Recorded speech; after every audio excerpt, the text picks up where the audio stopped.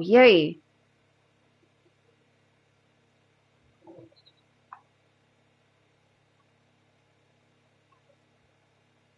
It's all right.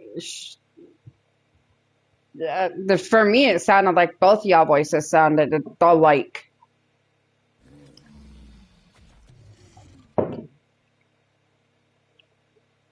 Okay. Oh, okay.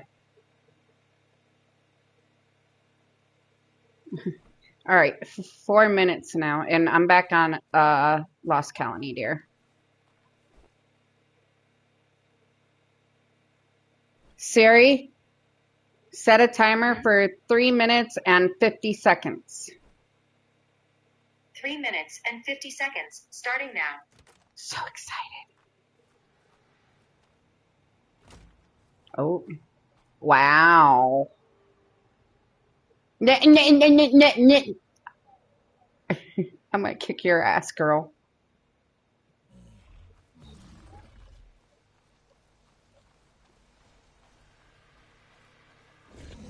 Yeah.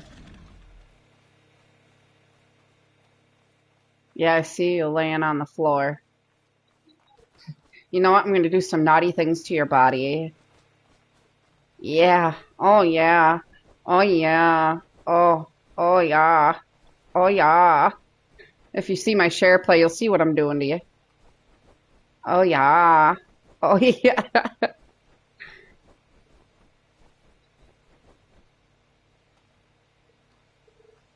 She is. No, she's fully grown. She's an adult. Yeah. Hey, do you see what I'm doing to your body? You see? You better watch it.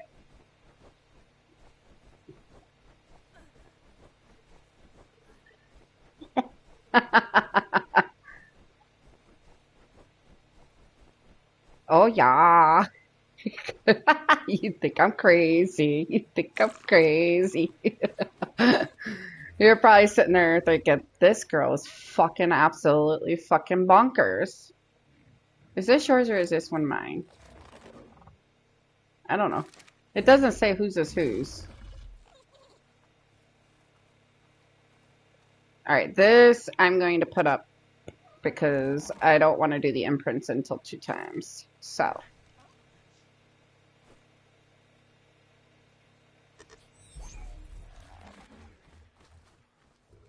mm,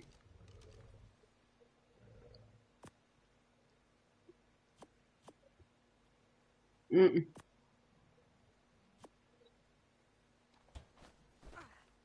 All right, I'm gonna put these honeys in the fridge, the biotoxin and all that in the fucking thing here. All right, honey. Oh no, she wasn't. That's just her group of people that she's with. That's part of her crew that she runs. But she understood, and that's, all of my kids are very understanding of everybody, my adopted kids, so. Because she has issues too.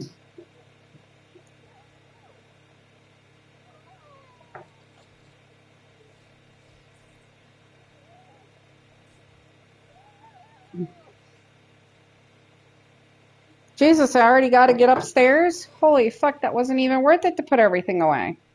Goodness gracious, I only got 30 seconds. How long does this honey have in my inventory? 12 minutes, okay.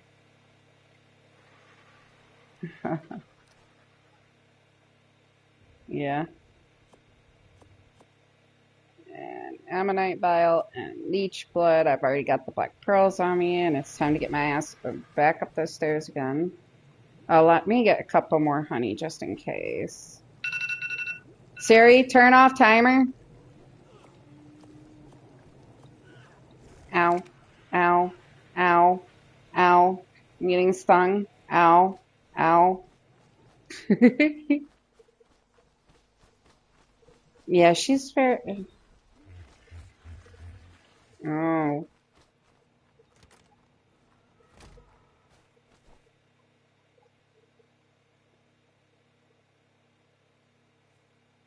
What does it mean, tending overdue, losing taming effectiveness?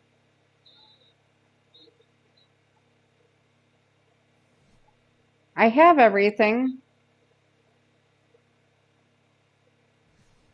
What am I missing? I have the Amulet Vial, I have the Leech Blood, I have Honey, I have Black Pearls, and I have the Sap. I have Biotoxin in my inventory. Oh, no, I don't. I don't have Biotoxin. Did I have any? I didn't have it before.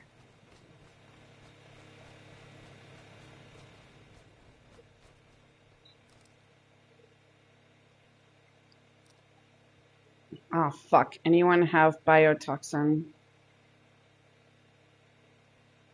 I think I'm the first person. No, there's other people on.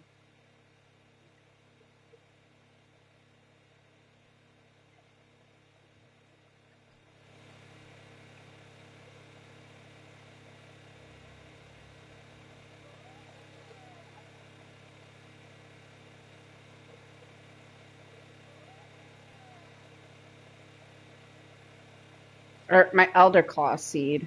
I'm saying Poseidon.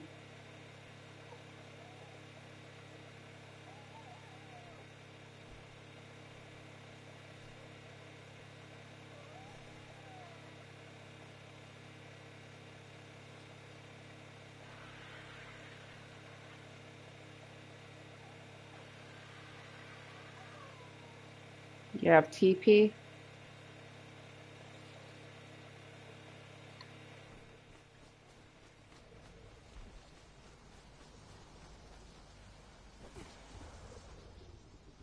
Please tell me you have a TP.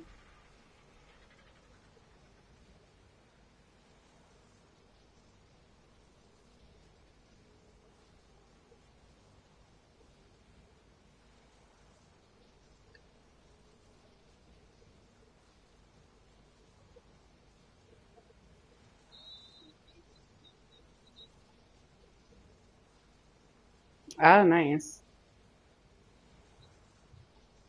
Ah! It's our neighbor. He's gonna give me Biotoxin. Yeah, coming.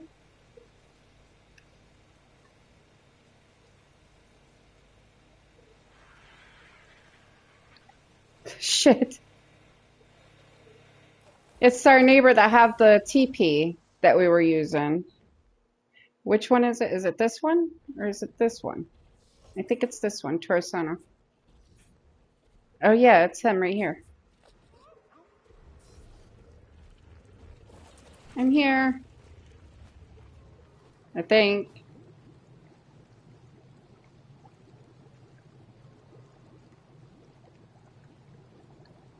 Hi.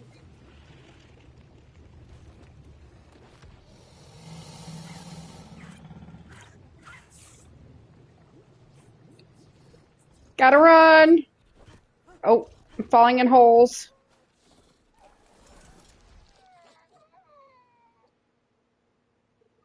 I'm just gonna fly up to the roof so I can get up there and do this imprint before it fucking states that I can't. That before the taming effect into this is so far down.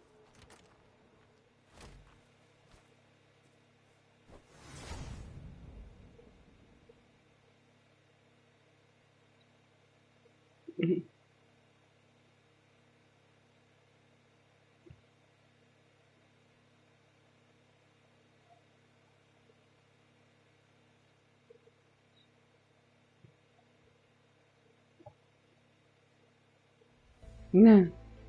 All right, I got 4 minutes and 50 seconds. Siri, set a timer for 4 minutes. 4 minutes starting now. You know what? I'm not even gonna leave it. Fuck it. I'm just gonna sit here like a puta. Siri, cancel timer. It's canceled. Because I just came right back and it needed another one. And it wasn't even 4 minutes.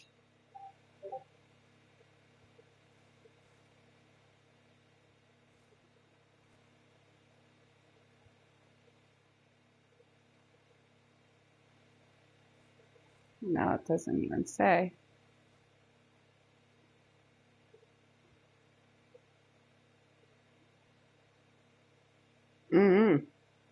It's a seedling right now. No, it means it restarted. Now it's a midling. Yeah, it just went to midling.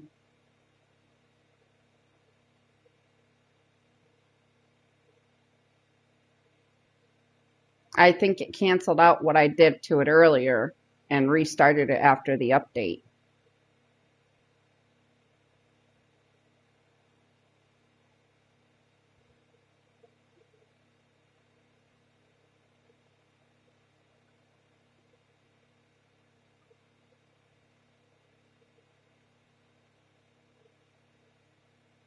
Yeah, I hear that you can get the biotoxin as well down in that area where I believe it's caves or something.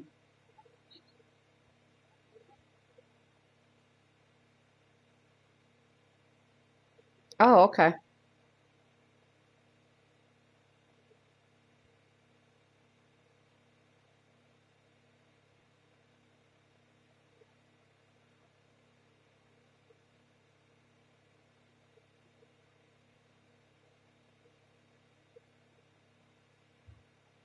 I can't wait to see the baby.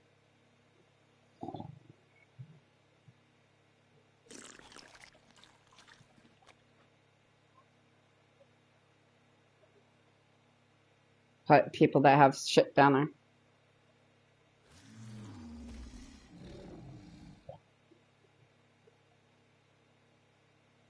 there. If you give me until this is ready to go.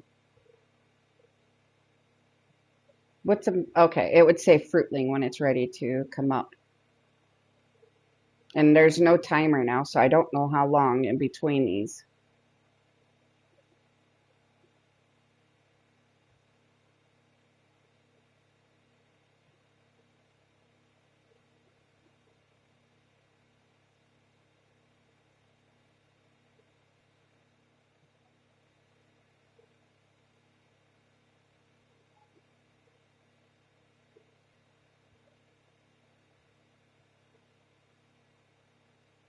Yeah, if you let me finish this up, I will come and help you find or take you to the beds.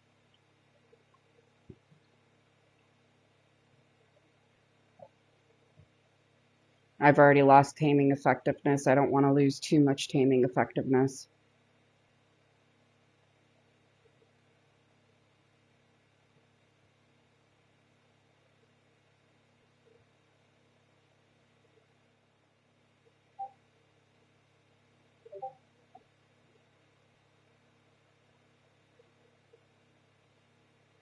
All right, so I see it got posted. So they fixed resource catches, reduced wave count from 5 to 3, removed neophytes,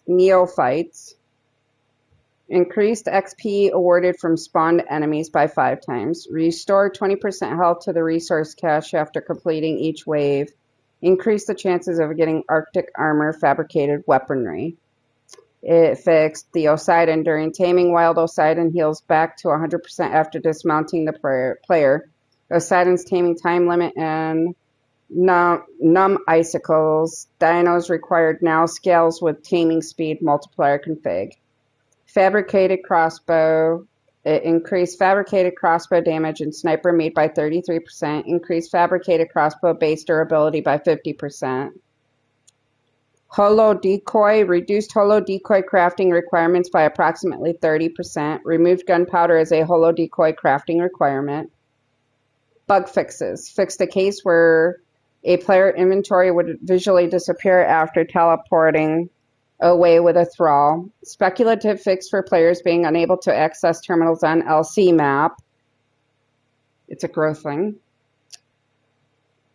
Aureliac Skygate no longer blocks projectiles. Aureliac fixed a case where the entering render distance would change its head rotation.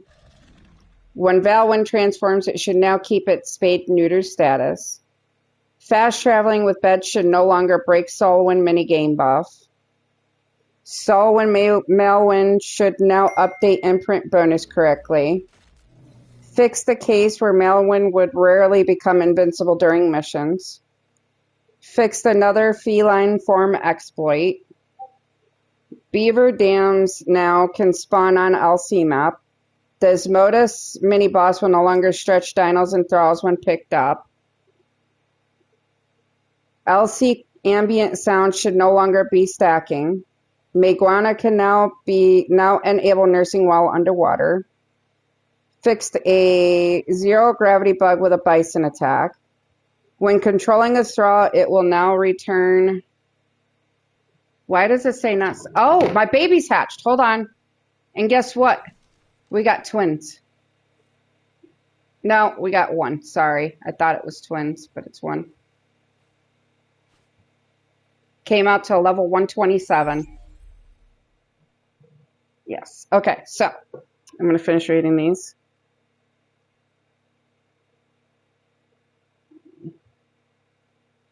Okay. When controlling a thrall, it will now turn back to the player character when teleporting into the boss arena. Fixed up some LC Explorer notes not being translated properly. Improved Lost Colony spawn points. LC City spawn will no longer be the default spawn location in the list. Fixed the case where thralls could spawn inside of each other. Updated ambushing strike description to match its effects. Fixed a couple of LC map holes. Fixed some LC assets not having proper collision. Updated LC Ascension Explorer note icon. Added some missing audio from waterfalls on LC map. Fixed issue with the center displaying the wrong textures while on Epic graphics settings. Upsell for LC should no longer display incorrectly when set to Chinese. Higher quality tech armor should now cost the appropriate amount when repairing. Fix the lighting issue with character creator on consoles. Client crash fixed when users attempt to load into game while in proximity of a taxidermy equipped with a custom cosmetic. Fixed a crash when attempting to ascend with a thrall. And fixed a couple of server crashes. All right, you want to see the baby? You want to see the colors?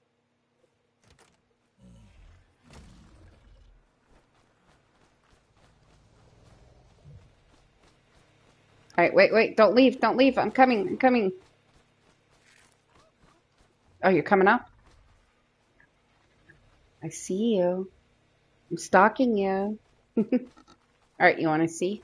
You see? And it's got blue.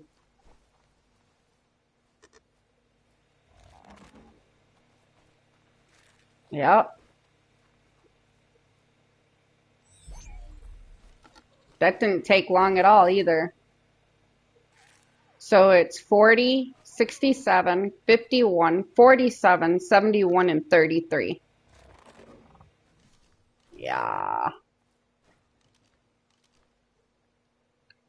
right. I'm going to go put all this stuff away. Oh, did I close that door up there? No, I did not. I'm a bad girl. I should put some mejo berries in that crop plot so that they can raise and we can have mejo berries.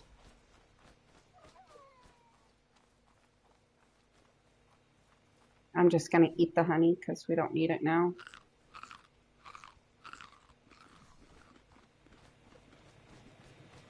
All right, I still need to go out and tame a Dodie and all that good snazzy jazzy stuff.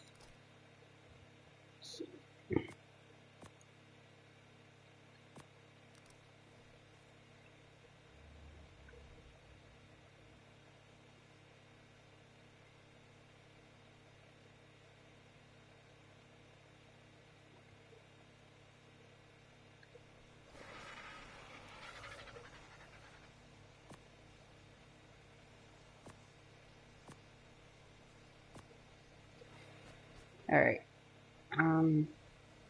Gotta grab everything out of here.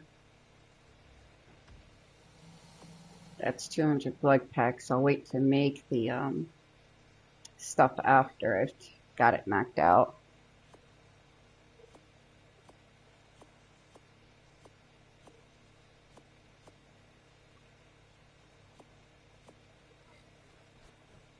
Hi.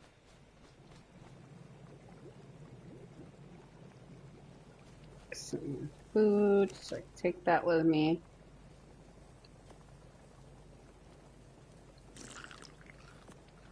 Alright. Oh, I gotta do the fog and cloud and all that.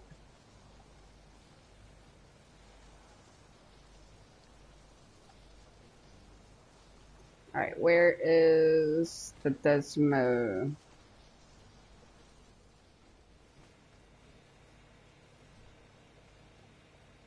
Yeah, now the problem is finding what I did with it.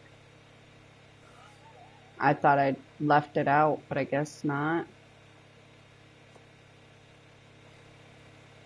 Oh, the roof, dumbass. Yeah, so I could get those things done on it. Yeah.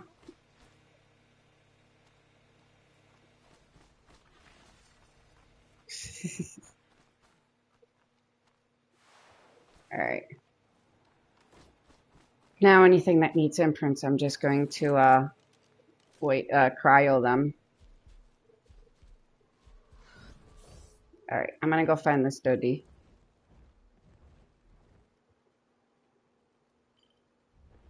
Because I'd like to be able to come up and help you out in this city.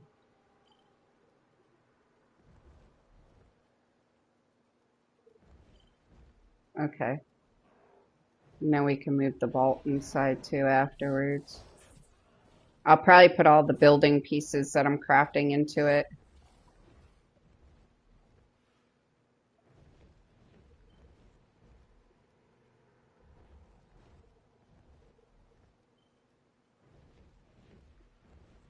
Mm.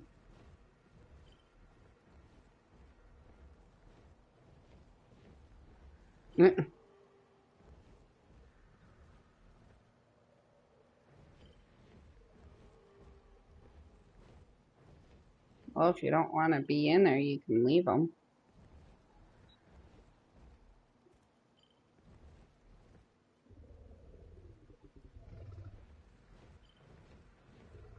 Ah, okay.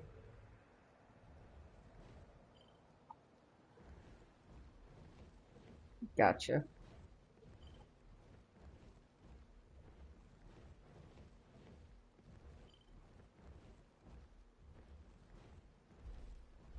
Don't tell me this Dodic is in the same spot where I tried to go earlier, and I could not get it. Or find it.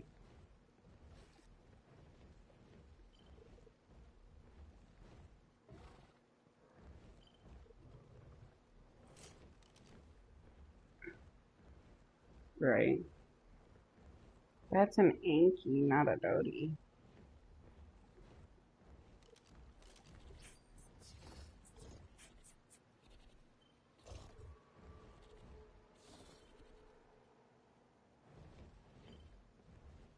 It brought me. There it is, and it's black and blue. Black, blue, and orange. Dodie. It's a level 40, though.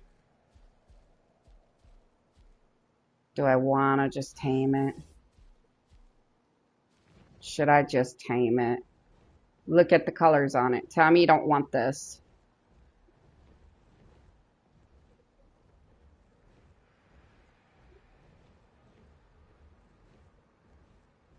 Yeah, I think I'm going to tame it. I hate taming low-level shit, but look at the colors on that. Oh, passive.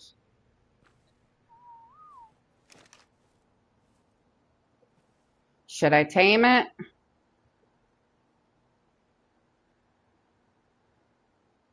Yeah.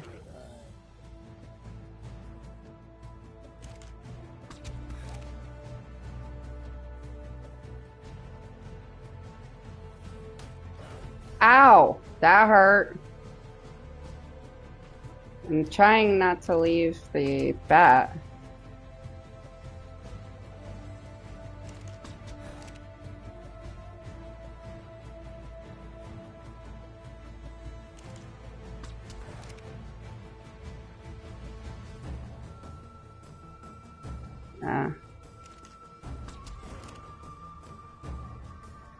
Is it asleep yet? Is it already asleep? No, it's not asleep. It's just not moving.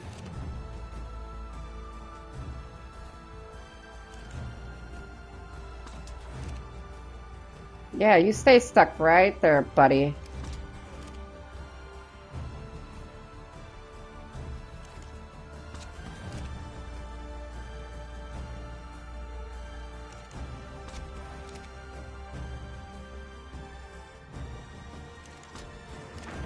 It's out! Yeah. Alright, let me make a... Ah, shit, what's that? Oh, phew. Alright, I'm gonna make a sangria to put in it so it tames faster.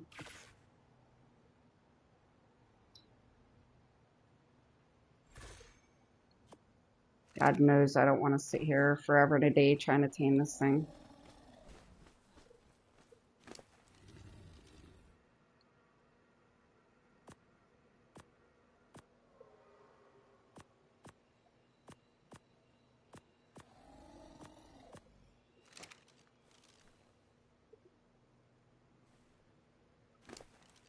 And I'm definitely gonna have to sit here and watch it.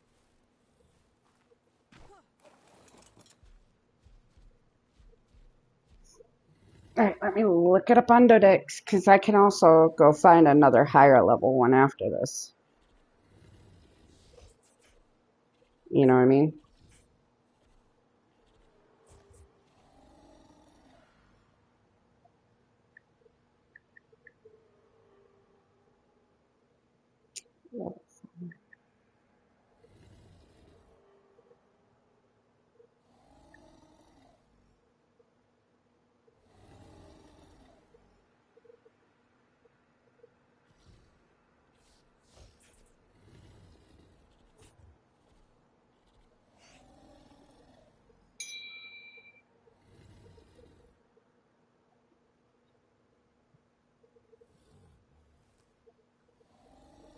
Oh, okay.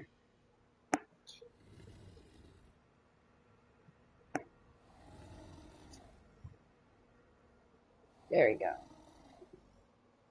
Wait, what?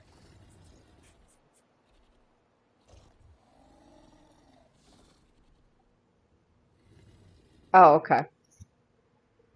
Well, this is going to take 53 minutes.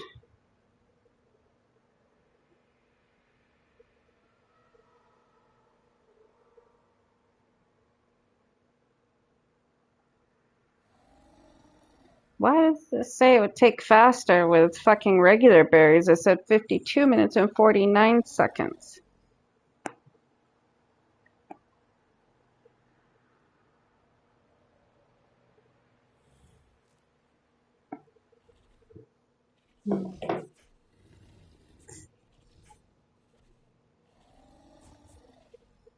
I like the colors on this. That has to be black, 79 black.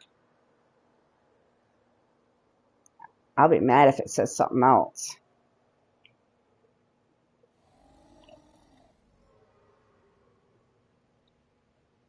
It smacked me though. It said, fuck you! Yeah, I'm not going home with you! Wait, what? I'm out. Guess I'm going home with you after all.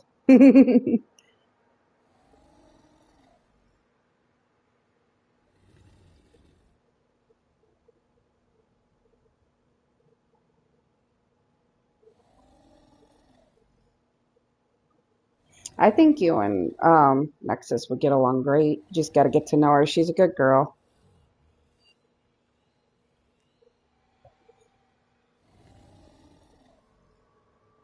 Yeah.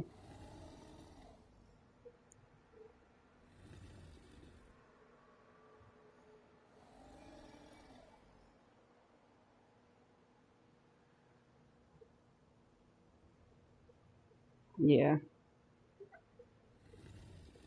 She's always like that though. She likes to talk. She's the life of the party, I guess, if you want to call it that.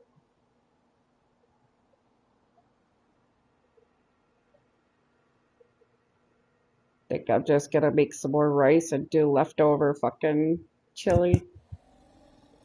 I ain't gonna cook nothing else. Just make some rice, but this time I gotta remember to turn the stove before my cats jump on there and break it. Or not break it, but fucking get set on fire. Yeah, that would be crazy.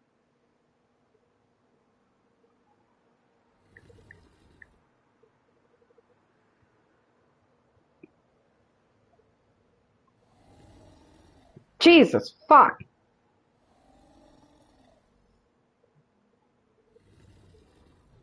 Pot and pan sets are not cheap, bro.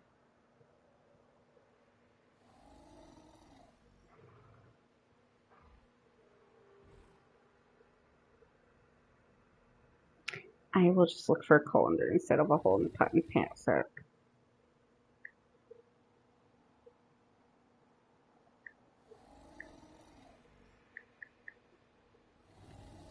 Strainers.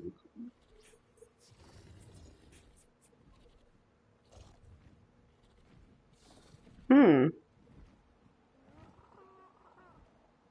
I like these. These are pretty cool, and they're only $19.99. It's a U.S. kitchen supply set of 3 stainless steel colander strainers, net baskets, 5, 4, and 3 quart. I'm gonna get that.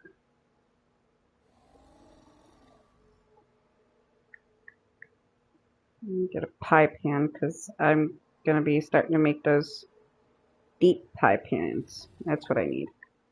Deep pie dish for baking.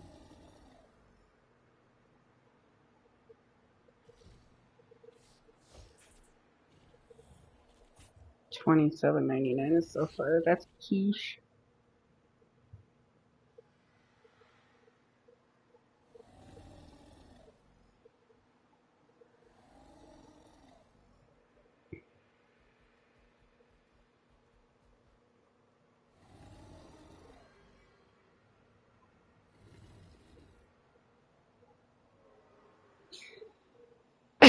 I guess $22.99 is not bad for a 4-pack of glass pie plates, 7-inch, 8-inch, 9-inch, and 10-inch. Get that.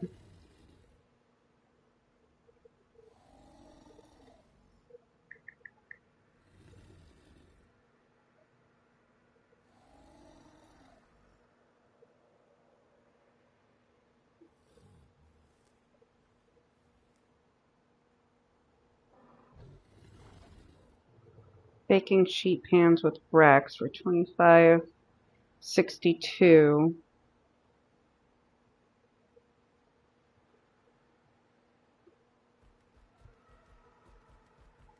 Hi, Yankee.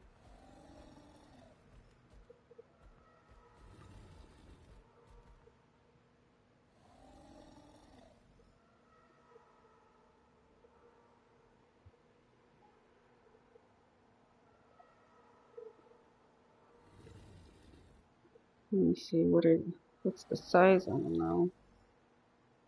18 by 13.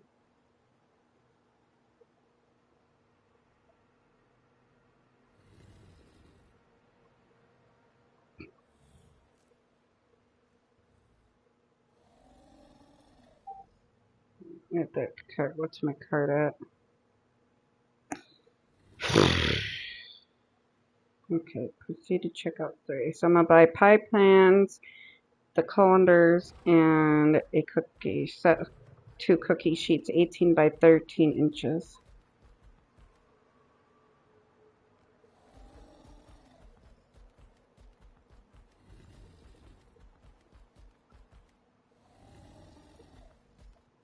Mm.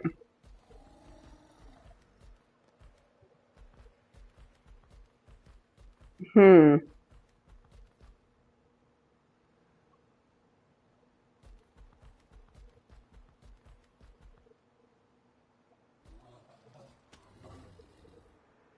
All right, got those.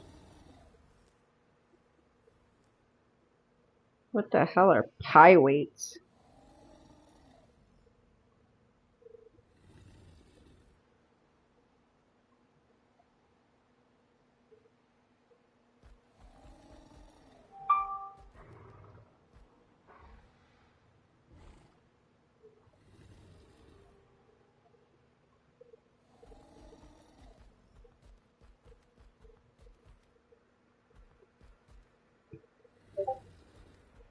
Funny thing is, my sister, my best friend, who I call my sister because we're that close, um, yeah, her kids call me auntie.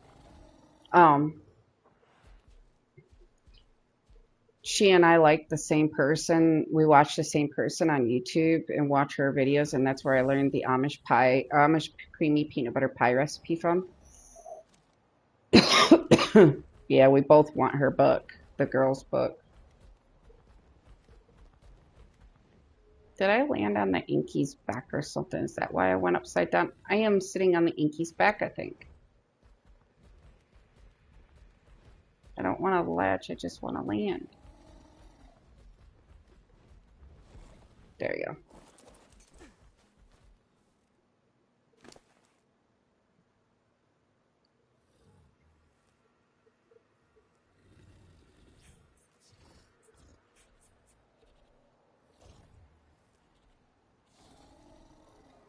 I just fed it 10.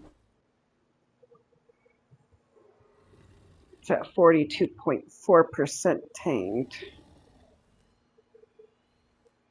And then after I finish taming this, I'll go find another one that's a higher level if I can. But I really like the colors on this. What?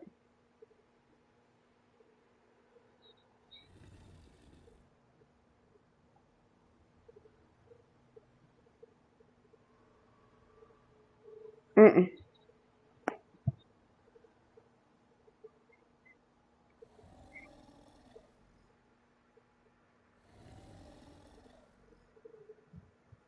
Uh, Girl, you be up until 4 in the morning. Mm.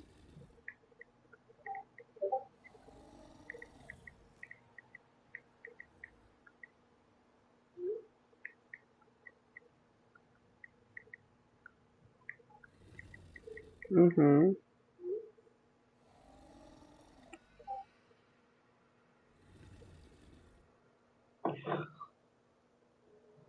I mean, it's good because then you get to kind of you get to not play during the weekdays, which is the boring days because it takes forever to do everything.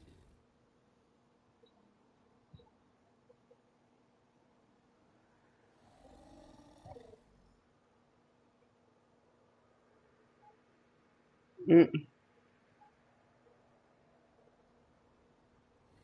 yeah,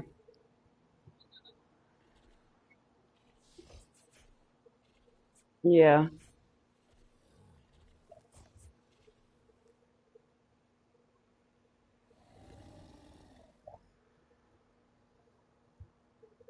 which would be a good thing because I take Nexus over there.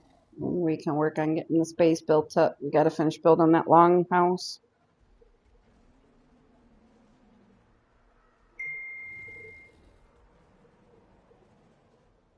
Oh no. Uh-oh. There's a Yudi by me. Um, it's really Dodie, and it's really fucking close. I hear, I hear it. All right, and do you want to grab the Rex so you can kill it? All right. Yeah, I hear it stomping and everything. I hear it all, and I don't want to lose this thing after I just put all that time and effort into taming it.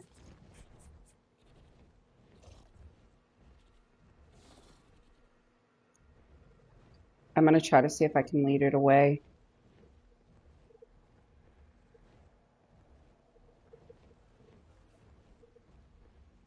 I don't hear it now. Where? Oh, it's right up here. Yep, it's right here. It's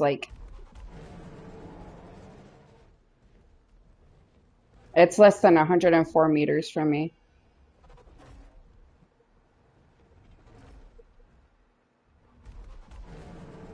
Yeah, because you're gonna have to come up the cliff, a mountain.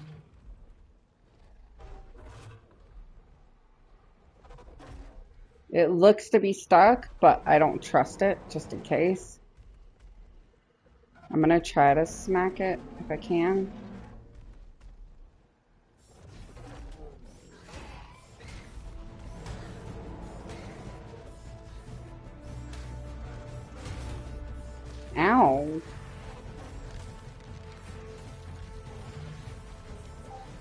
Carno has the buff from it.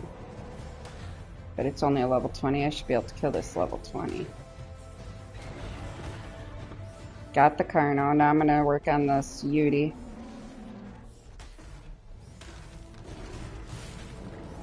Ow.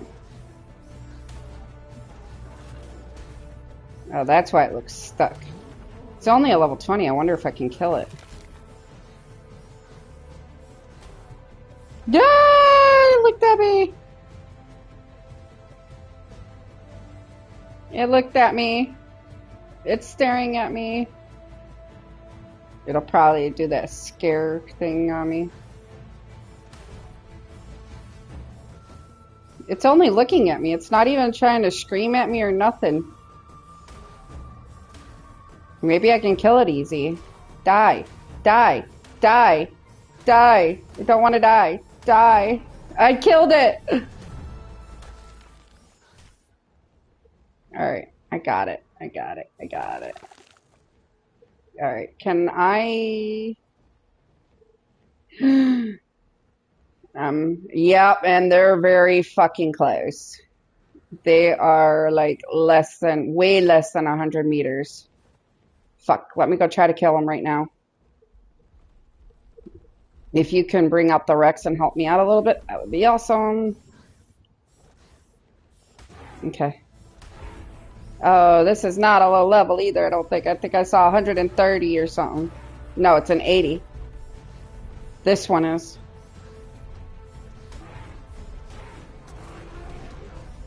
Yeah, row, row, row, row.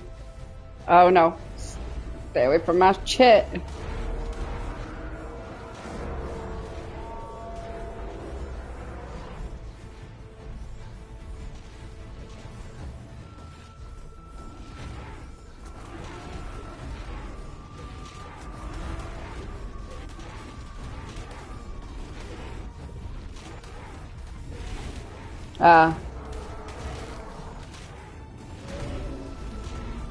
I don't use a PC, dear. I am on a PlayStation 5.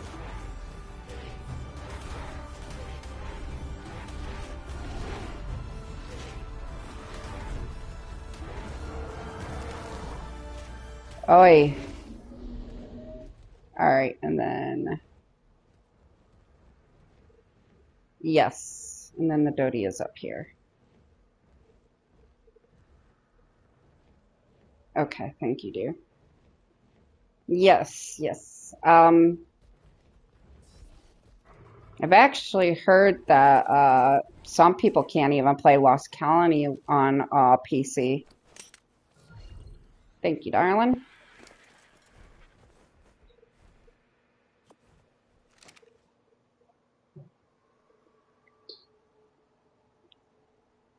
Mm.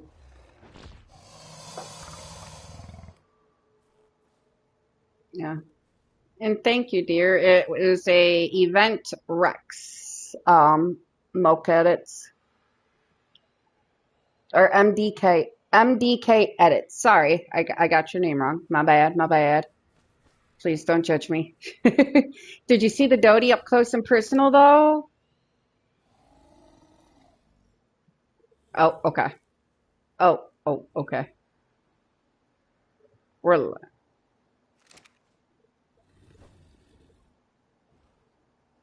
Yes, I so cannot wait for the Love event, because you know Love Evolved will be coming in February.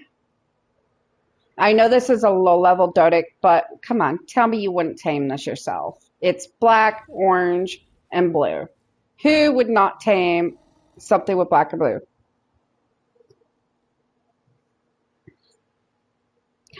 Ryla! Is she on?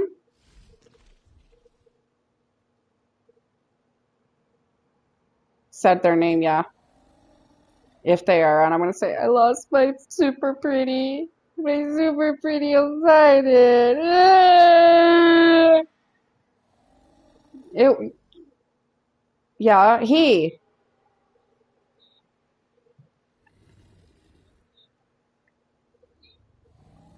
Yes.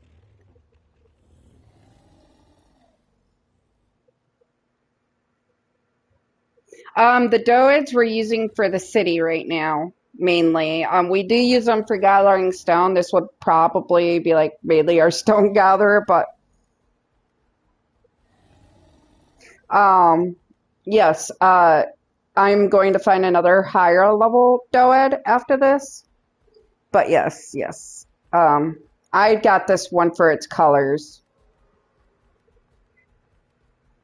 And we have a high level one right now, but as soon as I finish taming this one out, I'm going to get another high level one so that I can help my tribe mate in the city getting element so that she's not doing it all by herself. But yeah, I had to do this for the colors. I had to.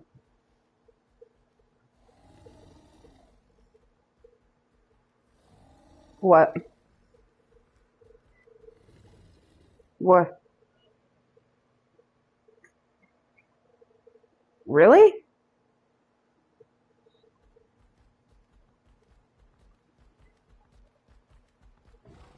Huh. Jesus.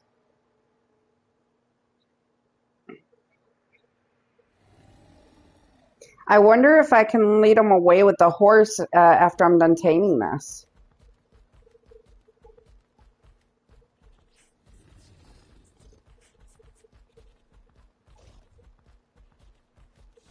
Mm.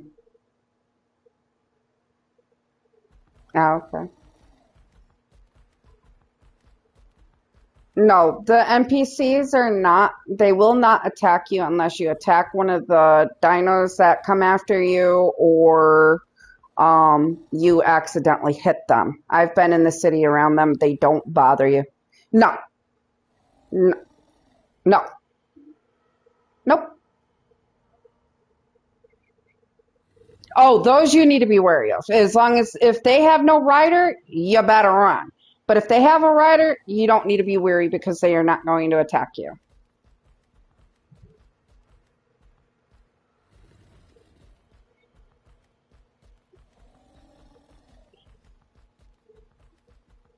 Hmm.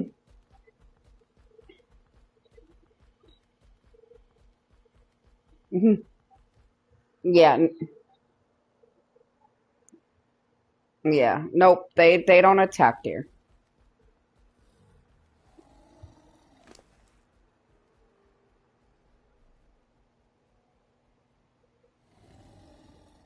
Go ahead, you can, as long as you don't hit them.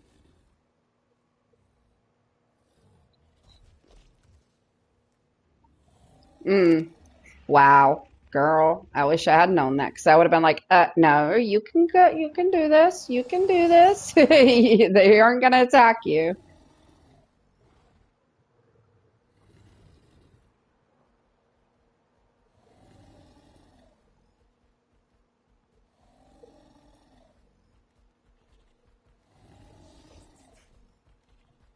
Yeah, that's another reason why I'm taming the doties, so that I can come out and help you with getting them. But we'll still get the element that we need for putting in the generators and making some more daddy boxes, which is what we really need right now. Mm-hmm.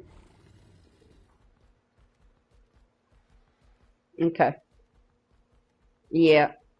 And so we'll just make the element for the daddy boxes because we need a bunch of daddy boxes so that we can start getting everything separated and nice and neat. I hate everything being everywhere.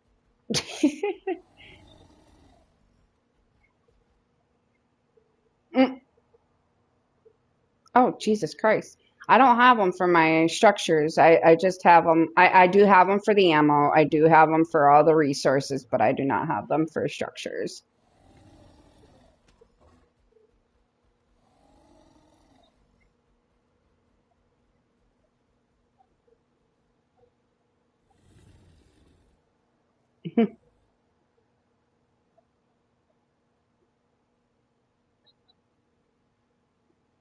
Hmm. Yeah. Yeah. Blue, you are fine, sir.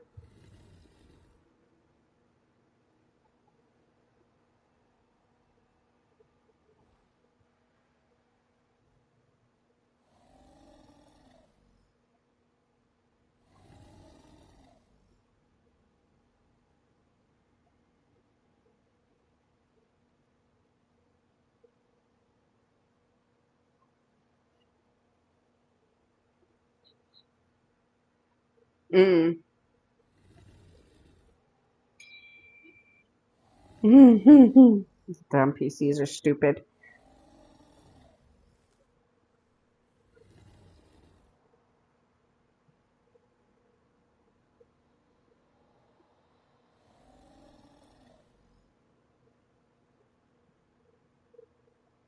V-Day gifts. Can't believe they're already throwing out Valentine's shit.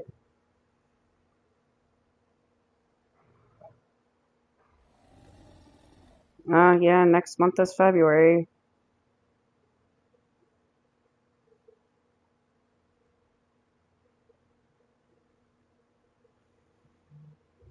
Should I get my friend some slippers?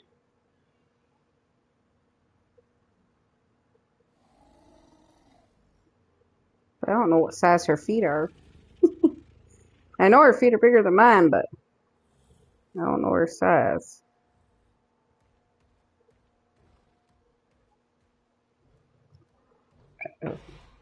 Uh-oh.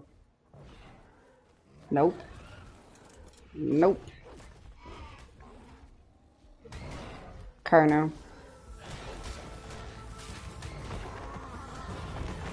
Yeah. Who's your mommy?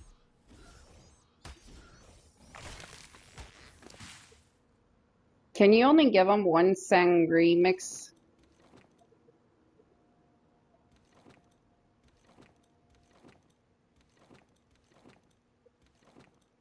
I'm gonna look.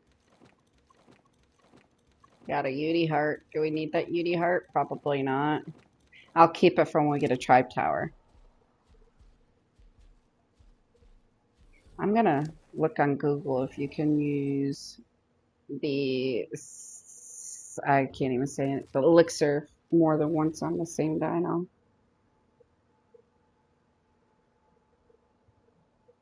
Google. Can you give dino more than one?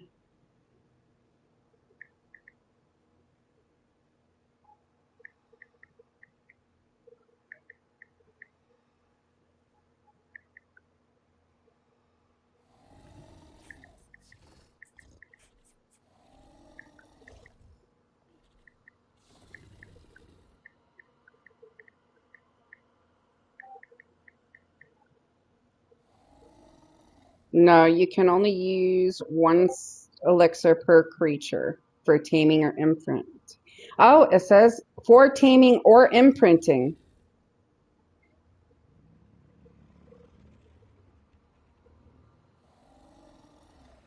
I think you have to have it in your.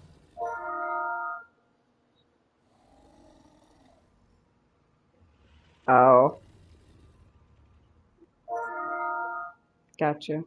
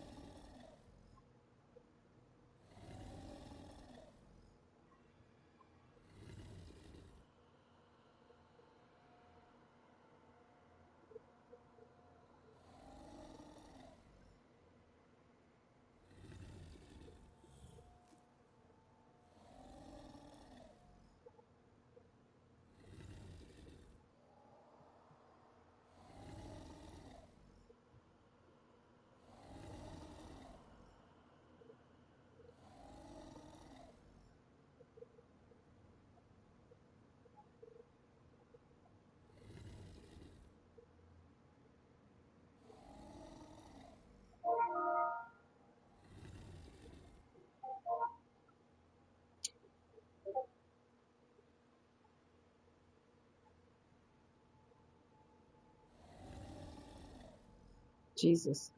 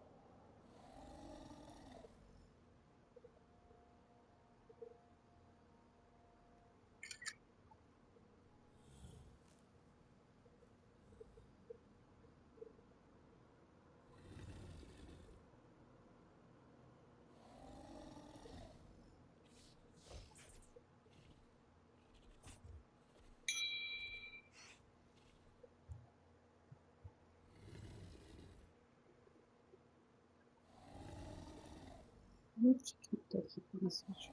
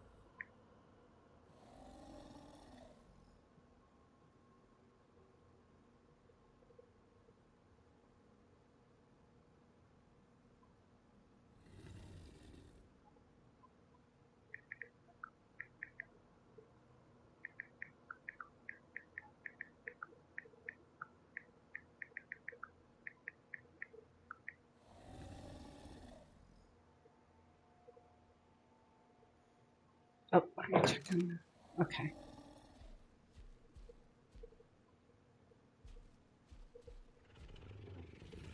What thingy? No, I haven't cooked. Nope, I'm too busy watching this doed. Yeah, that's still too early for me to eat. I don't. I should eat earlier, but you know.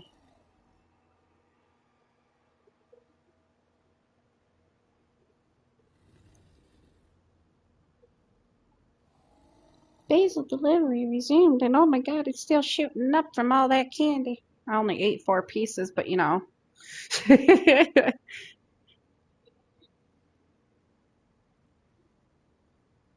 mm-hmm. Mm.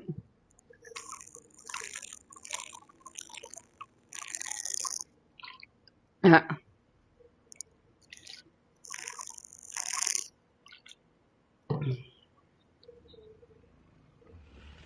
mm.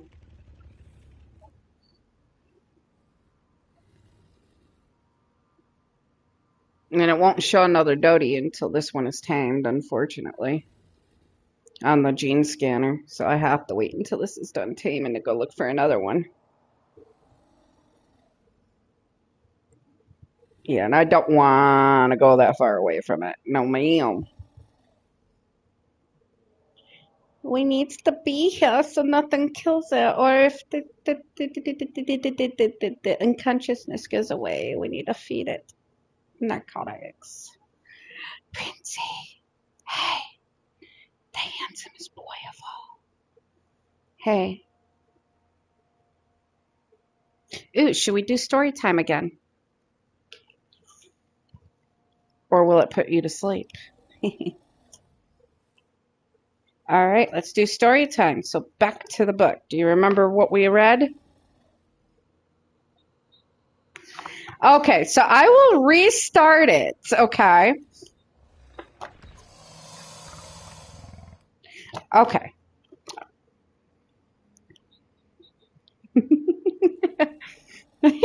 Okay, so we are going to continue. And this isn't even chapter 1 that I'm reading, it's the prologue. Prologue.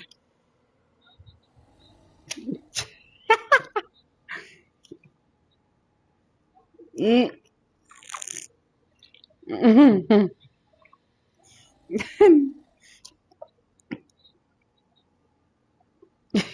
All right, here we go.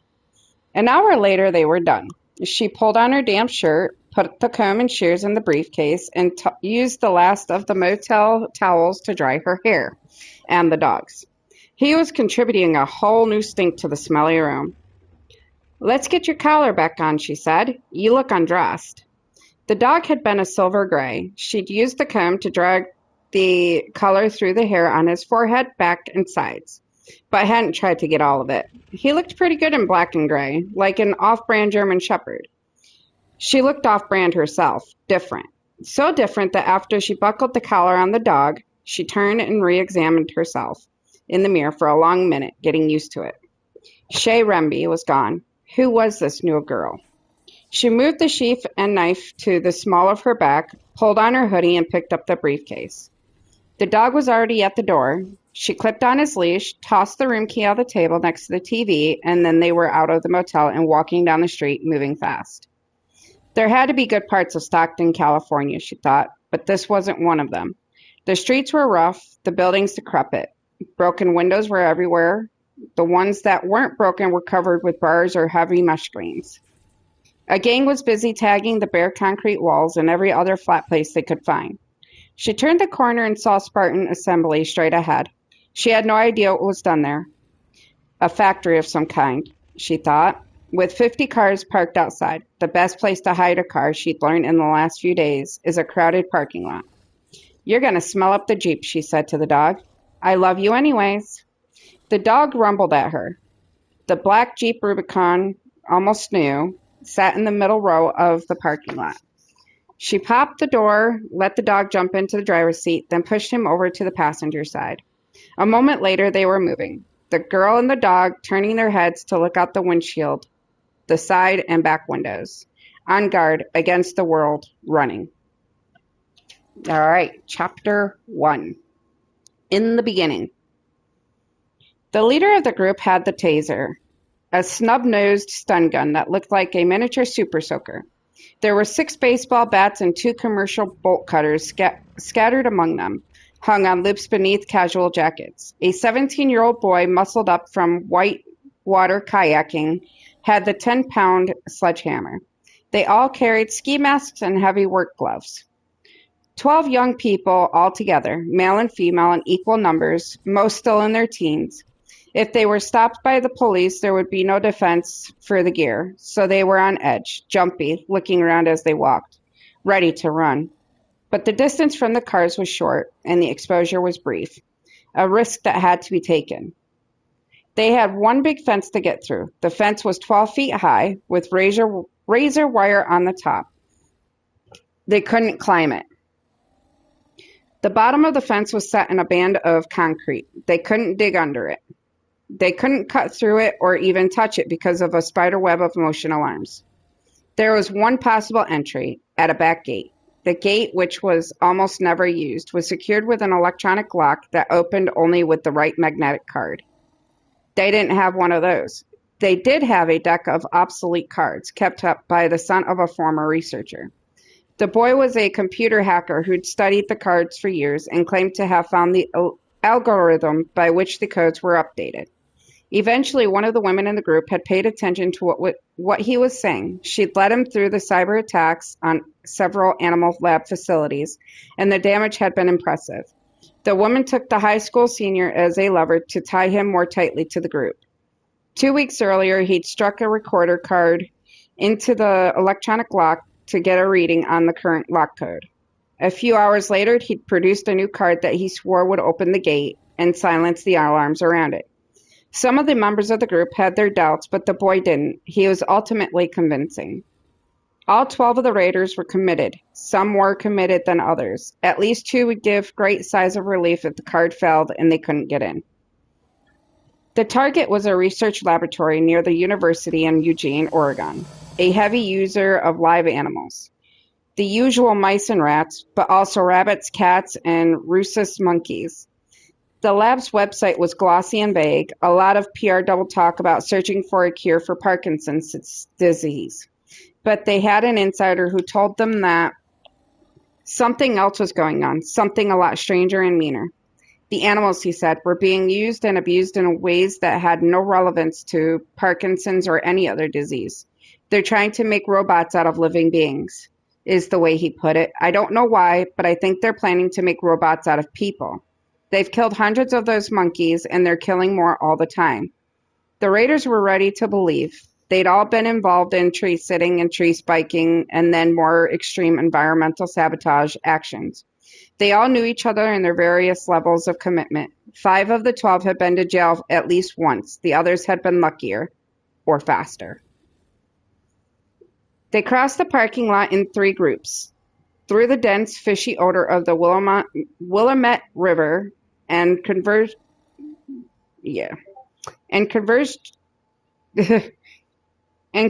on an alley between 2 anonymous warehouse buildings. The alley was the riskiest part, the part where it'd be most impossible to run, where they could be trapped. They saw no one. Emerging from the alley, they moved sideways down the back of one of the buildings to 3 large dumpsters that smelled of rotting vegetables and spoiled milk. The dumpsters were 50 feet from the gate and provided temporary concealment. The leader checked the power level on the taser, then said, "Masks, everyone." The black knit ski mask came out of their jacket pockets. 16-year-old Aubrey Calder giggled nervously as she fitted the breathing hole around her lip-glossed mouth and whispered, "I'm seriously wetting my pants." "You say that every time, but we're 6 for 6, said Christopher, the sledge guy. "This is going to work. This is going to be awesome." The leader, the old man of the group at 23, peeked around the dumpsters, scanned the orange sodium vapor security lights, and said quietly, "I'm going for the gate." Ethan led from the front, and it gave confidence to the others. He'd already done 2 years at Washington's Coyote Ridge Correction Center, where he'd learned to make pillows and mattresses. My time in the joint, he called it. It gave him a certain cred. Is that a real correctional center out there? Oh, Washington's Coyote Ridge Correction Center. Oh, okay. Yeah, it is Washington.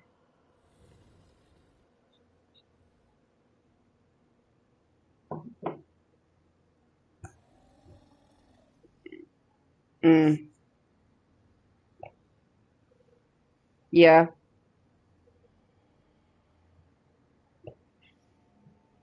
Yep. Washington's Coyote, Coyote Ridge Correction Center. I wonder if they. It is real?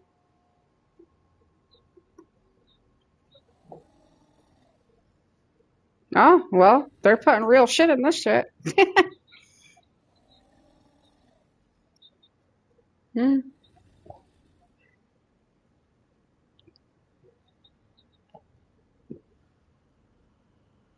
All right, let me give this some more narcotic and then we'll continue on with the story.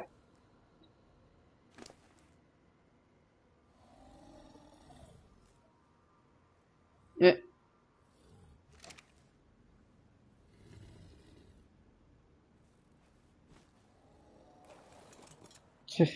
Okay, back on word. The Target building seemed like a newer brick warehouse, an unfriendly one, small windows too high to see into and covered with wire mesh screens. There were larger windows at the front of the building, but those looked into the lobby, and the lobby was secured from the rest of the building by locked reinforced steel doors. There were no signs identifying the building as a laboratory. They would go in through a steel service door on the side of the building, for which they had a key provided by the insider. He couldn't get them an electronic key card for the gate because he had no reason to have one or to ask for one. He couldn't ask for a service door key either, but he could be alone with a janitor's key ring for long enough to press both sides of the key into layers of clay inside an Altoids tin. Given perfect impressions, the raiders could make their own key, and they had. The leader walked quickly, but didn't run. Running caught the eye to the gate and slid the card through the reader's slot. Nothing. He cursed. Ran it through again. Nothing. In the alley, a girl named Megan whispered, "What the heck is he doing?" "Quiet!" An order whispered like a fist in the face from the second in command, a woman named Rachel. At the gate, the leader looked at the card, realized that he'd run the wrong side through, cursed again, turned the card, and pulled it down the slot. The gate popped open and he said into his cell phone, "Yes." He was a little surprised and impressed by the computer kid's work. Definitely a major asset. He pushed the gate open, seldom used. It was partly blocked by matted grass. He squeezed through, put his shoulder to it, and pushed it further open, then walked across 20 feet of spongy, chemically enhanced lawn to the side of the building, to the gray steel door set into it. The key worked perfectly, and he peeked inside. Nothing but an empty stairwell. Their insider had said there were no motion alarms or surveillance cameras in this back hallway. Though the lab was hardly naive about security, there were 24 cameras spread throughout the complex, including 2 inside the animal containment areas. An armed security guard monitored the cameras overnight. They'd asked the insider to recommend the lamest of the 3 night watchmen, and he'd fingered the pudgy older guy who was working on this night. Once the alarms went off, they'd have 3 or 4 minutes before the guard could get from his perch at the front desk. Those through several locked doors to the second floor containment area. Time enough to do a lot of damage. The leader put the cell phone to his face again, stepped over the threshold, and said, "Go!" The raiders streamed across the tarmac, through the gate, across the grass, into the building. They knew exactly where they were going. They went down the hall, running up the back stairs, through a fire door, and down another hall. The steel door between the hall and the first animal containment unit was kept locked, but there were so many people coming and going that the lab workers left the key on a chain hanging on a coat peg inside the lunchroom. A security violation, but who'd ever know about it?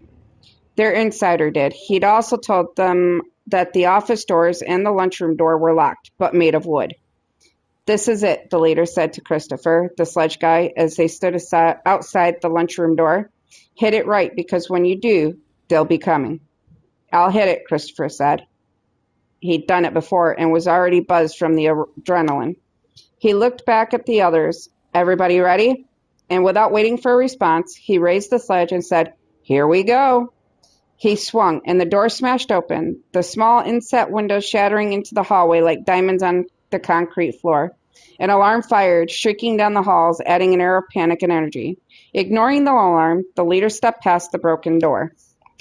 Looked to his right. A half-dozen coat pegs were set into the wall, with white lab coats hanging off them. He started pulling the coats off, found the key under the fourth one, dashed back to the containment area door, fitted the key in the lock, and turned it, and pushed the door open. Another raider, 18-year-old Danny, who had a stopwatch on a loop of parachute cord around his neck, bellowed over the siren. Time's running! 3 minutes, 50 seconds!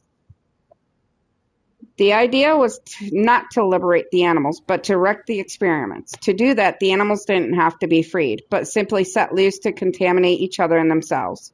Lab animals were carefully separated to prevent infection by stray viruses or bacteria, which would uncontrollably alter any experimental results.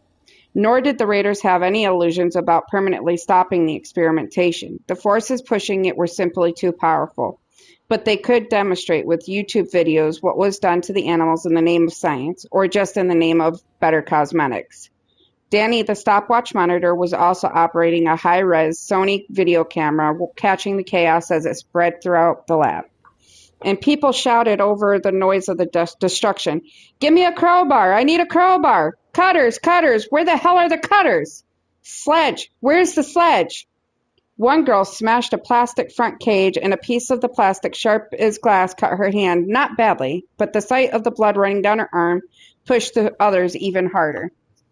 The raiders went through the first containment unit like a hurricane. The experimental animals, all rodents in this first room, were held in plastic cages stacked one atop another in 3 lines of steel racks. Some raiders smashed the plastic doors with their baseball bats, while others scooped the panicked animals out of their cages. In 30 seconds, hundreds and then thousands of rats and mice were scurrying between the raiders' feet and sometimes up their legs. Christopher, the sledge carrier, had been smashing every piece of expensive-looking lab gear that he could find. Ooh, there we go. I'm going to finish this off. Then began battering open the screened windows, knocking out the wire grids between the glass and the outside. Some of the raiders began scooping up binfuls of mice and shoveling them out the windows. The alarm sirens screamed on. All right. Getting intense, isn't it? One of my favorite books. Well, series. This is like the 10th time I've reread this book. Okay. You want to know the colors on this Dodie? It's not black. It's a dark, dark gray. So it's dark, dark gray 56, like a creamy orange 21, a light blue 51, and a light, I want to say gray white 64. Yeah. So not a bad looking Dodie though. I was hoping for that 79 though, man. Maybe.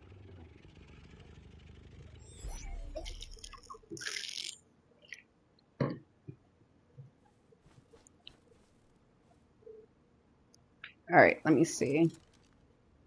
Next Doed. Let's see if we can find a higher level Doed, eh? Says I gotta go back down the mountain for this one. Hey, at least I can read more of the book while it's taming.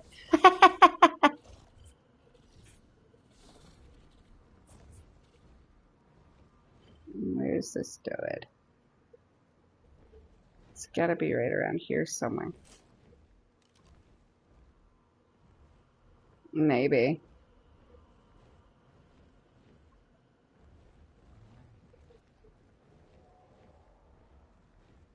Hmm.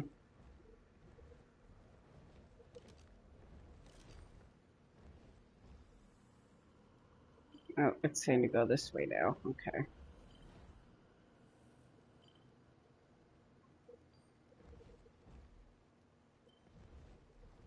Nice. Is it under this?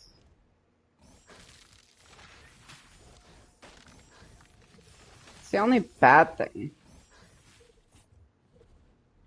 I hate how this doesn't like give you more precise area of where something is. And as a matter of fact, it's saying it's right here, but I don't see anything here. I do see a winter drakeling level 75, but I don't see a doed. I'm gonna go this way. Maybe it's around the mountain.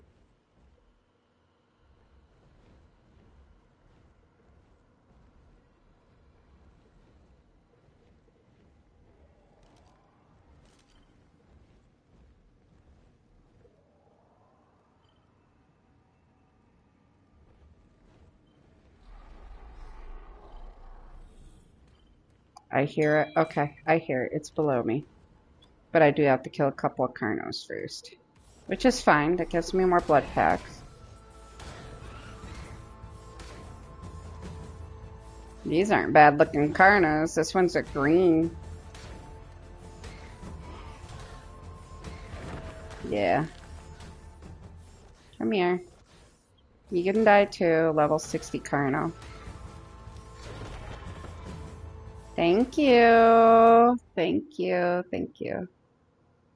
Alright, now I could have sworn I heard that Dodie. Oh, and here's a baby Carno level 10.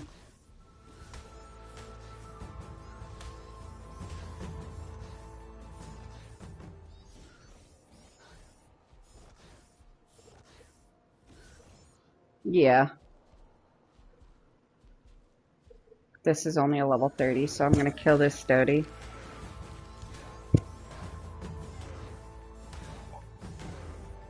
Not going below an 80 for a Dodie, though. I only did for that one because the colors. Yep.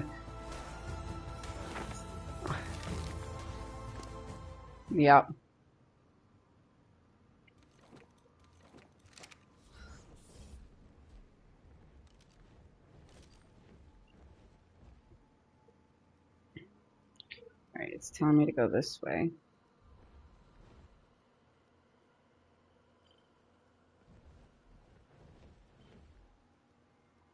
Hmm.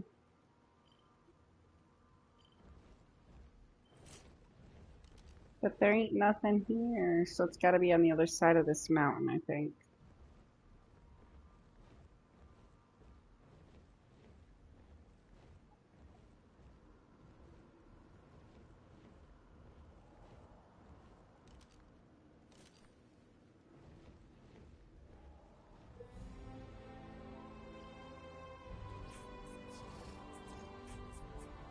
Did that one have a baby with it or something? Because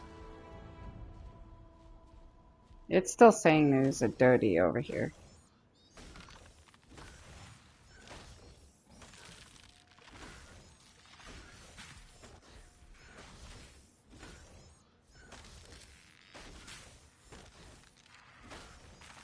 I'm just chopping down trees to see if it had a baby or something.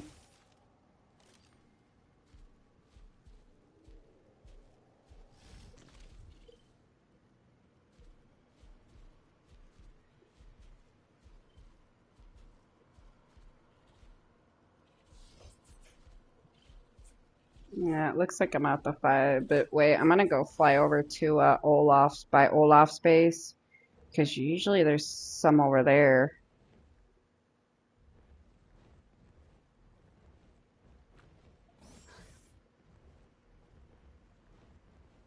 Actually, Heart Space is close. I'm just gonna TP over to Olaf's. Actually, our base is even closer than Heart, so I'm gonna TP from our base.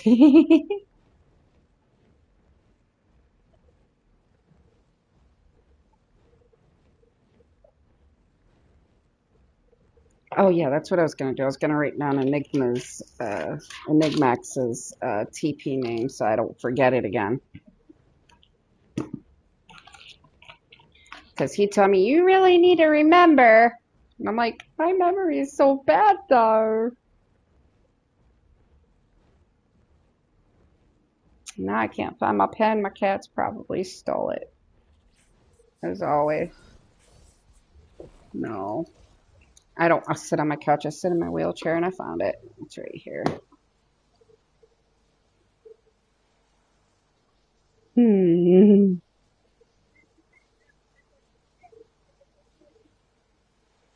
What is... Oh, Zin Zin. Zin Zin. Got it. I wrote it down so as to not forget again. To say, don't forget. You gotta remember, Queenie. All right, I'm gonna fly around the door and land right here. Okay, we're on the TP.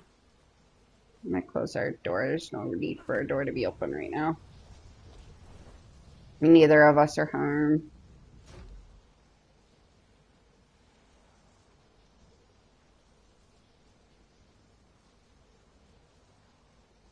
TP to random space. That's why. Because there's two TPs in the area close to each other, so that's why I spawned in the other base.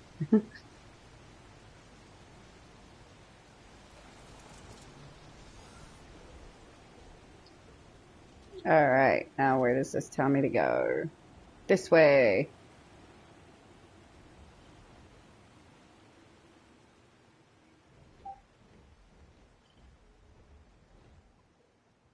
Love the fact that you can put the bats right on the TP.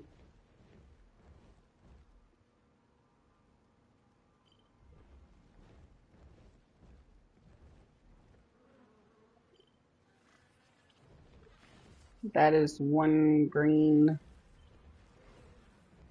baryonyx.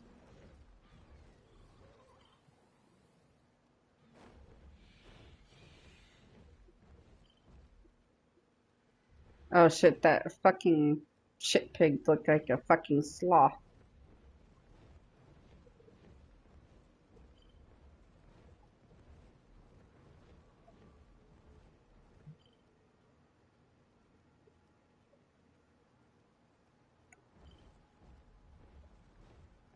No, teleporter deer. It's a teleporter, but you know, we call it a TP to shorten it out.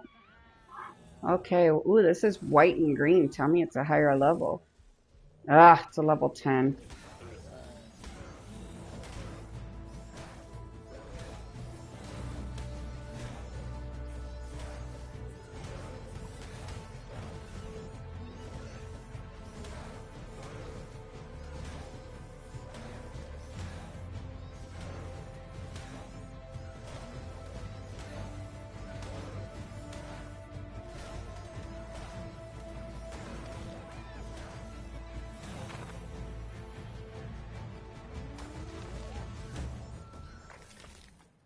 No, 10 is not a high level. 10 is a extremely low level. Oh, and there's an somebody watching my stream, and there's an Poseidon right here. What level are you? How do you tame these guys? It's a level 20. I'm gonna kill it. Can the bat kill an Poseidon? No. It's already bloody.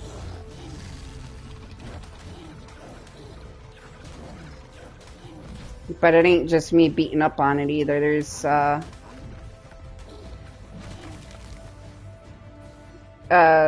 otters on it too.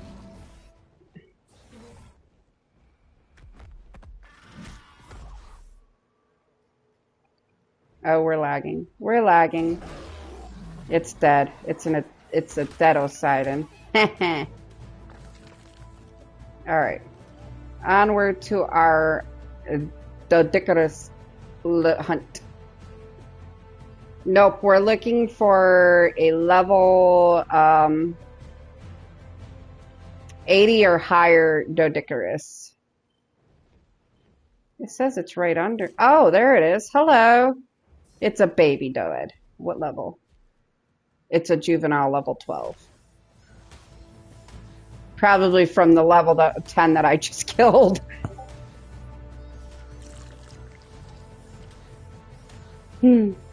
Right? Where'd the baby? Oh, the baby ran underneath me. Really? Come back here.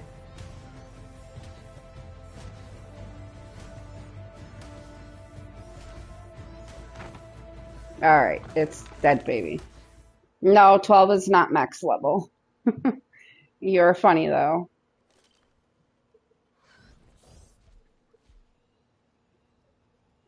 All right, let's keep.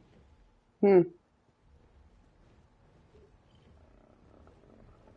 What's coming?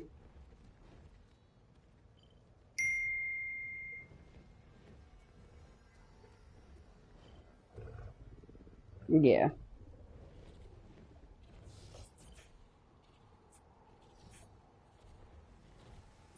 Mm.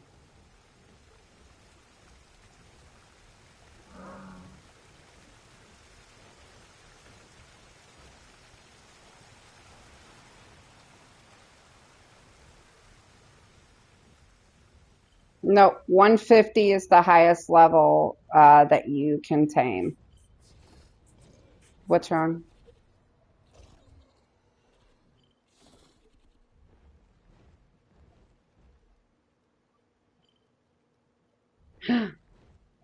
Let's hope the Doty doesn't.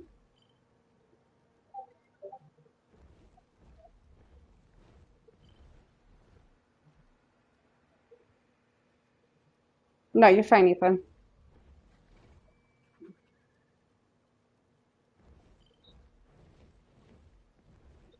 They're gonna kill you and my Doty.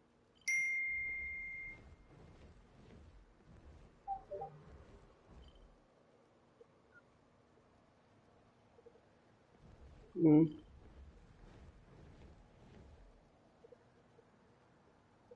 Oh, bye bye, Doty.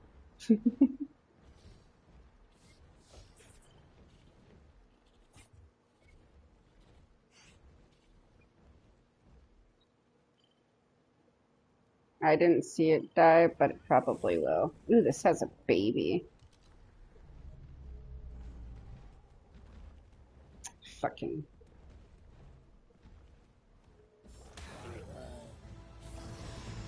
Yeah, if it's one of their saber tooths, and if it has, uh, let me kill these two Doties, and I'll look at the tribe log and see if the.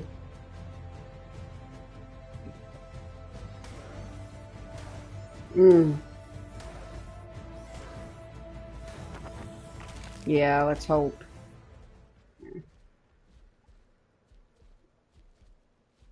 Yeah, take one of the Equises. Not the colorful male, though. All right.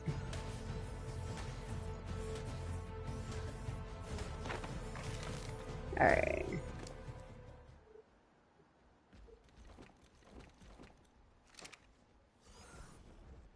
Do you have a red symbol down at the bottom right of your screen? Okay.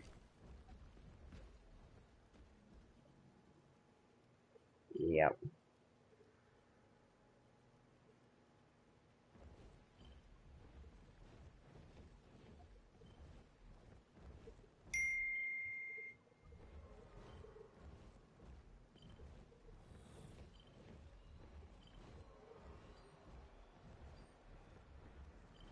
Oh, there you are, Dodie.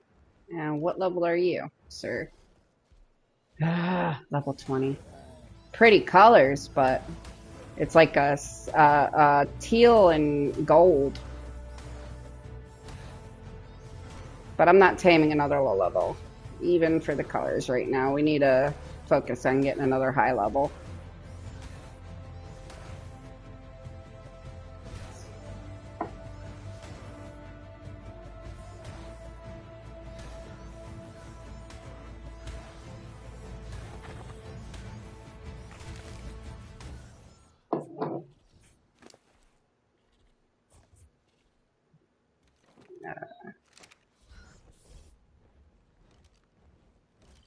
Uh,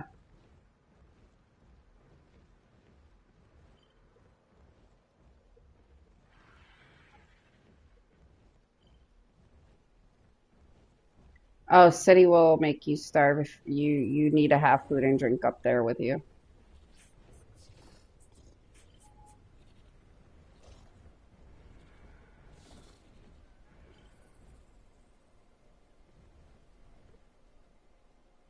Oh God, it's bringing me closer to the city.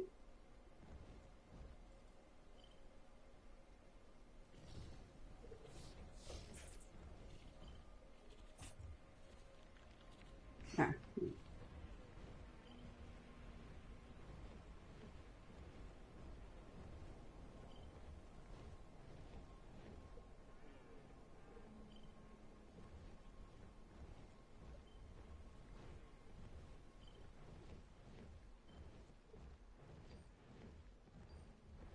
hmm.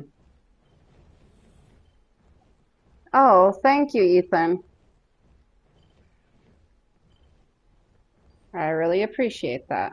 I try. Although some people think I'm like the biggest bitch in the world. Oh, there it is. Hello.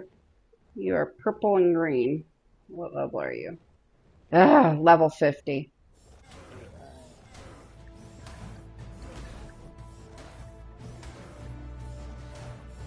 Yeah.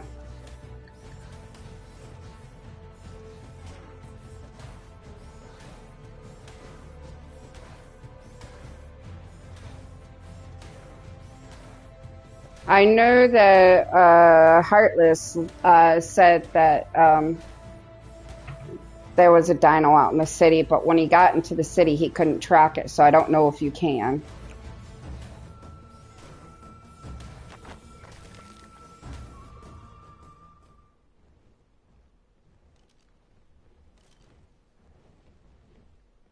Uh,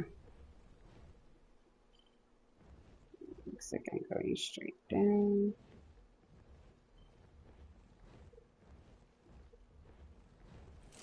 It says it's like around here, so I'm wondering if it's under the bridge.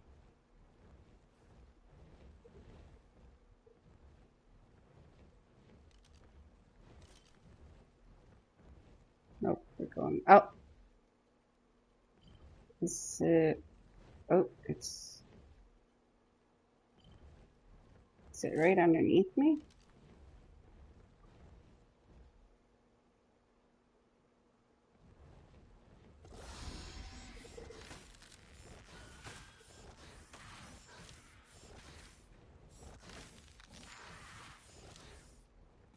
Did you find the Doty?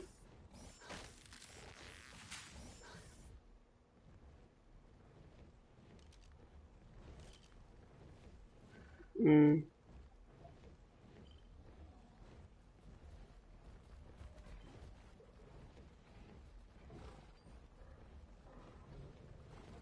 yeah, yeah, you accidentally activated it.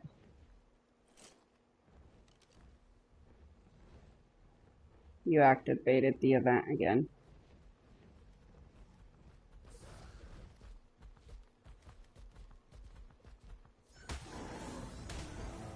Hmm.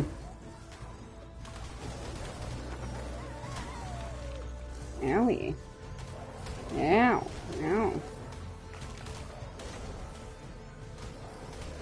Hey, come on. I'm just.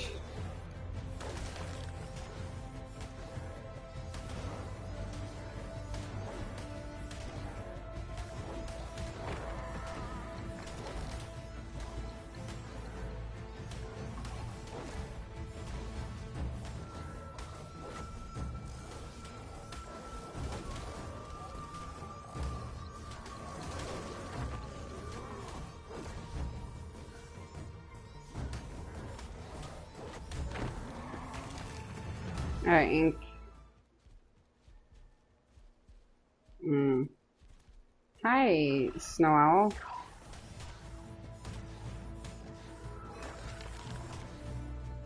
What level are you, little saber tooth? Yeah, it might be.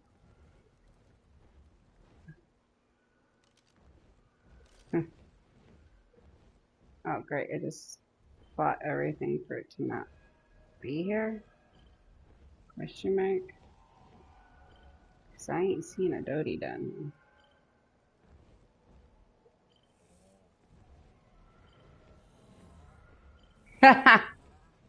Woody. Or would she? Oh, nice.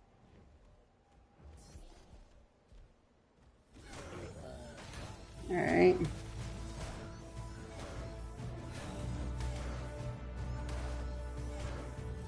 Ethan, how are you? What are you at work still, Ethan?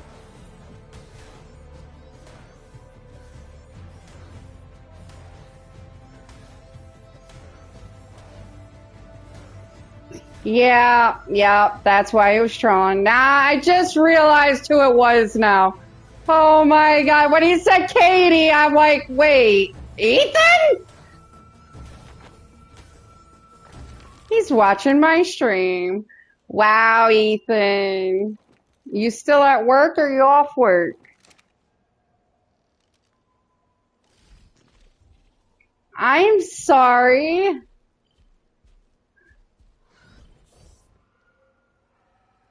I had no idea. All right, where's that other one at?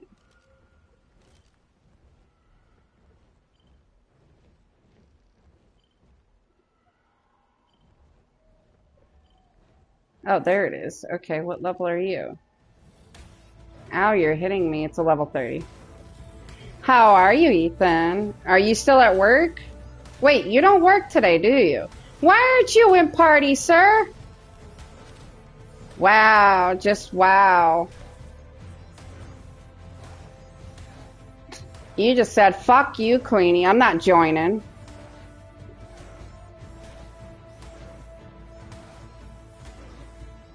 I'm not talking shit, though. I'm being a good girl. Why would I talk shit? Here, I'm going to talk some shit. Man, this Ethan person, he won't buy Lost Colony, y'all. You know what I mean? Like, he's just a big old newbie. He will not buy Lost Colony, you know? Come and help out everybody, you know?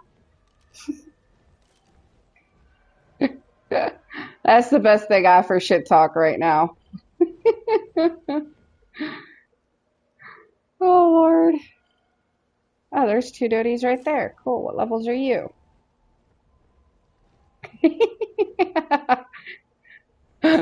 I love you, Ethan. You know it.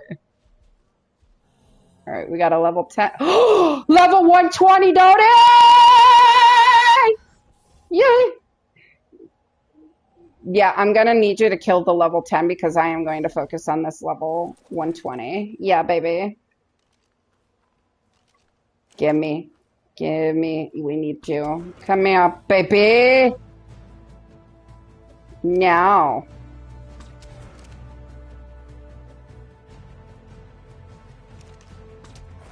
Ah, it's coming to hit me. Ah! Ah!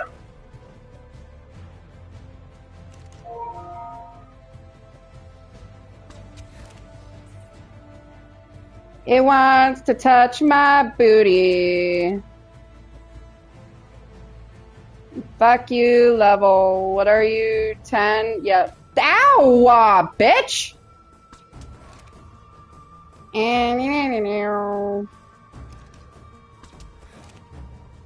I'm running away from two. Okay. Alright, come kill this level 10. It's coming after me too.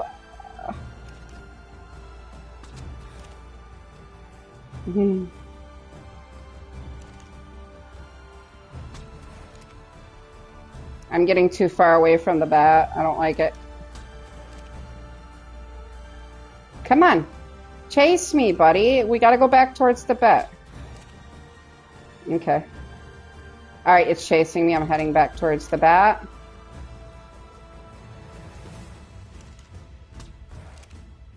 Come on, baby. Follow mama. No, don't you run. Okay, I'm gonna shoot you in the ass then.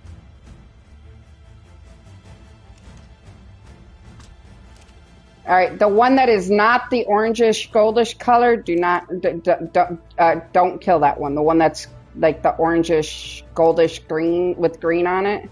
It's the whitish one that you need to kill. It's kind of running away from me now. The whitish one. It's like, fuck you.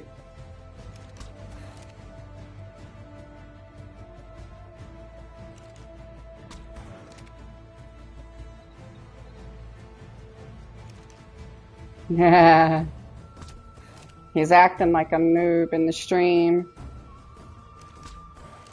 I'm so far away from the bat right now. I don't like it.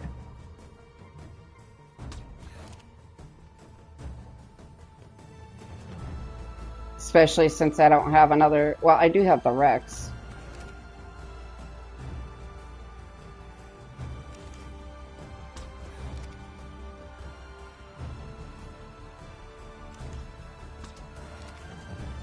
Come on. It's up a little bit. It's a little bit from me. You can track it. It's out! Yes, baby! Alright, can you land by it while I go grab the bat? Because I need to make sangria anyways. It has a baby?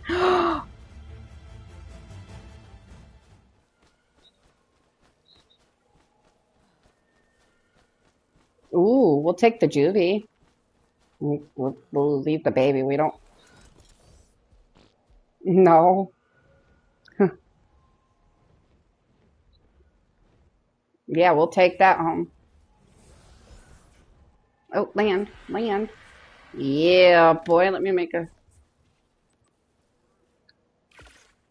noise. I'm only making one so I don't, have it run out before we can use another one. And plus we'll have blood packs for... Alright, so feed you that. Alright, I'm gonna try to... Oh, well, it's gonna be stupid to do starve timer when I've already... Alright. This is gonna be another story because this one is going to take... Let's see.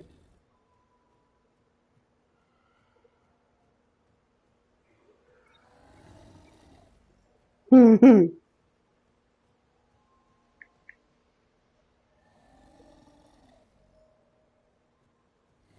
on, I gotta message somebody.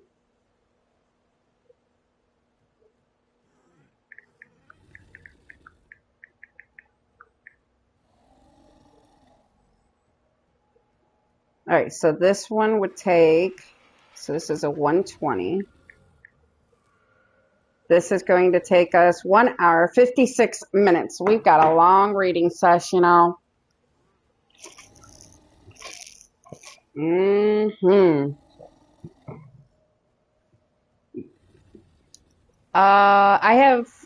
have 2 cryos, so I can take the juvie and the grown, and we'll leave the baby here. I mean, the baby is kind of cute. It does have that blue in it. Yeah. Yeah, until we get... Hey! I can't.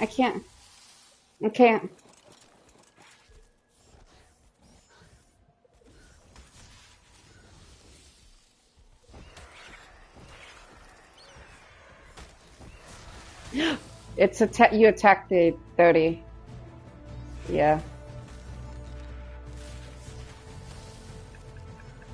Get away! It's a 120, bitch!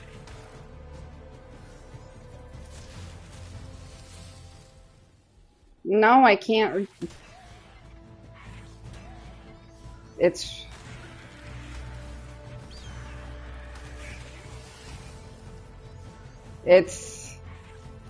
Yeah, we are. Come on, you stupid... It's a pretty Drakeling. I'd love to tame it, but we don't have the stuff to tame it right now. It's dead. Now I gotta see how much that fucked our taming effectiveness. Yeah. Taming effectiveness 34%. No.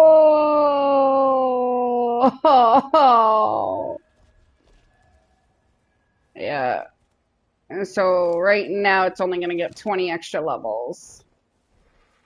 Oh well. Yeah, I'm still going to tame it. You know what? Get your ass on ARK and get Lost Colony and bring your ass over here.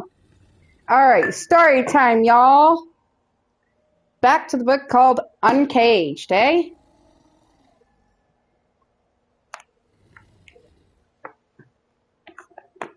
All right, well, yeah. All right.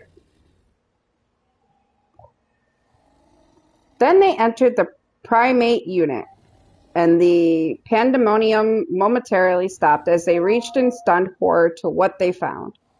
100 or more pink-faced, human-like rhesus monkeys were isolated in separate plexiglass cages. The tops of their skulls had been cut away and replaced with glass or plastic caps, and computer modules were strapped to the animals' backs. A dozen of the monkeys lay in quivering heaps as though near death, or simply paralyzed with fear or pain. The others screamed and scampered to the back of their cages.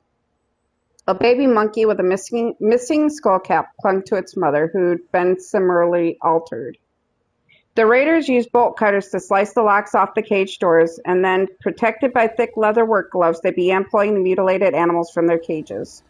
One girl, Laura, started screaming and never did stop as she reached inside again and again.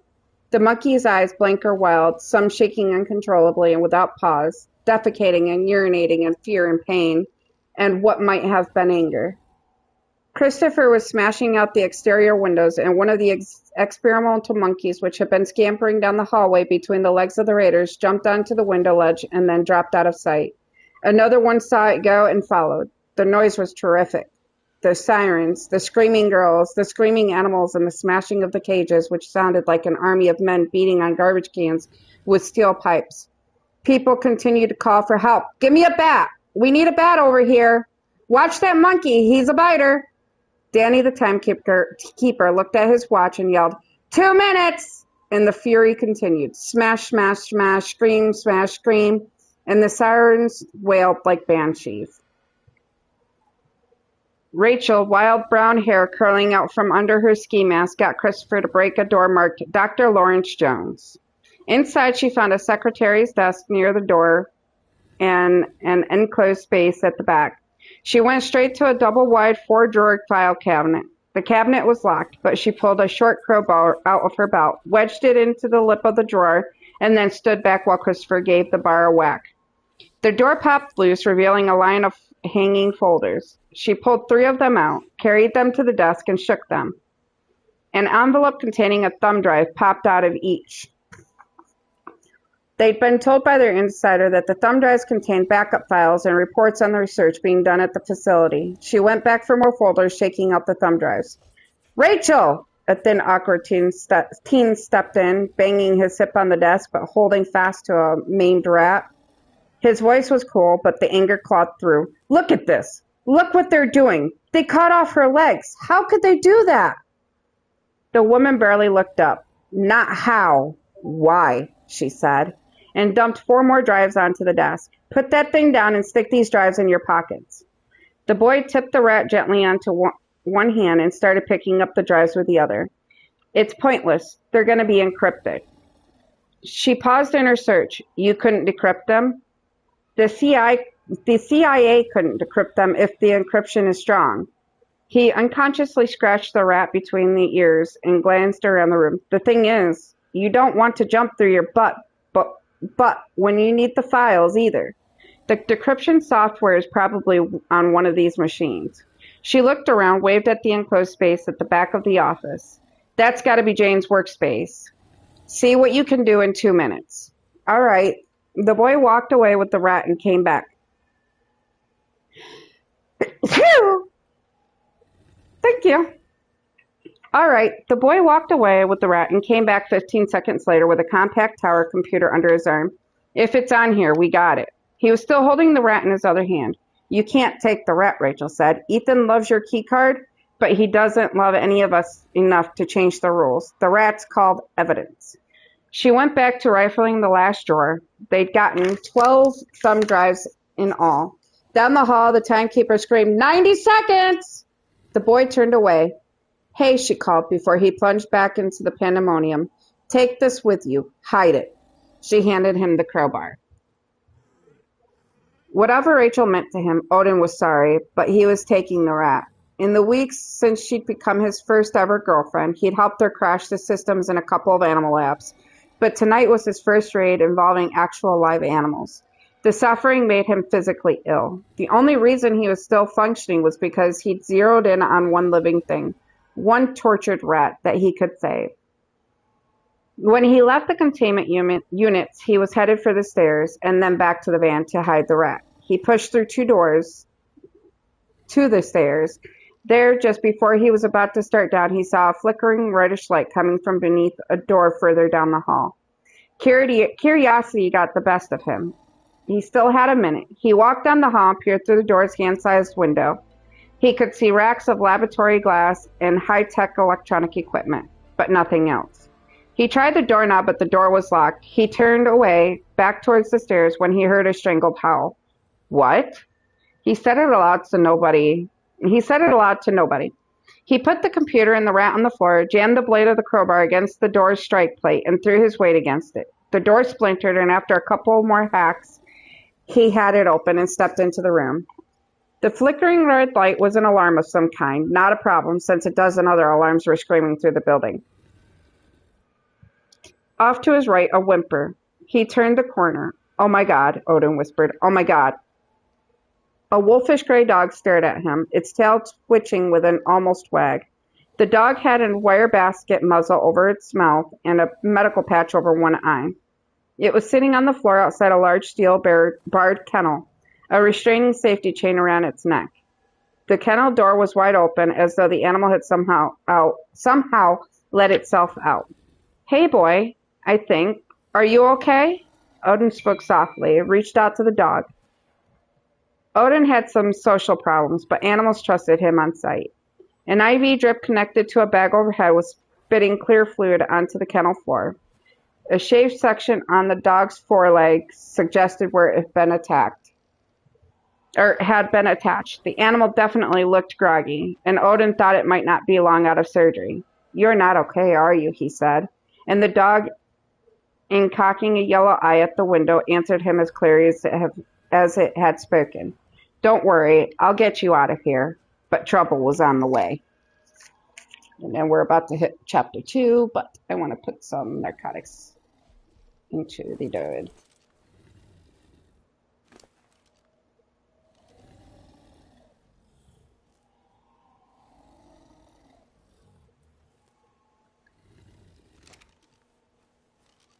Kind of wish we had narcotic. Or not narcotic, but you know what I mean. Kibble. Yeah, the kibble for it. Yeah.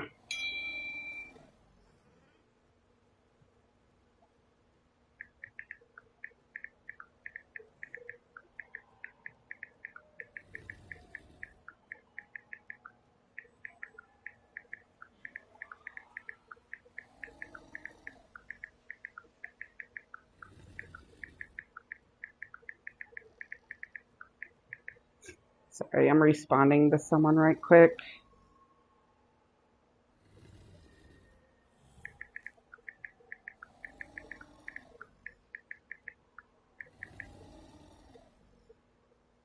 All right. I need to get some water in my water bottle too. Give me a second before we continue onwards with this amazing book. I'm betting you're already liking it, aren't you?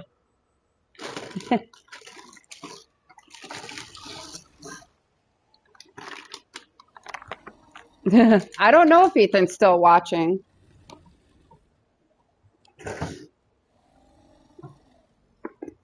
He said he was spying to see if if I was trash talking. Wow. Only time I trash talk is when I'm on Red Dead and I'm cussing people out. That's it.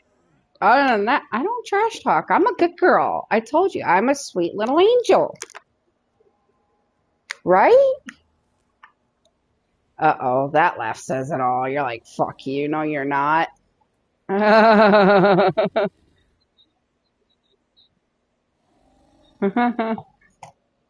Hey, you're supposed to agree with me, not disagree with me, okay? You know.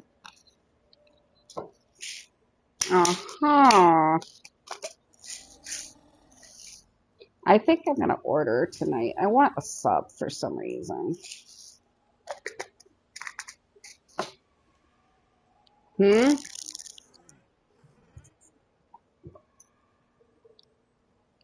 He said, I'm still here. Sweet little angel, laughed my ass off. Are you liking the story? The book?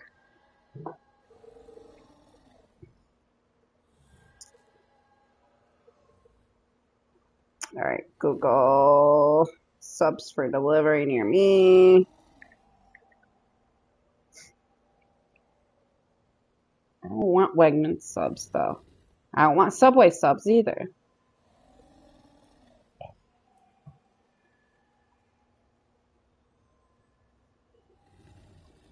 No, and they don't even.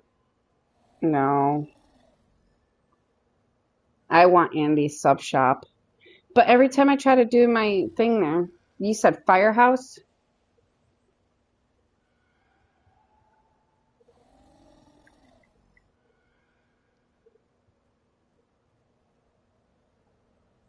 The closest to me is in Rochester.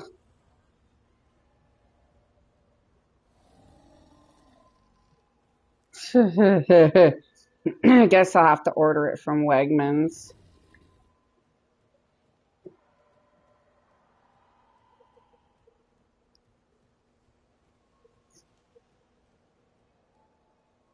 Closes soon. Order. DoorDash.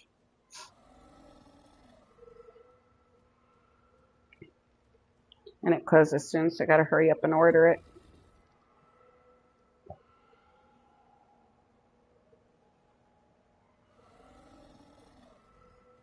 Do create your own sub. Do the same sub I had last time.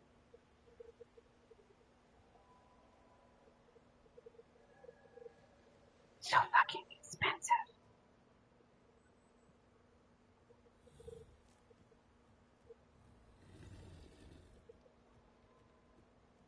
Mm-mm.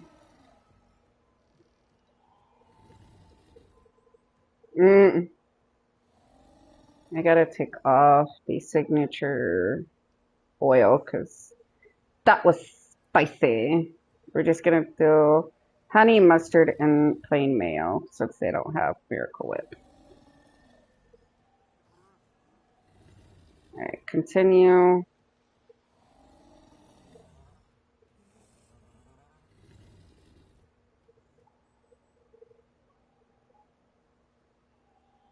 Okay, we're doing it through. Nope, not that. That one.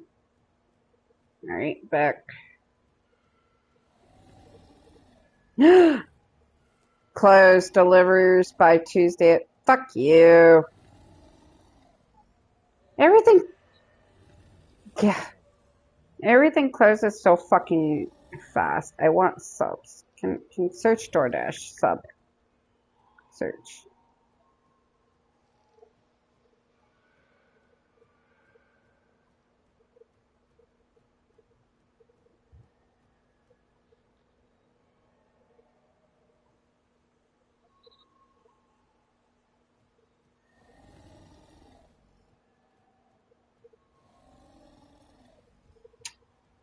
Ain't nothing else out here delivers subs. Andy's Sub Shop's closed. Pizza King closed. Pat's Pizzeria closed. The Brick on Main House closed. Aldi, nope, closed. Five Below closed. Save a Lot closed. Everything's closed. Son of a bitch. That's what I get for living in this hunky fucking hunk town.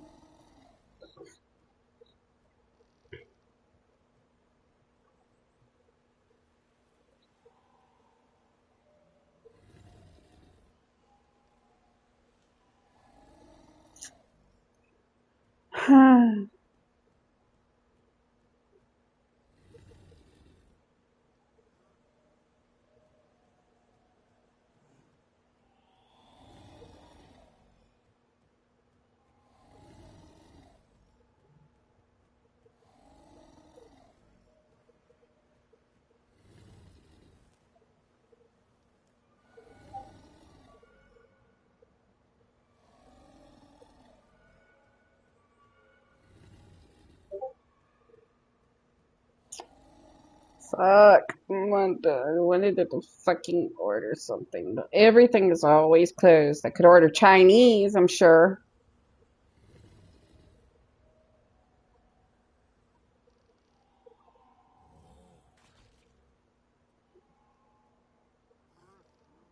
Instacart.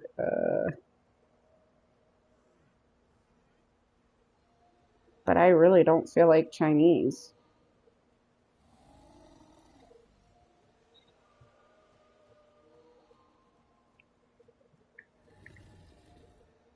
No. Oh yeah, but it's too cold for me to ride my chair there.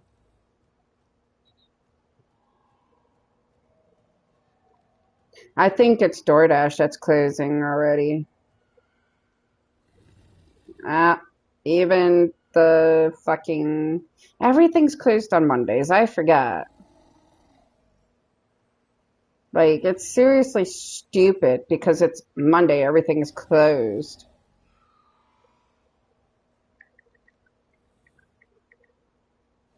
Food for delivery near me. Applebee's Bar and Grill is open. Burger King, Giovanni's is open right now.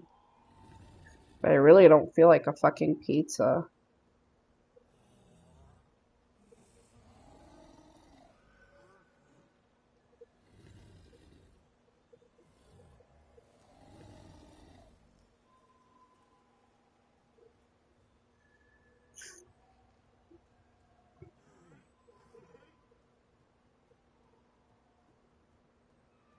7:45, yep. We're a small hink-a-dink town, man.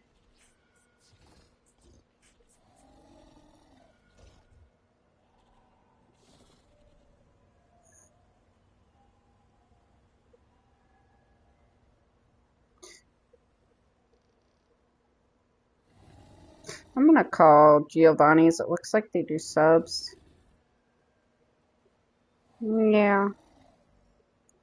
Search Giovanni. And they deliver without having to order it on my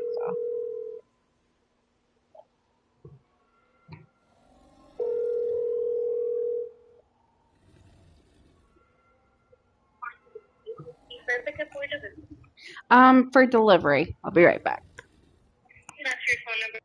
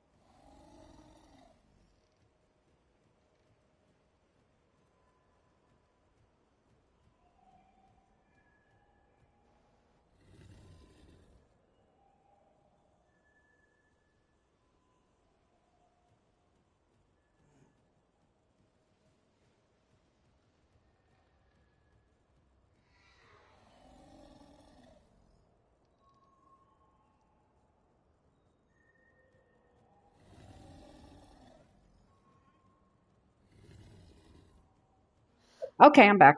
I ordered me a sub. I got it from Giovanni's. Yeah. Mm-hmm. All right, so back to story time, y'all. We are on chapter 2. Daryl McLean had been half asleep, slumped in his chair at the front desk, his feet up on the seat of another chair when the sirens began to shriek. Nearly falling between the two chairs, he looked up at the empty screens of his monitors, reached out and began clicking through all the screens. He almost clicked past the action at the animal's containment room, but caught a flash and turned the camera and saw a nightmare. McLean had been hired to sit in his chair and not sleep too much. In a year on the job, the only intruder he dealt with was a brown bat. He chased it out of the building with a broom. Still, security work was dangerous by definition, and Daryl McLean considered himself prepared. He got extra pay for being certified as armed, and for the .45 he carried a military-style mid-thigh holster. He'd never had the chance to shoot for real. At the sight of the raiders, he scrolled through the contacts list on his cell phone until he got to the SS and the head security honcho he'd never personally met, Sink.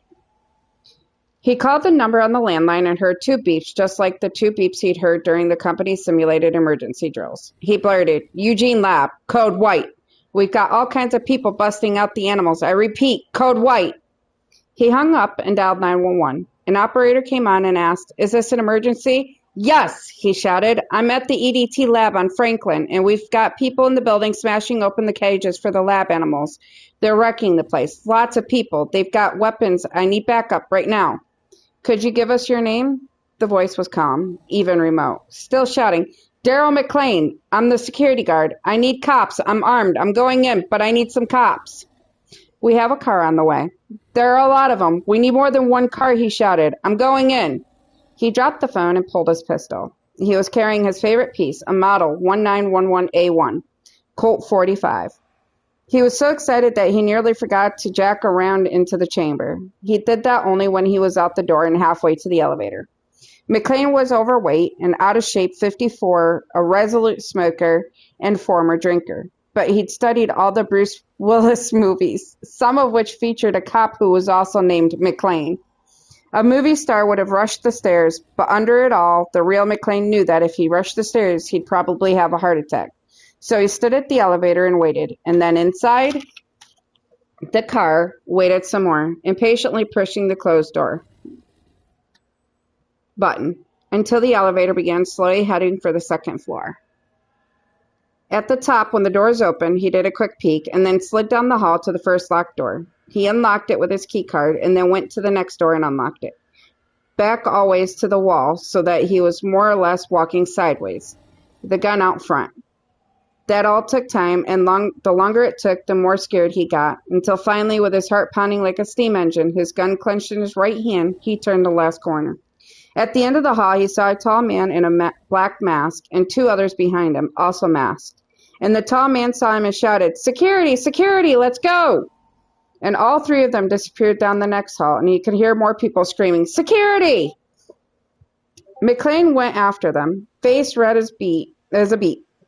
And at the corner of the next hall, looked down and saw a half-dozen people crowding towards a stairwell door, and more still coming out of the animal containment facility.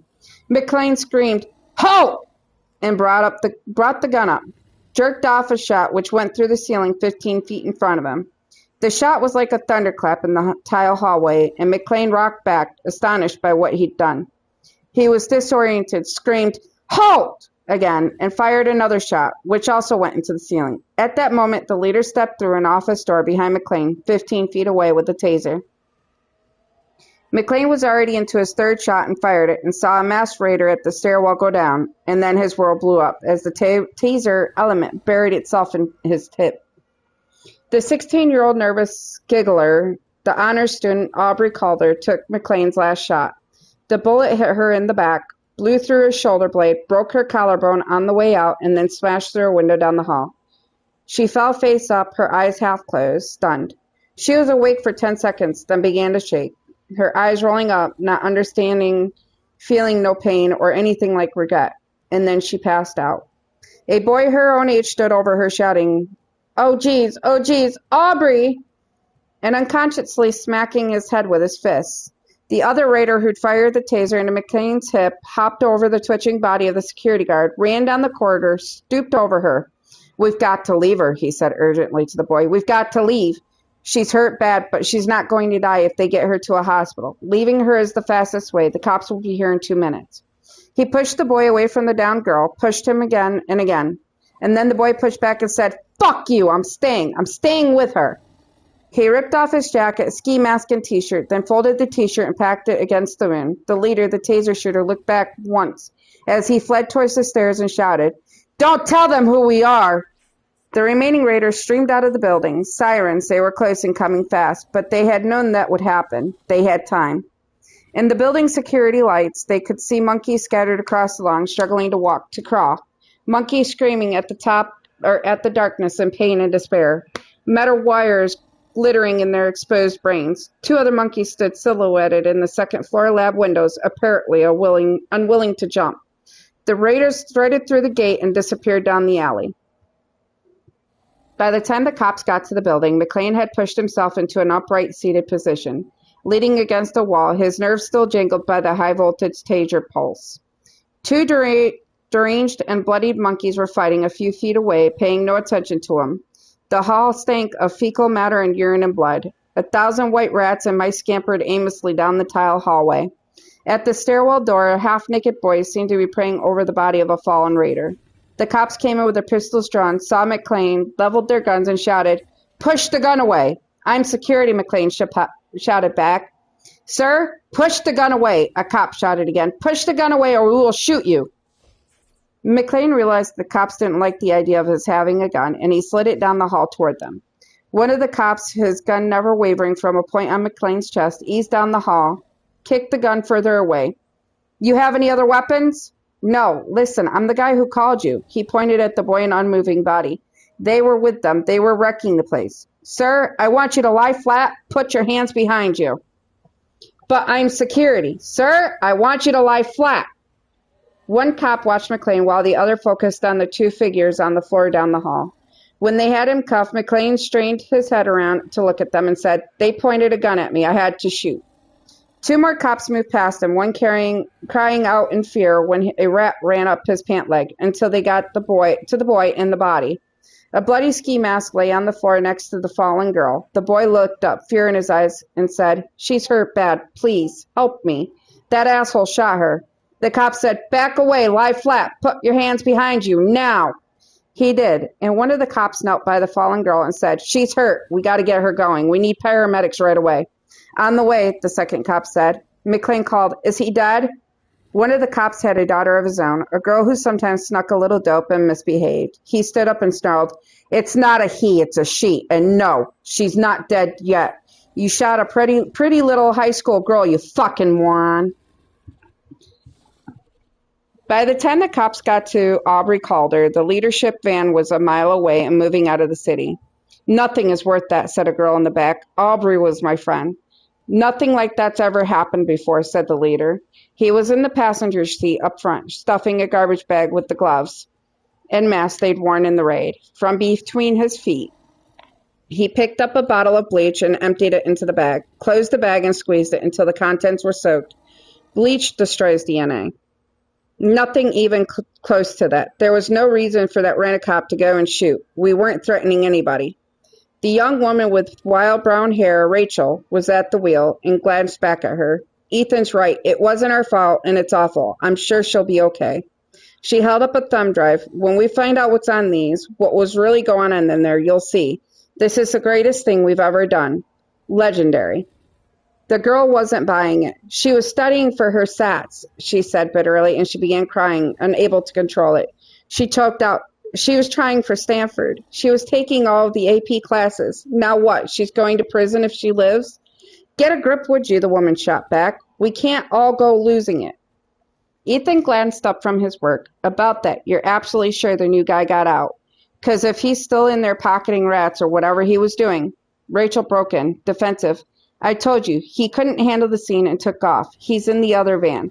Might have one rat with him, but the thing was basically DOA. Just make sure he doesn't take his microchip lab pet to a veterinarian. That's a one-way ticket to the state pen. Rachel rolled her eyes, and Ethan told her to pull over, next to the mouth of a storm sewer. He slid the panel door open, threw the garbage bag into the sewer, then looked back at her as he pulled the door shut. We shouldn't have taken him. From now on, he only does the computer nerd stuff. You've got to keep him under control. He's not all that easy to control, Rachel said. He's a little nuts, remember? Well, use your feminine wiles for God's sake. You're good at that, Ethan said, sarcasm riding his voice. Rachel bared her teeth at the implication. She and Ethan had once been together. I got him, she said. Good, he said, because we went through that gate like it wasn't there. That kid is a weapon. We've needed somebody like him for a long time. Now we've got him. I got him, Rachel said. 2 miles away, Odin held the muzzled dog to his chest as the second van took a curve a little fast. He had the third row seat all to himself, and the girl named Laura said, "We got to figure out what to do. What if Aubrey's dead? We're going to be in so much trouble."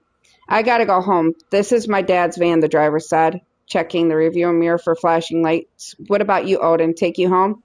"Can't. Not with a dog," he said. "Besides, I don't really have a home. Drop me at the park. I'll hook up with Rachel later."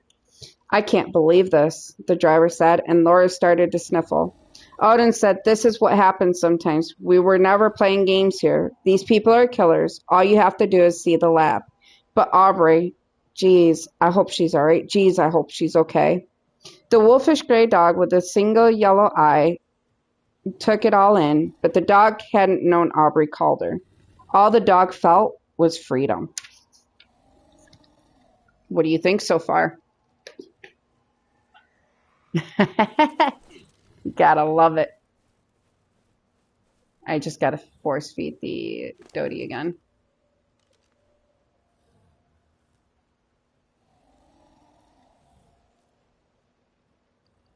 All right, so melee is 185, weight 375, health 4,250, stamina 900. Yeah, weight. I think weight and stamina if we can. And then if you want, can you grab some berries and we'll set this baby out, or the juvie out? Okay. And we shall continue on to chapter 3.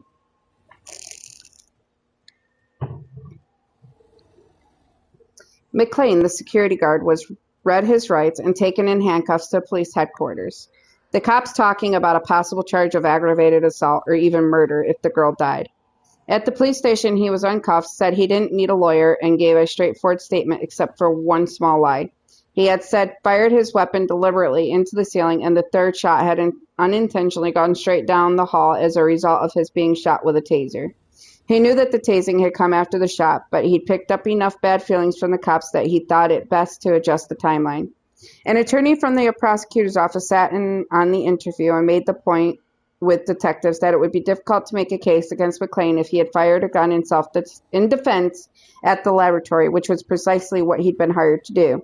In fact, he had been certified by the city to do just that. They released him at 6 o'clock in the morning, but the police kept his gun. 2 days later, when detectives reviewed the security video of the raid, they saw clearly that McLean had shot Audrey Calder before he was tased, but by then McLean was covered by an attorney and no longer talking. On the morning of his release, confused, frightened, and depressed, McLean went back to the laboratory.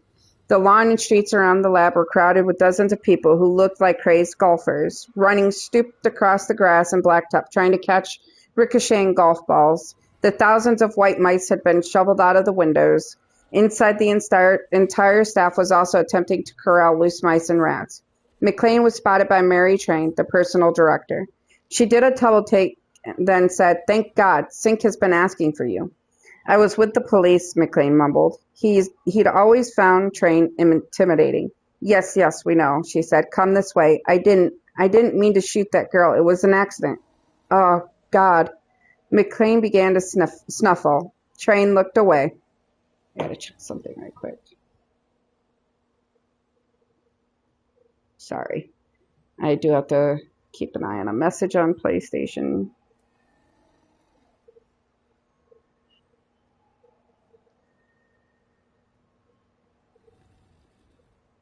Ooh.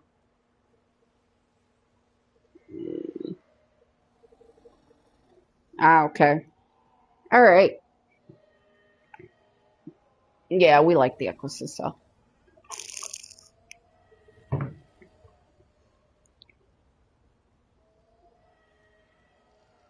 Mm, yes. All right.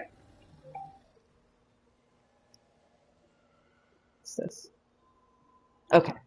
So, train rattled down a first-floor hallway in 4-inch heels. McLean had never seen her without them, not flinching when a couple of tiny black-eyed white mice dashed past her. This man is from San Francisco, company headquarters, she said over her shoulder. He flew here on the company jet. He's the one you called. Mr. Sink? It's not Mr. Sink. It's Stefan N. Crichton, she said, still half turned as she walked. Fuck, now a message wants to come through.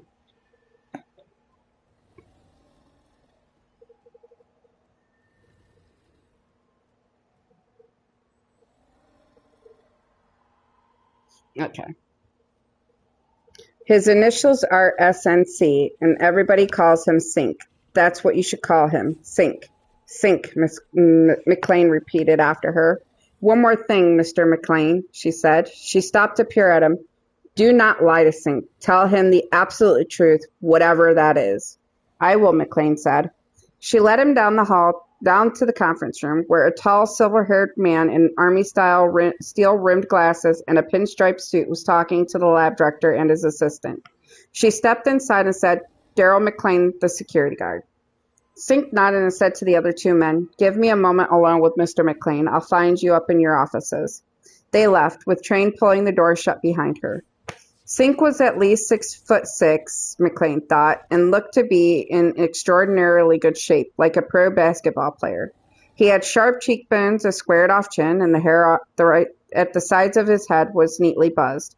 He had a scar on his right temple, a patch about the diameter of a quarter, that might have come from a burn. He pulled up a chair and pointed at another for McLean. Bad business, he said as McLean sat. Now I want you to tell me everything that happened from the moment the alarms went off until you walked through the door 1 minute ago. McLean told him in detail. The recital took 5 minutes, and then Sink cross-examined him for another 5. When they were done, Sink said, We know this has been a shock. We want you to take a week off, but don't go anywhere.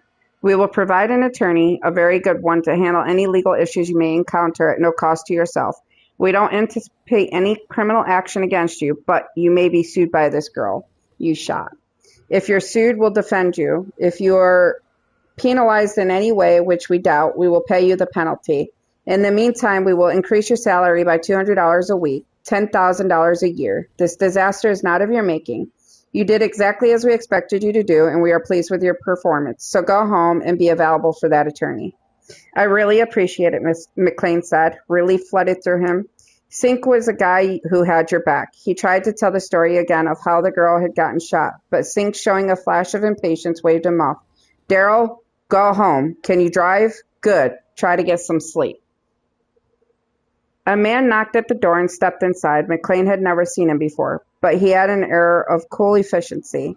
He was younger than Sink, but wore the same kind of expensive conservative suit and had the same close-cropped hair like Sink had. He had ice blue eyes. Sink nodded and said, Thorne. Thorne was carrying a box. I went down to one of the dorms and found some students and got them to wake up their friends. $5 for every mouse or rat. Jane counted. We got all the monkeys back. We've got 60 people out there now, and they're all calling their friends. We'll have the 500 people here in an hour. I'm sending Lichter out there with the cash to pay them off. He pulled the top off the box, and McLean saw that it was filled with cash. I got 50,000. That should be enough. Sink nodded. Good. I've got Pascal and Coombs coming in to handle the PR. They should be at the airport in an hour. Get somebody to meet them. Then he turned to McLean and said, Daryl, good work. Stay close to your house. McLean, dismissed, went out the door. When the door closed behind him, Sink turned back to Thorne and said, If that idiot hadn't shot the girl, this would be a hell of a lot easier to manage. We need to get that blonde woman up from United Parkinson's. The good-looking one with the cleavage, the one who cries on cue. They love her on cable news. We need to get her on the air everywhere. about what a tragedy this is. The setback to research maybe sweeten the pot for her. Her husband runs a management consulting company. Maybe you could talk to him about a consult. We need to talk to those kids, Thorne said. Yeah, we do. But they're juveniles, and their folks have more money than Jesus Christ and all the apostles. They're all lawyered up. Will McLean be a risk? Thorne asked. No, I don't see it, Sink said. He knows almost nothing. One of the least curious people I've ever met. We'll cover him with an attorney, weld his mouth shut with a raise, maybe have Train talk to him about his pension rights and what a shame it would be to lose them at his age. The other man nodded. If he does become a problem, I can handle it. I don't think that'll be necessary, Sink said. We do need to get copies of the security videos. Harmon and I have taken a look at them, but we need more analysis. The police know about them, but Olafsson told them they're all digital, and he didn't know exactly how to download them. He told them we'd get the camera company in here tomorrow to retrieve them. Good. Yes, Sink said. Now we need to know exactly what these crazies are. We probably have their names and faces in the database, so we need to match them up. We need that dog. We really need the dog. We're checking with Eugene Animal Control in case he's loose and someone's picked him up.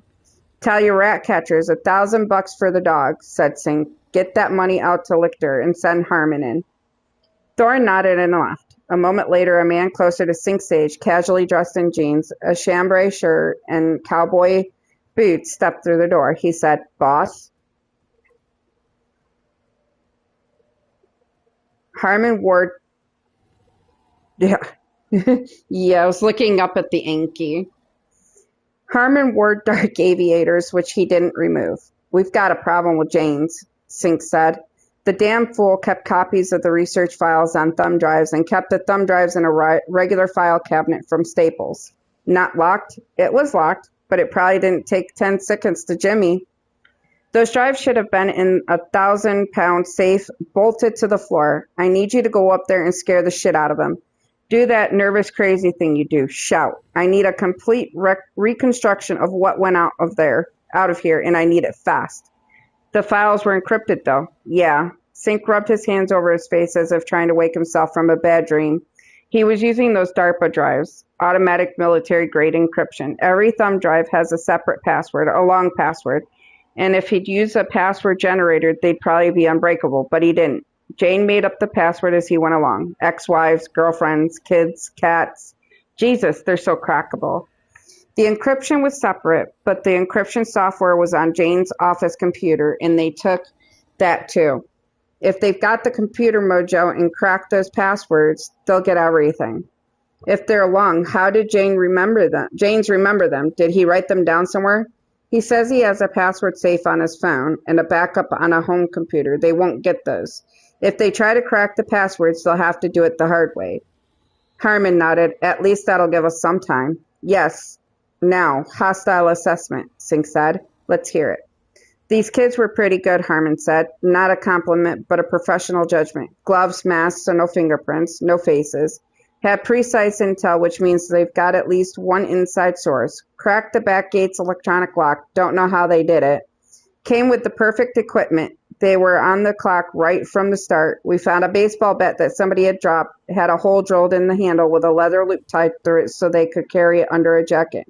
They've done it before. Any hints? We're doing a relational search on Calder and the other kid to see who they connect with. That might get us somewhere. We need it fast, Harmon. Find them.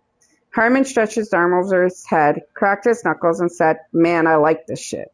Like it on your own time. Sink picked up a printout, a list of names of people who worked in the lab. One of them was a traitor. He crumpled the paper in one large fist and snarled at Harmon, I want these people. I'm going to step on them like a bunch of cockroaches. When Harmon was gone, Sink stepped over to the windows, which were covered with an electric blind. He pushed the up button, waited as the blind rolled up, and looked outside. Sorry, I'm going to feed more narcotic.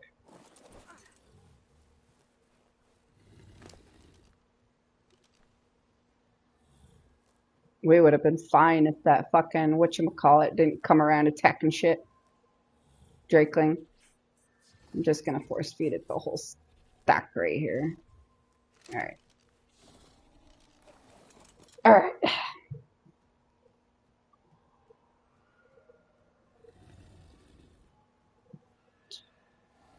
Okay.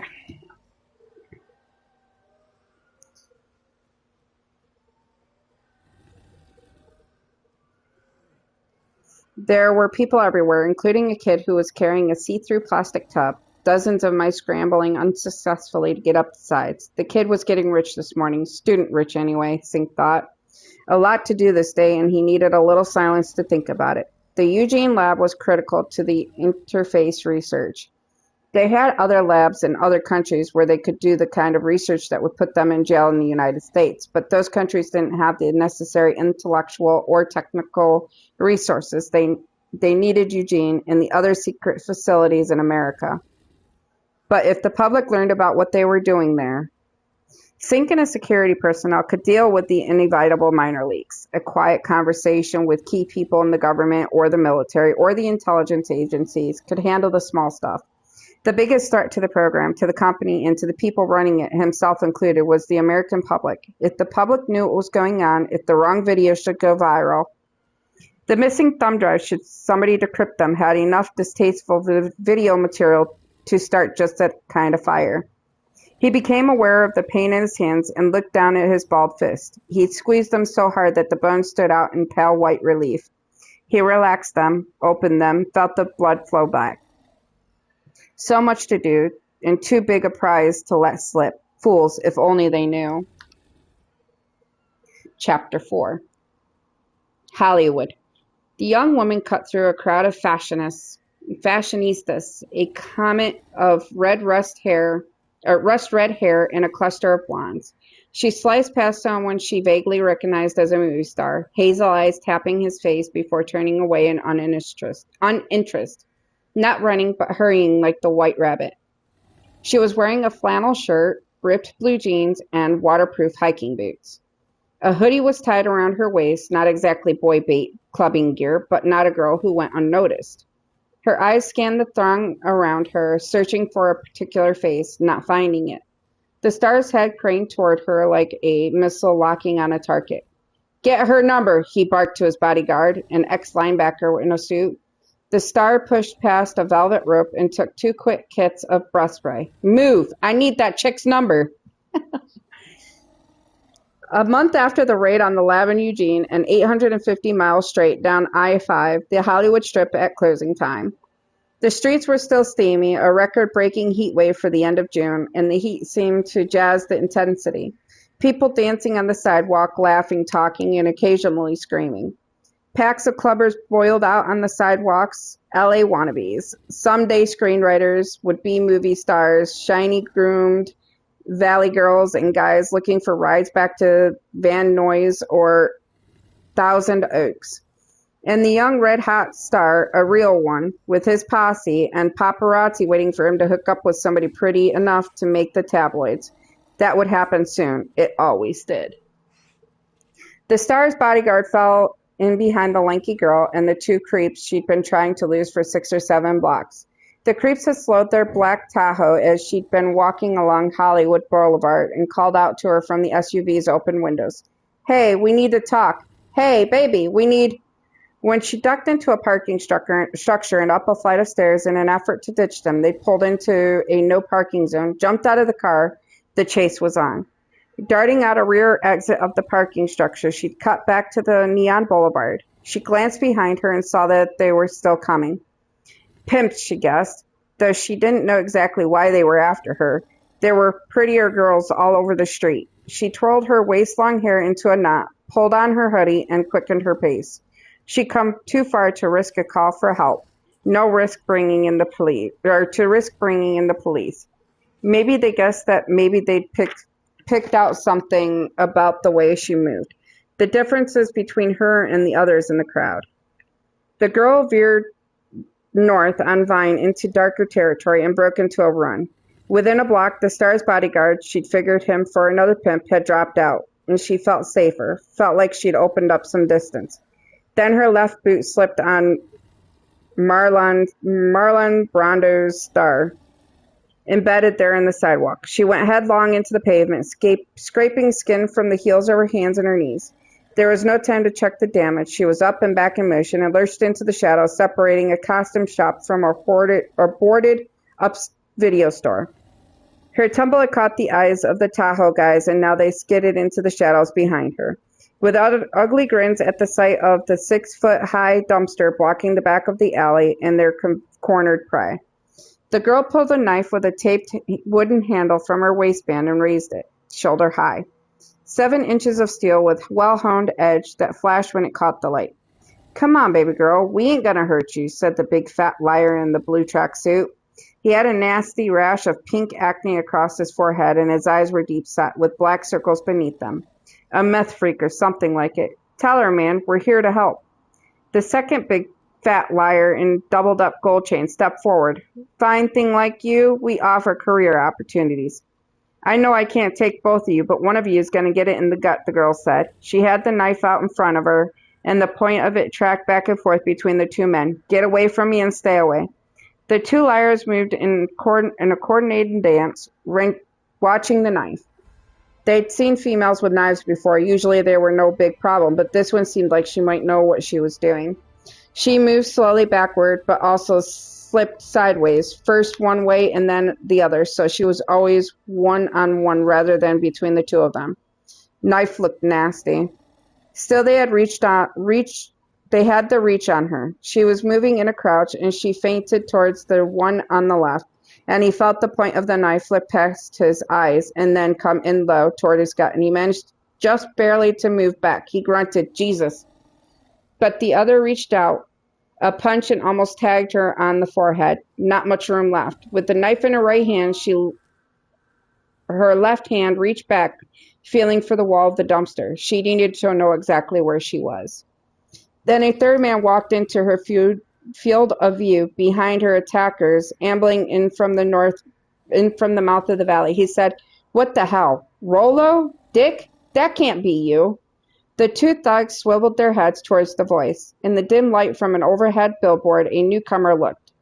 Shay Remby thought a little like the Cat in the Hat, one of her favorite childhood characters.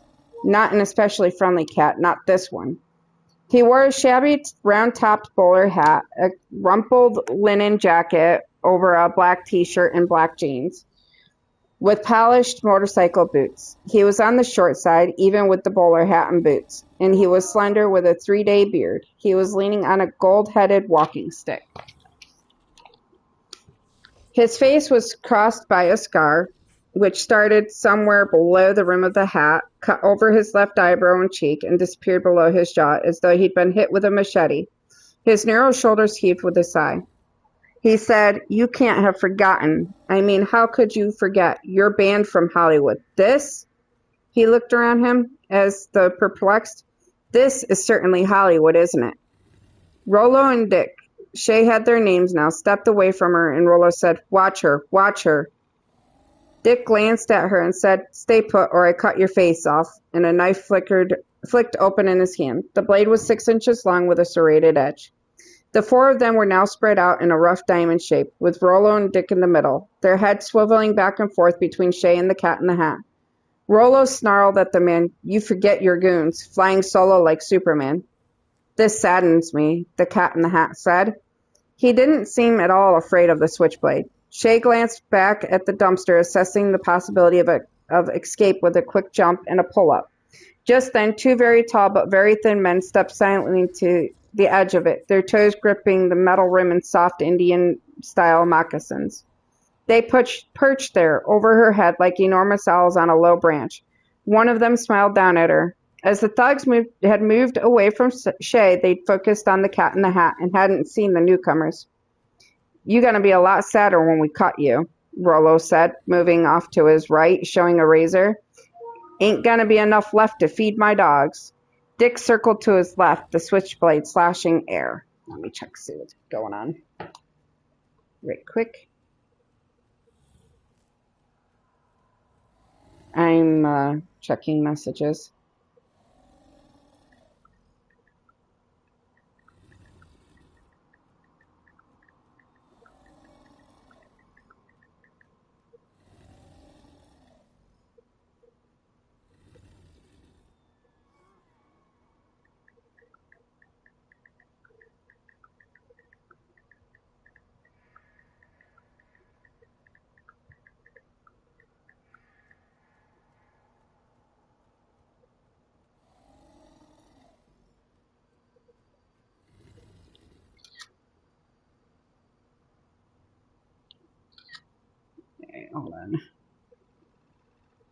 Okay, go away, picture. We don't need you to sit there.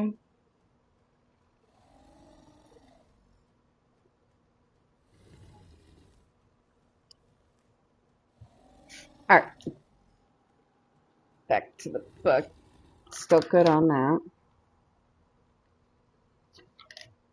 I was talking about getting back to the story. It doesn't need more narcotics. And how long ago did I call the food?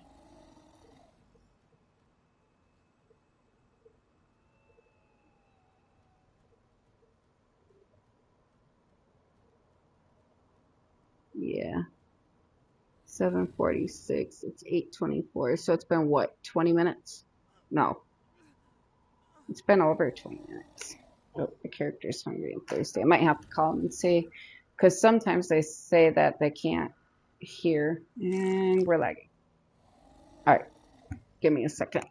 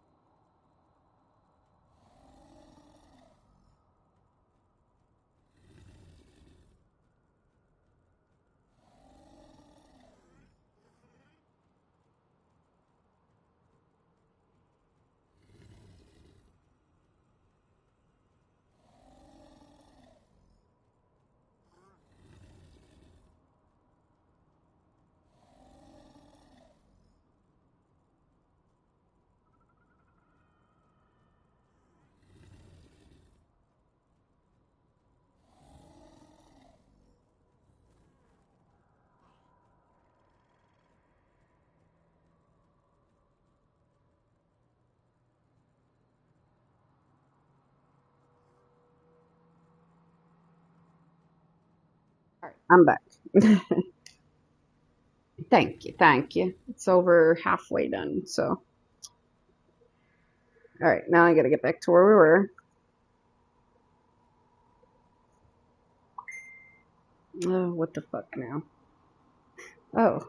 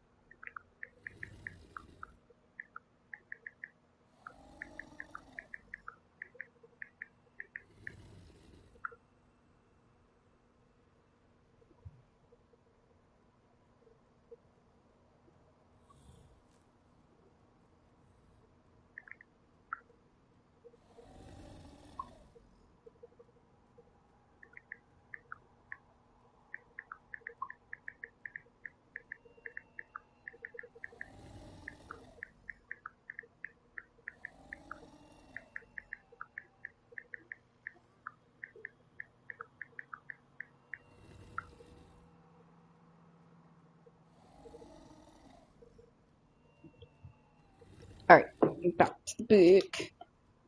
All right. Where were we? Okay.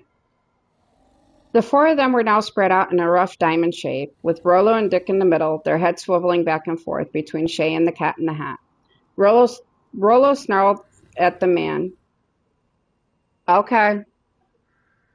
At the man. But you don't have Lost Colony, so you'll have to find something to do until tomorrow. Tomorrow we can get on Ragnarok. I'm talking to Nexus. She's in my stream telling me that it's downloaded.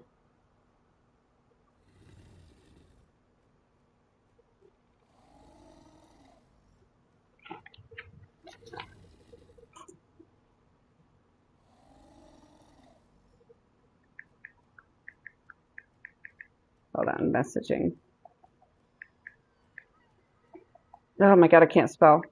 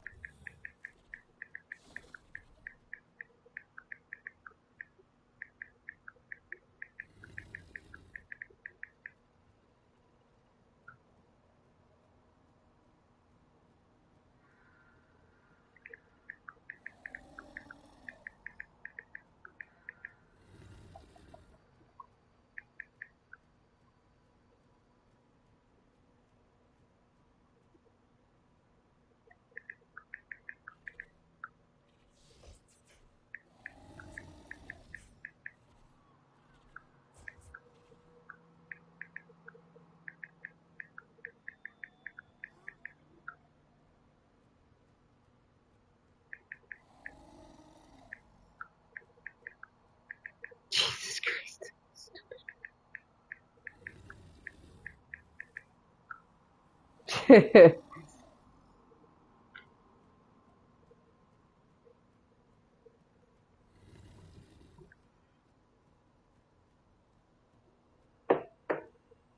Alright, now back, sorry.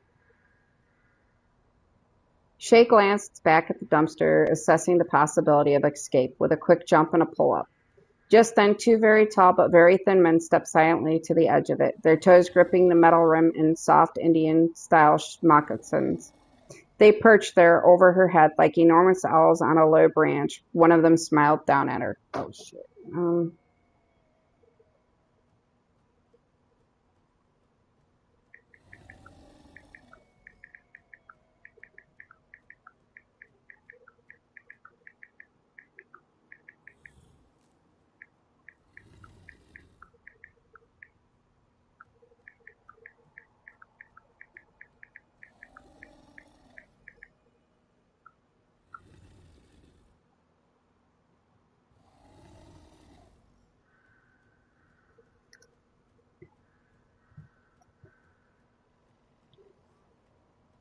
As thugs had moved away from Shay, they'd focused on the Cat in the Hat, and they hadn't seen the newcomers.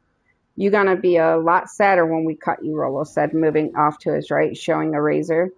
Ain't gonna be enough left to feed my dogs. Dick circled to his left, the switchblade slashing air. An assault on me is an assault to Dumb and D, the Cat in the Hat said, not moving to defend himself. Dumb and D? Shay blurted. She didn't know what was going on. Hollywood had always seemed confusing, but this was ridiculous. Two but ugly goons who do his dirty work, Dick said, as if talking to himself. He never took his eyes off the Cat in the Hat. He behaved as though the small man was dangerous, though he didn't look it. Two crazy orange-headed mothers.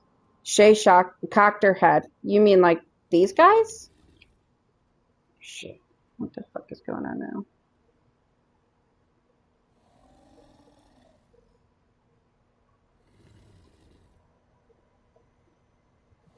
Dick and Rollo jerked around as the two hawk-nosed giants dropped into the alley.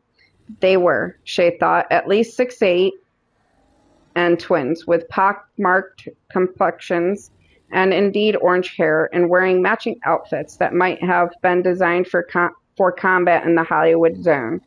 Cargo pants and black shirts and fringed buckskin moccasins. They each carried a club that looked like a thin half-length baseball bat. Shay would later find out that they were Bam Bam fish bats, lead-weighted clubs normally used for killing big game fish. Dick opened his mouth. Oh, okay. Thought something dangerous was coming. Holy shit! It was instead the juvie taking a dump. Oh God. Oh, okay. Okay. Dick opened his mouth and said, "Ah." Rollo tried to run for it, but the two giants were on top of them, with the bats faster than light, clubbing them down to the bricks of the alley, beating them. Bones were broken, blood spattered on the blacktop. The men screamed and rolled and crawled and tried to get up, tried to protect themselves until Shay screamed, "Stop! You're killing them! You're killing them!"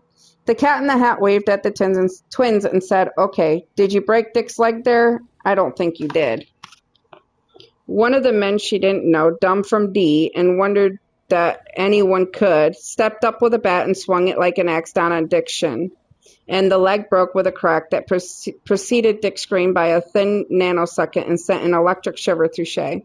She'd seen fights before, men beating on each other with their fists. She'd seen a man get cut bad in a fight outside a payday loan store. But nothing like this. This wasn't even a fight. It was cold, calculated, almost scientific punishment, but still vicious. Hold on, stupid things beeping at me. Okay, I will eat, but my food ain't here yet. Bitch, shut up.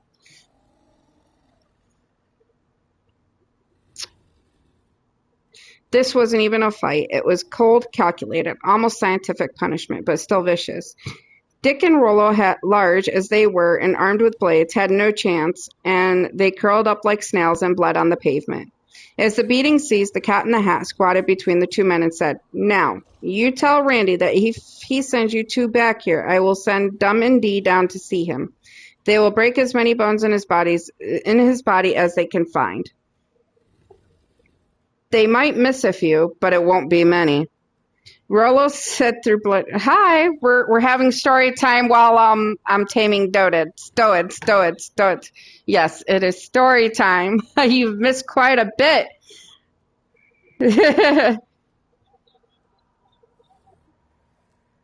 Mm. Yeah, he saw some of it. Yeah, he's been watching the stream. Oh, wait, my dinner's here. I'll be right back. Coming. Watch out. Gotta go get my dinner.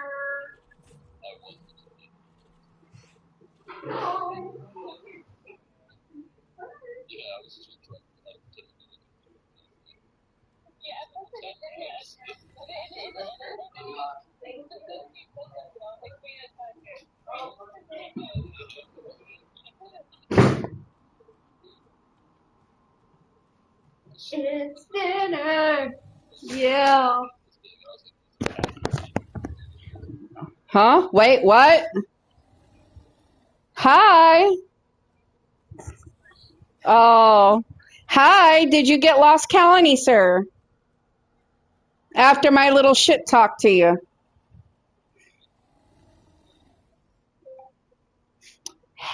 Come on, darling. Get lost colony. Come over here with us. It's so fun. It is. We've had a blast, bro. We've gone into the city on horses, you know. Yeah, we'll start you a GoFundMe.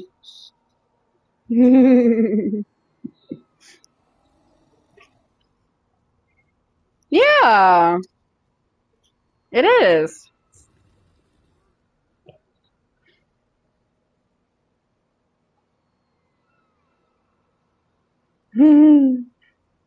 I mean, you don't know what you're missing, bro. We're having a blast.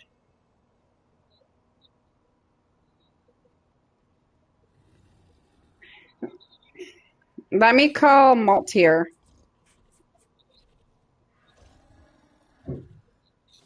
You are not done.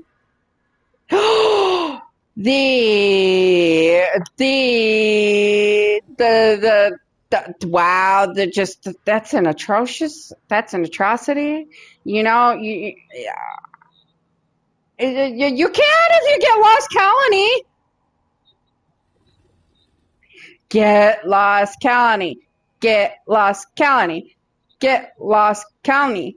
Get Lost Colony. Get Lost Colony. Yes. What if we each send you $5?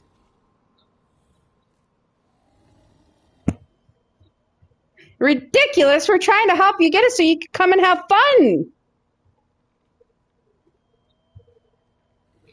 Yes. Come on. No, nachos.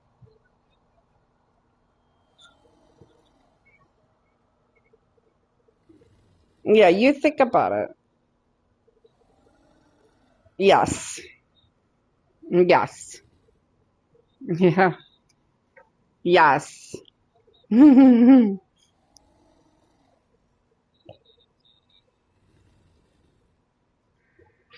That'll never happen. Mm. Nope, not Lost Colony. Nope. Next year.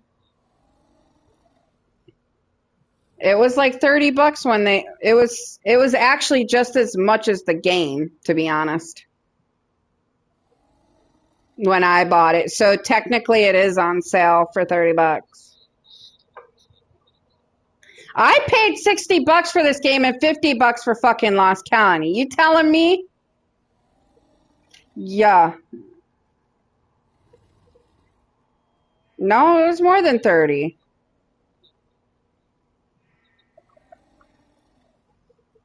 I paid about as much as the game was, I think, when I paid for the game.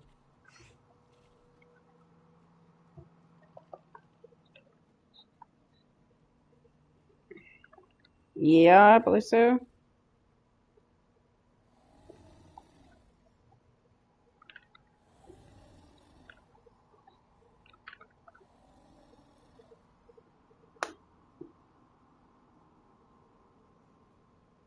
Mm,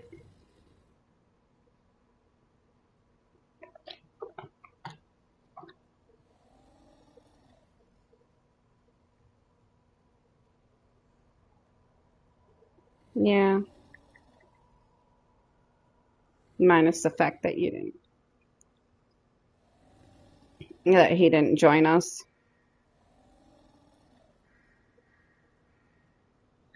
Hmm.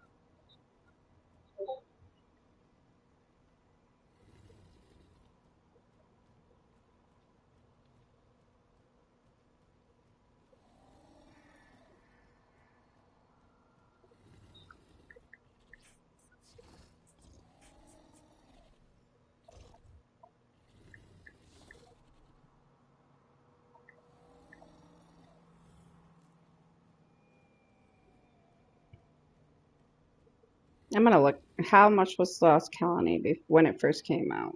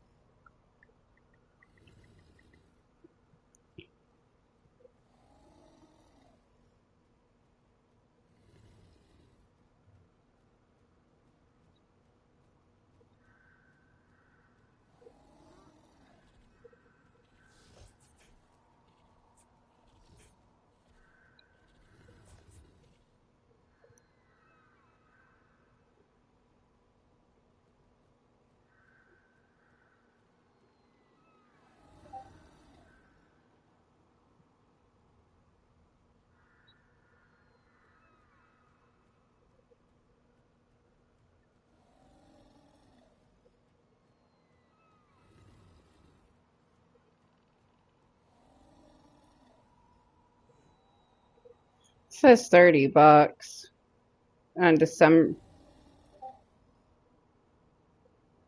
2025. I could have sworn I paid more than $30. No.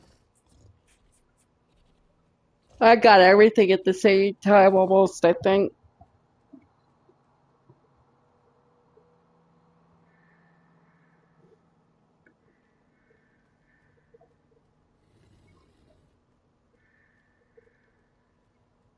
All right. You ready for more of the book, dear?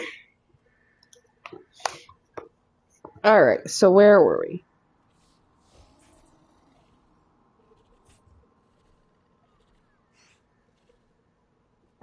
Starvation.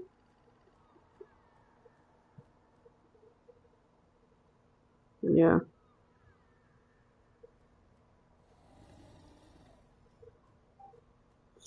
Rollo said through bloody teeth, "When we get you." The Cat in the Hat didn't let him finish. His blackthorn walking stick snapped up 9 or 10 inches, then thumped down across the bridge of Rollo's nose, smashing it flat. Rollo screamed in renewed agony, and a gush of blood spurted from his nose through his fingers when he tried to cover it. Shay realized that the walking stick with its heavy gold head was effectively a hammer with a long handle, as nasty a weapon as Dumb and Dee's clubs. She thought, maybe I need one of those. "You are not listening," the Cat in the Hat said to the two men in a quiet voice. "You're just not listening. Dee, break his wrist." Rollo groaned, "No." But one of the big men pinned Rollo's forearm to the ground with a giant moccasin and smashed the end of his bat into Rollo's wrist. It crunched like a walnut in a nutcracker. "This is what happens when people like you come sniffing around my Hollywood," the Cat in the Hat said. "Now will you give my message to Randy?" Dick moaned something that might have been a yes. "Good." The Cat in the Hat patted Dick on the hip. "We'll call 911 and ask them to get an ambulance down here. You fell off the roof. Hollywood roofs, they're so dangerous if you're dumb enough to climb on them." They left the men lying there on the bloody bricks. The Cat in the Hat and Dumb and Dee walking down toward the mouth of the alley, Shay trailing a safe distance behind them. The man said casually, turning, "Good knife." She said, tracking them, "Works for me, and thanks for the help." "No problem, though it wasn't entirely about you," said the Cat in the Hat. "It was more about those two. They've done some very bad things to young runaways. Very bad. We've chased them off before, but they didn't learn. They came back, as you can see." "Pimps," she said. "Worse than that," the Cat said. "They're more like slavers. They took a 12-year-old girl out of here 2 weeks ago. Well, never mind." "You can't be social workers," Shay said as Dick groaned behind her. The Cat in the Hat laughed at the thought, and Dumb and Dee almost laughed, but no sound came from their oversized mouths. Shay thought that the Cat in the Hat looked like one of the happiest men she'd ever seen. "No, we're not social workers," he said. "Where'd you learn to use the knife?" "Around," she said. He took in the way she was dressed and said, "Not around here." She shrugged. "The street is the street." "You ever stick anybody?" "Trying to figure out how crazy I am?" Shay asked, instead of answering the question. They were getting close to the mouth of the alley where she could break free. Behind her, she could hear one of the injured men who'd begun to cry. He sounded like a badly injured animal, a pig, maybe. The Cat in the Hat smiled and said, "Maybe. I basically think all women should be heavily armed." He was charming, despite the scarred face, and somewhere in his early 30s, she thought. "Okay," she said, "and are you the Cat in the Hat?" The man laughed again, and Dumb and Dee did their silent laughing-like thing. The man reached into his pocket, took out a silver cigarette case, opened it, and produced a business card. He didn't try to step closer to her, but held the card out at arm's length, where she could take it without risk of being grabbed. The card was black with silver script and said, "Twist." Underneath that was a phone number. He said, "If you stay on the street and stay alive, you'll hear about me. Call me when you're ready." A tip of his hat, and he was gone. The two big men behind him, Rollo, groaned back in the alley and cried, "Help me!" With one backward glance, 16-year-old Shay Remby slipped the knife back into its sheath and was out of the alley into the crowd. Rollo would have to help himself. Chapter 5. Out of the alley, Shay was moving fast again. jacked up by the encounter with the pimps or slavers or whatever they were. She'd been on the street before, but the predators in LA were a whole nother thing compared to those in Eugene, who were by comparison gentlemen creeps. Shay had spent her second full day in Hollywood combing storefronts and clubs looking for a face with no luck. She needed a place to stay, she needed money, and she needed time to think about everything. One harsh thing about the street, you never had time to think, only to react. Money was critical. It could buy you time, safety, even information. She had $58 in her pocket and no immediate way to get more. Shay had stashed her camping gear in an overgrown juniper behind the Del Taco on Ivar Avenue. She plucked the scuffed-up backpack from the scratchy bush and pulled it on, tightened the waist belt, and headed north on Ivar. Ahead, she could hear heavy traffic on the freeway. The famed Hollywood sign was on the mountainside beyond, but she couldn't see it. On her first night in Hollywood, she'd found to her surprise that it wasn't lighted. But she had a spot up ahead, safe, she thought, in some brush beneath the Hollywood freeway overpass. As she walked toward it, she thought about the fight. What did the man with one name, Twist, what did he mean, she wondered, when he'd said, "When you're ready"? Ready for what? Shay had spent her first night in a 24-hour laundromat, one eye open against the parade of men who had nothing better to do than wash their shorts at 3 a.m. Tonight would be better. She might actually get some sleep. Before the sun had gone down, she'd scoped out a possible camp. She'd run away before and had an idea of what would make her safe. She didn't go for the obvious roof-over-my-head spots, the doorways, the drainage tunnels. That would attract street people. Instead, she went for a place that looked like nothing. Because the thing that made a female safe on the street, she'd learned, was invisibility. After checking her back trail and the shadows around her, she cut through a church parking lot and walked across the last street before the freeway overpass. With another quick look around, she'd hopped up wire mesh fence and pushed into the brush beyond it. The stuff was tough, springy, but free of thorns. Sorry, checking messages again.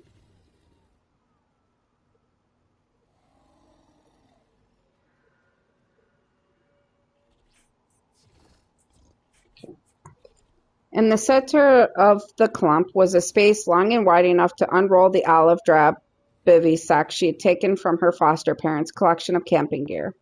The sack was small, lightweight, and waterproof. She unrolled her summer weight sleeping bag inside of it, climbed in, zipped up the bag, settled down, took a drink from her water bottle. She listened for a few minutes, checking for human movement. The heavy, crunchy brush was effectively a burglar alarm. Satisfied that she was alone, she pulled out a pack of saltine crackers and a jar of peanut butter. She slipped out the knife again. Twist asked if she'd ever stuck anyone with it. She hadn't, but it worked really well for spreading peanut butter. She was neat about it, building a stack of crackers, then carefully licking off and drying the knife before eating the crackers one by one. Twist, what was that all about? When she was ready. Over the past 2 years, Shay had spent nearly 100 nights in a tent in the mountains of Oregon and Idaho, and now was nearly as comfortable in a sleeping bag as in a regular bed. She knew the particular noises of the outdoors and tried to settle herself by focusing on the chirping crickets, the light rustling breeze, a few nocturnal notes from a northern mockingbird.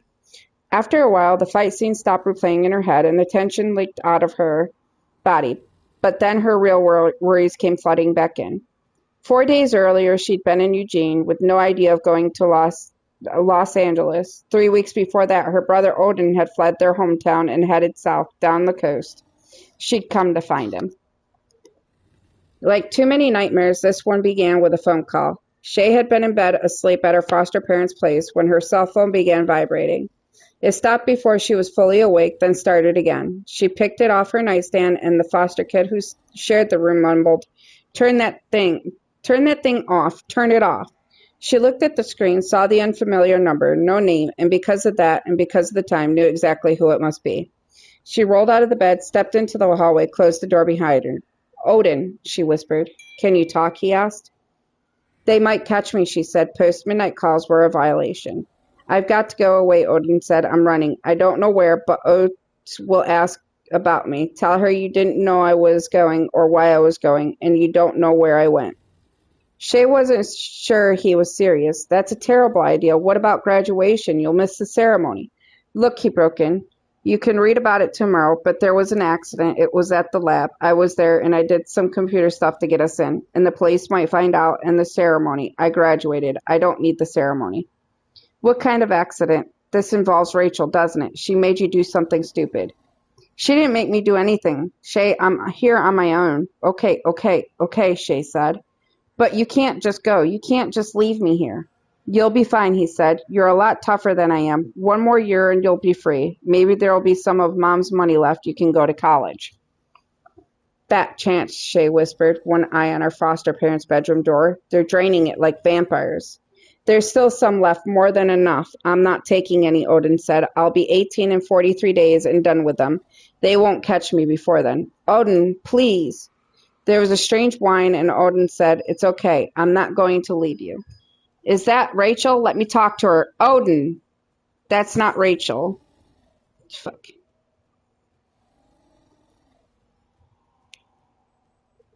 Let me talk to her, Odin. That's not Rachel, he said then.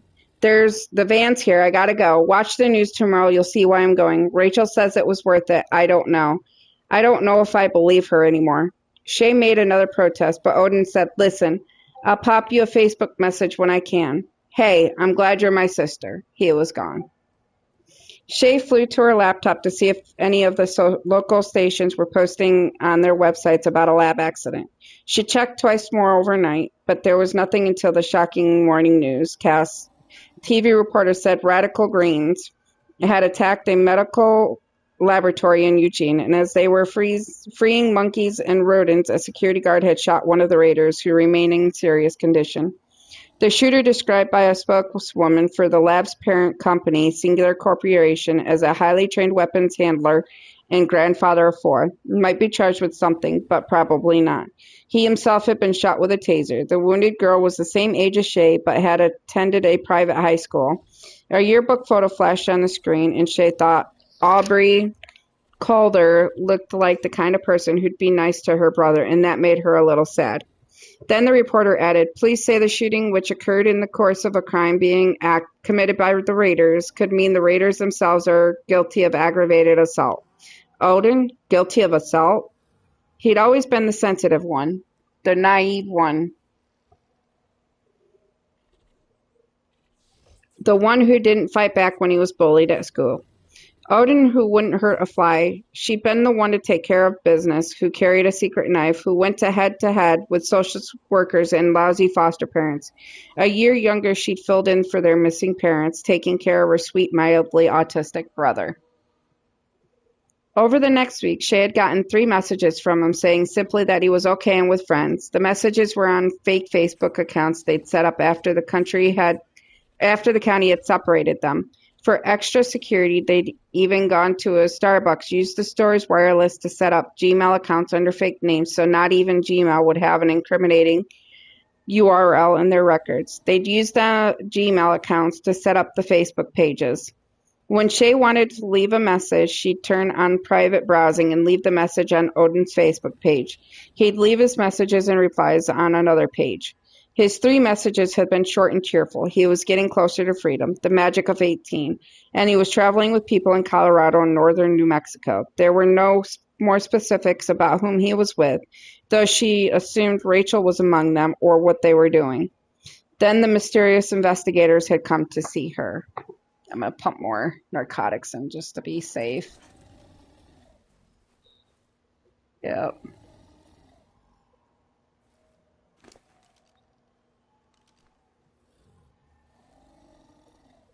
Ha ha ha, you're funny.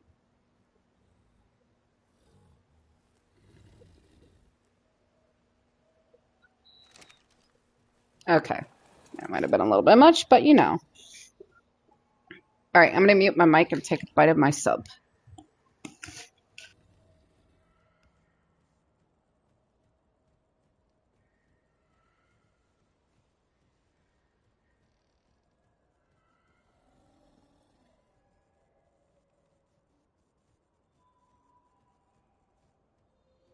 Wow, y'all are some weird. Jesus Christ. No, I had to get it from Giovanni's. It said Wegmans was closed, so.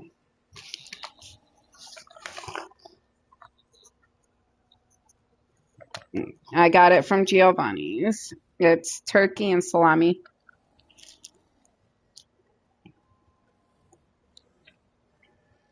Hmm?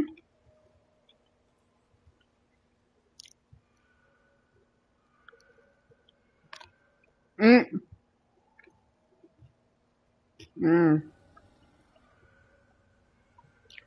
That's good. Hmm? What?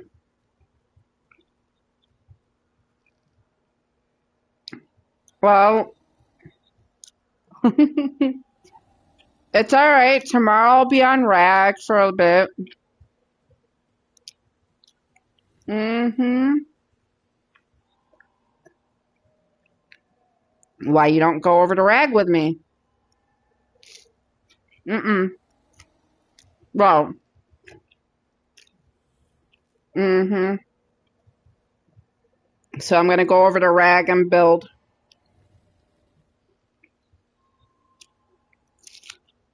Mm-hmm.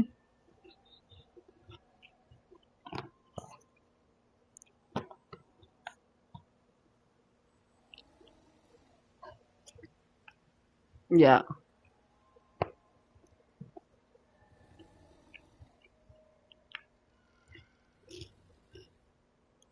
Yeah.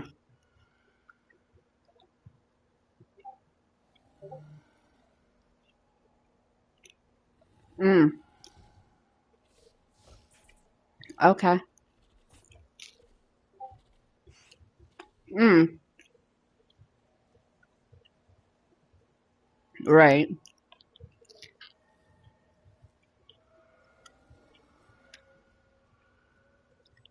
Mm.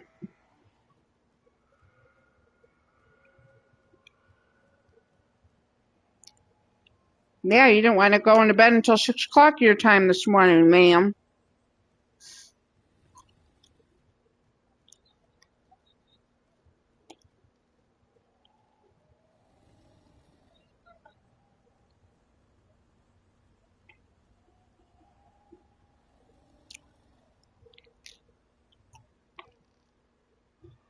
Mm.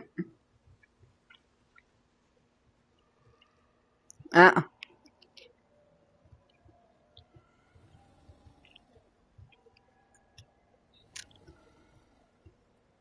Oh,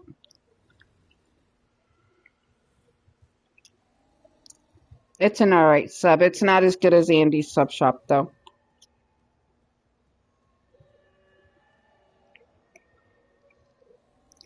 Salami and turkey. Why? Don't bite your tongue.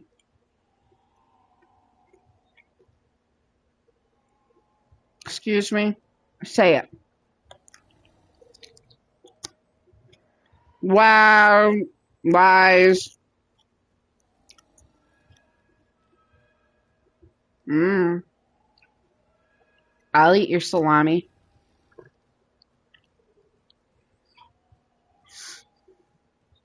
I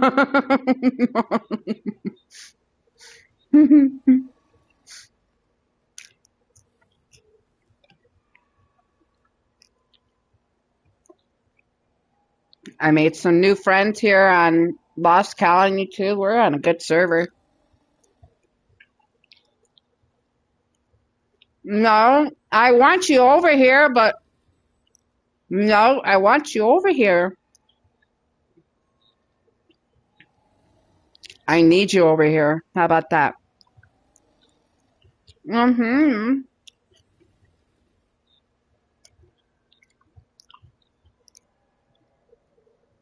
I've been playing it. What do you mean? Fuck you. I've been playing it. What do you mean? Mm-mm. I've also been over on Lost Colony.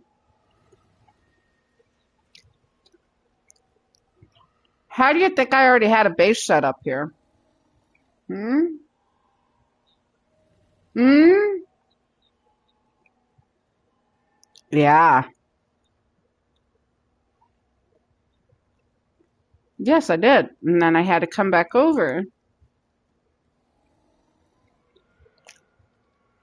Yeah, you need to get Lost Colony. I'll give you half of the money to get Lost Colony. How about that?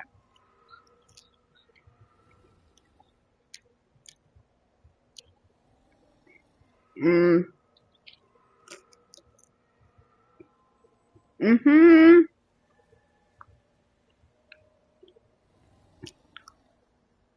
Come on. Why not? Aww. Jesus Christ.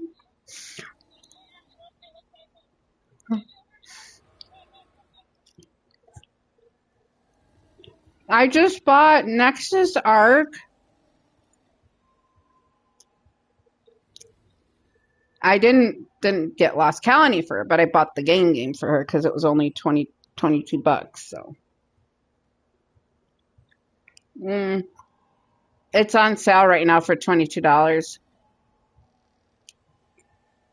Mm, yeah, it was, but she didn't have a PlayStation yet, and she didn't know she was getting a PlayStation till after she got it till she got it on Christmas. Mm-hmm.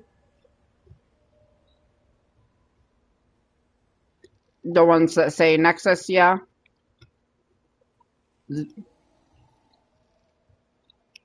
Yeah, she had it on Xbox, but then her Xbox subscription ran out. So,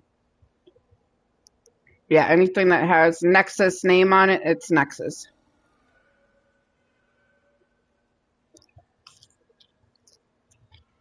Hey, I have cats and dogs too, man.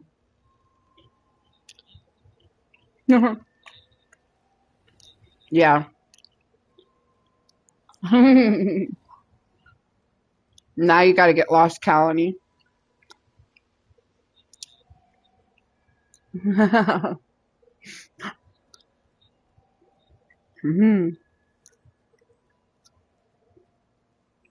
you put your foot in your mouth, so you got to buy Lost Colony. Oh, I'm not a foot person.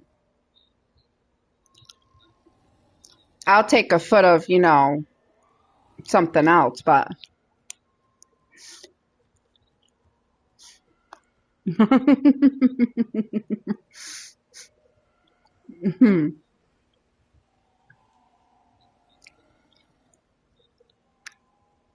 No. I'll put a foot something in my mouth for you to have pleasure.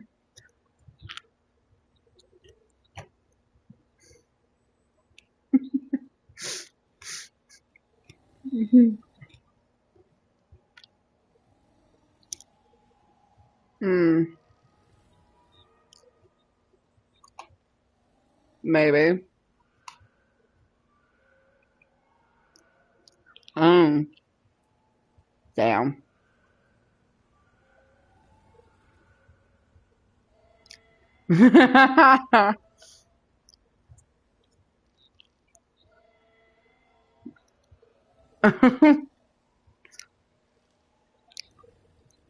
mm. Uh-uh. Just dicks. Oh my lord. Why'd you think we were gonna be shit talking in here?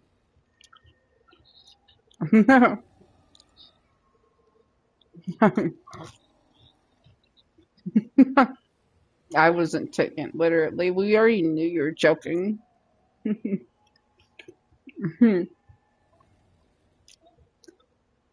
Uh-huh.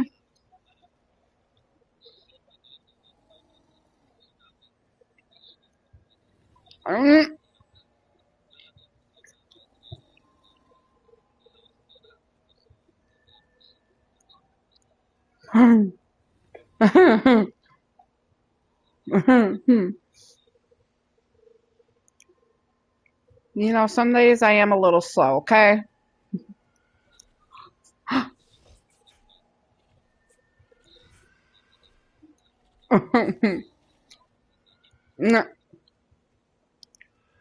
Man, I'm overly stuffed.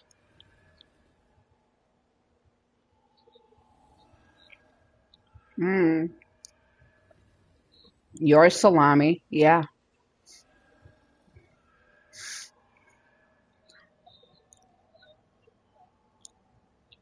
Mm-hmm. He is. Walk straight into it.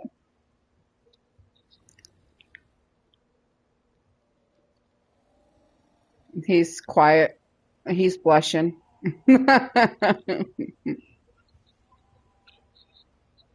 Mm.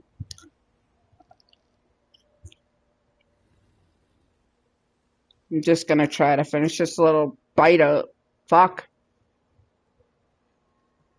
Mm.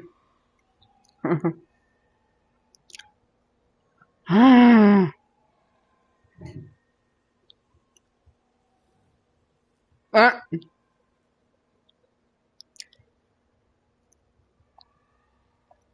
Mm. My God.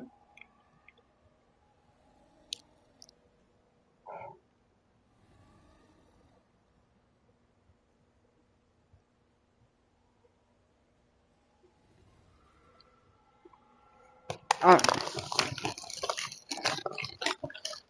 fuck, I'm stuffed.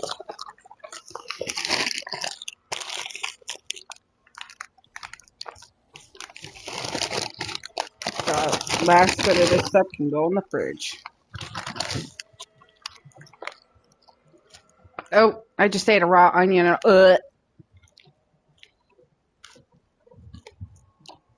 No, thanks. Ugh. Ugh. Ugh. I prefer my onions cooked, thank you. I need a drink. I need my water bottle. Give me my water bottle. Give me my circle.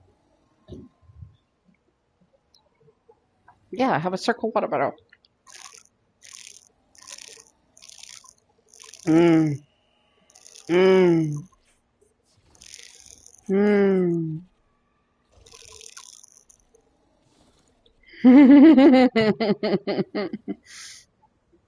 Ah, now I need a piece of candy to get that fucking onion taste out of my mouth. Holy shit, that was rank. I'm gonna I'm gonna try one of these Anki Traders assorted fruit buttons.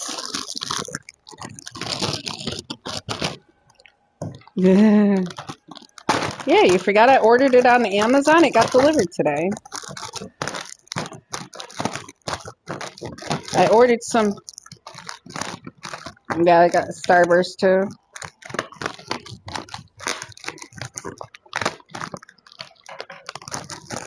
Dude, this gotta be cherry. It's red. It's red, so it's gotta be cherry, right?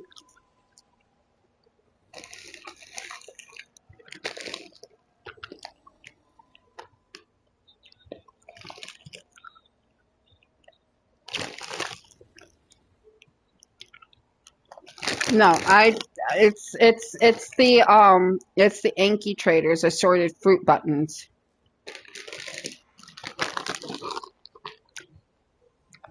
I can't tell really, but it's really good.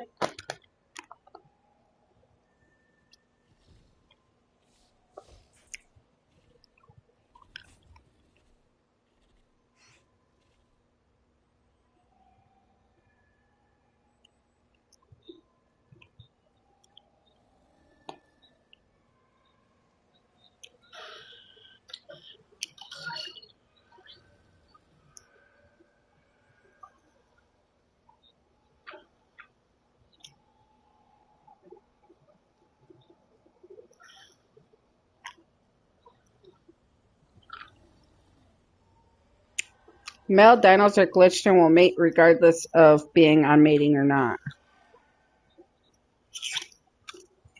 Yeah, it says male dinos are glitched and will mate regardless of being on mating or not. Yeah.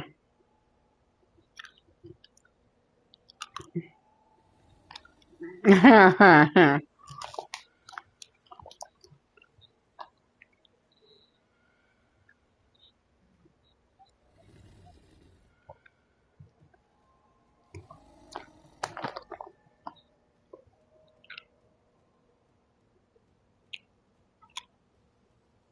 right, back to the book.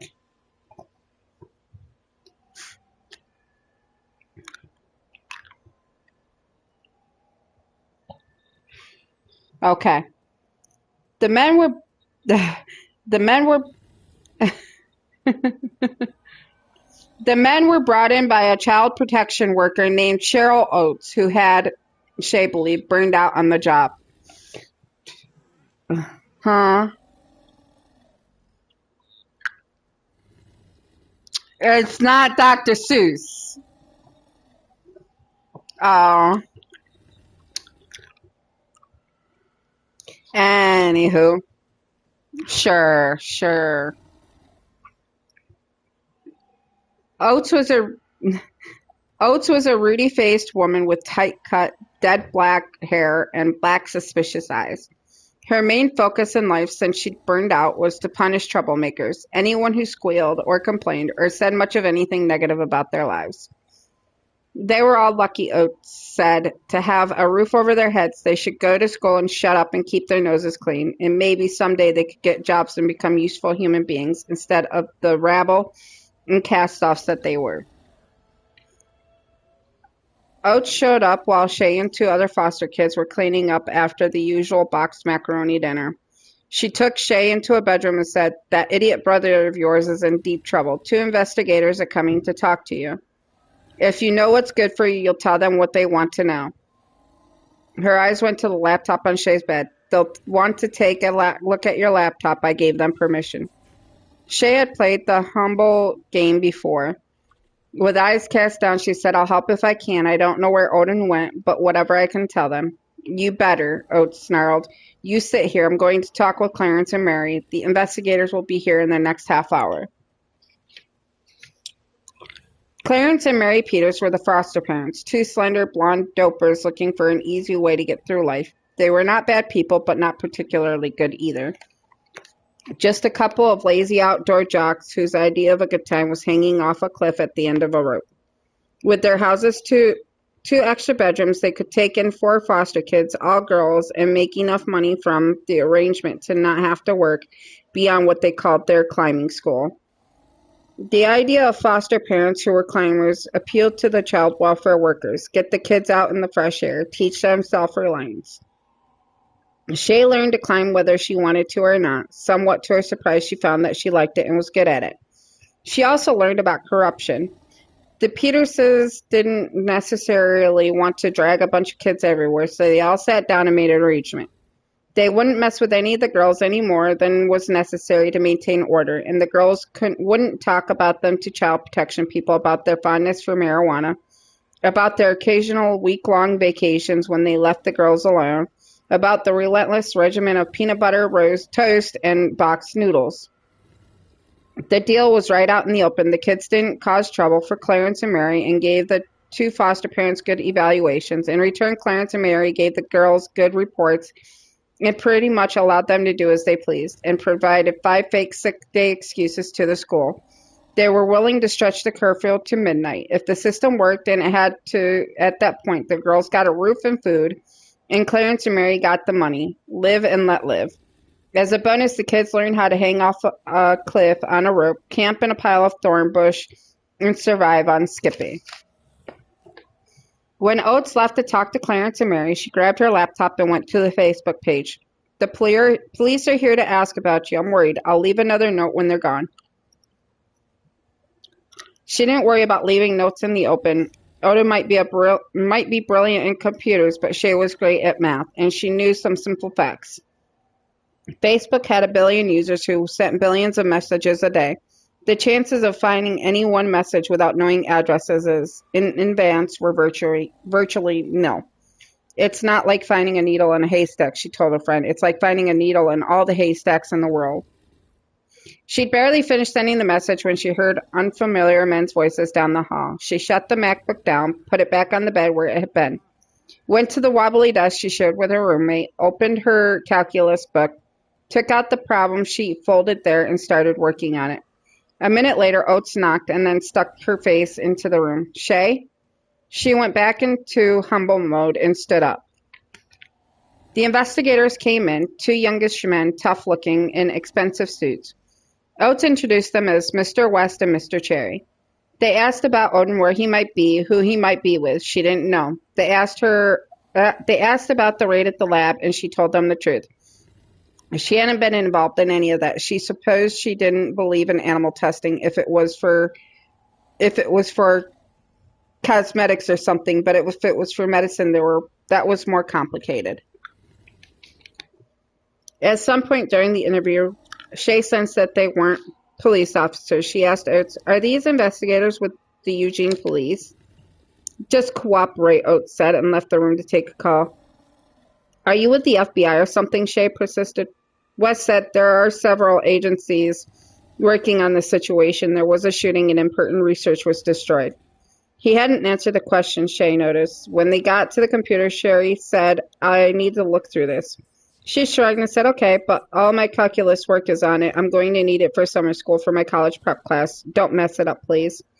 Cherry picked up the computer and walked out of the room. Wes was 29 years old with broad shoulders, buzzed black hair, and soft brown eyes. Pretty cute, Shay thought, though he had muscles even in his face. "Sit," he said, and Shay took a seat on the edge of her bed. Wes pulled out a chair and sat opposite. "How much contact did you have with Storm?" he asked. "Storm?" She was genuinely confused, and it showed. "Storm, the animal rights group," he said. "Robert Overbeek, Janice Loftus, Rachel Wharton, Ethan Enquist." Shay recognized Ethan Enquist and Rachel Wharton's names, but didn't let on. As for Storm, why hadn't her brother said something? She said, I never heard of any of those people. Who are they?" "Crazies," Wes said. "We've talked to a couple of kids who took part in the raid, and they say your brother was there." She scrambled. "He was? Are you sure? Do you know where he is now? He never even told me that he was going away." "Then why did he call you the night he disappeared?" West asked. They knew about the phone call.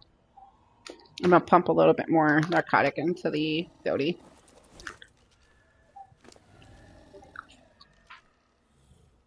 I bet you love being pumped with something, but not narcotics.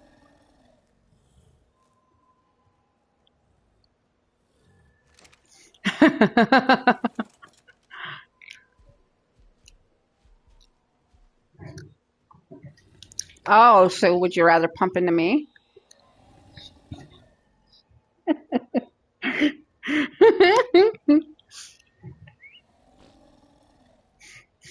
I'm horrible.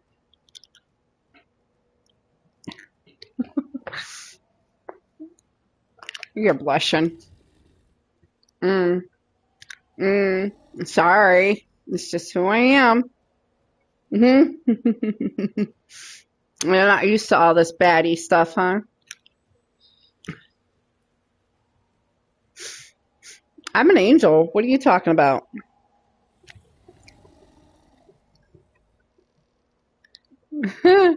Shay covered again. To talk, we did that all the time. Sure enough, we had a time that we called when everybody would be asleep. If you check, you'll see we always talk at 3 a.m. I'd leave my phone on vibrate so nobody else would hear it. Les peered at her, assessing her, and realized that they knew about the other 3 a.m. calls too. She'd said the right thing, told the right lie. Lies, she'd learned, should always be as close as possible to the truth. She added, all he said that night was that he was having trouble with a bully at his foster house, and that he had talked to a man from Caltech about scholarship stuff. He was trying to figure out living expenses. That's why I'm so worried. He was making plans for the future, and the next thing I know, people say he ran away. She was worried and felt tears start.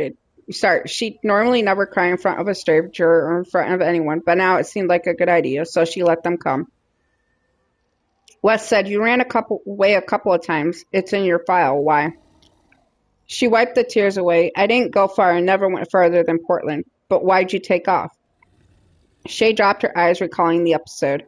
I have trouble with people telling me what to do. Some foster parents try to control everything you do, and the second time my foster parent, then Richard, said some things that made me uncomfortable about us being better friends. I thought he didn't exactly want to be friends. Wes gave her a quick nod and asked, "This was the guy you forked?" She had to laugh. Richard had gotten more than a little friendly one night as Shay was making scrambled eggs and she'd stuck a fork in his hand. "That's the guy," she said, but got serious again when she realized just how deep inside her files West had been. "You talked to him?" "We've done numerous interviews," he said, and they both knew it was another dodge. "Did you tell Oates about what he was doing?" Shay shrugged. She doesn't want the details. They don't have enough foster parents, but she moved me here. Clarence, I'm happy to say, is too lazy to molest anybody. So that's not so bad. No, it's not. Clarence and Mary aren't exactly high achievers, but the thing is, I've actually learned stuff from them about living outdoors, about climbing. That's cool. The man showed a thin smile. Hesitated, then said, "My little sister had a college professor. He suggested that she could get an A for sleeping with him or an F for not sleeping with him." "That's awful," Shay said. She meant it. "Some friends and I spoke to him. He changed his position," Wes said. "He left her alone?" "He changed his position on the planet," Wes said. "He moved back to England. His USA privileges have been permanently revoked." And GG, we are done taming. So, story time another time. I gotta claim. Yeah, story time while I'm taming, man. And now we've got 3 level 1. Well, no, that's a level 150. So we got 2 120s and a 150. No. Yeah. Oh, my Lord Jesus, you noob. Oh, did you grab berries and put them in the trough? Okay. Are you still here? The atrocities.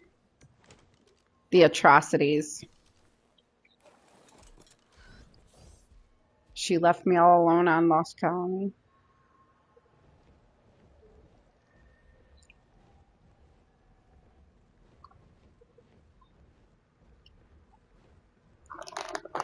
If what was still up?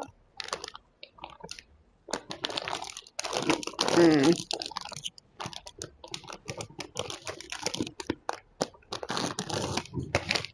Mm.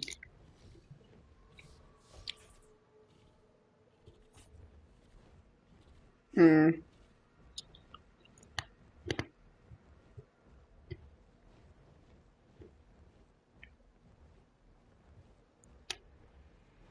So I'm going to be the only one on ARK.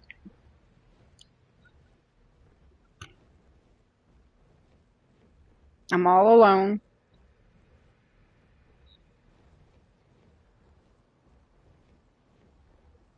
I'm actually going to go to Rag probably because I want to get some more building done because I'm not going to sit over here by myself on Lost Colony.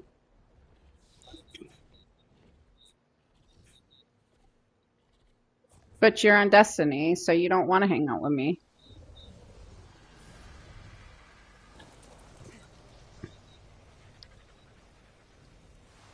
Go to Rag. We'll go to Rag. You don't have to pay for Ragnarok. The fuck? And you've been over there. You're in the tribe. Yeah, I said that. I said you were already on it, you asshole. Alright, where's the juvie? Baby juvie. Putting the juvie out. These guys should be fine. You want a Mejoberry and you want to go on a walk. So I need to put Mejoberry in my hotbar. So will you guys get on ARK and go to Ragnarok with me?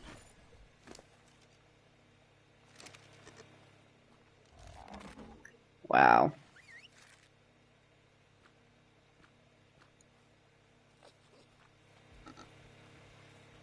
Yay!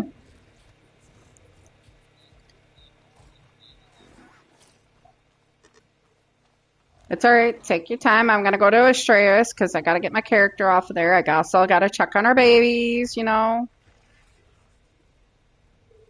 Yeah, I know.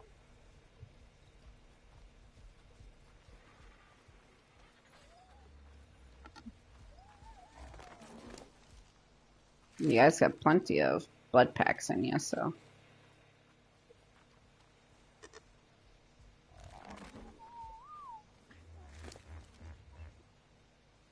Yeah, these guys will be done. I don't know about the imprints, if I'll get all of the imprints, but it's almost fully imprinted anyways. It's 98%, so I'm only missing 7% on them.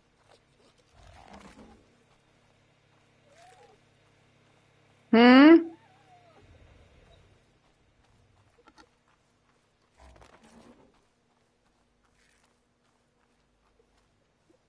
Mm-mm.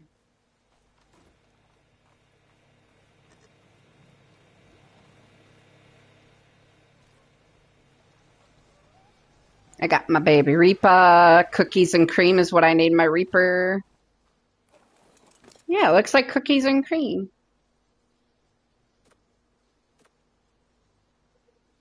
Yeah. Yeah. I'm gonna give it a test run. Hopefully, yeah.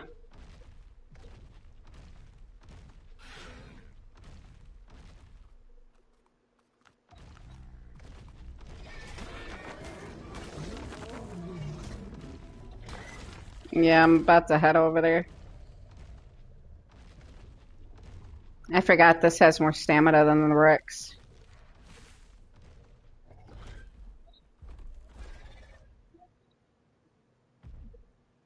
I just dumped over the elephant, you know?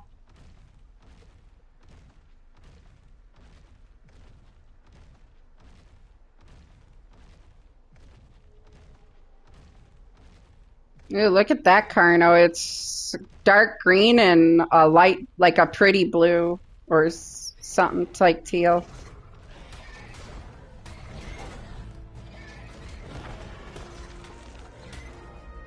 That's a 140 Anki. I don't want to. Damn it, I didn't want to kill it. I would have came back and tamed it. Oh, hi. Yeah.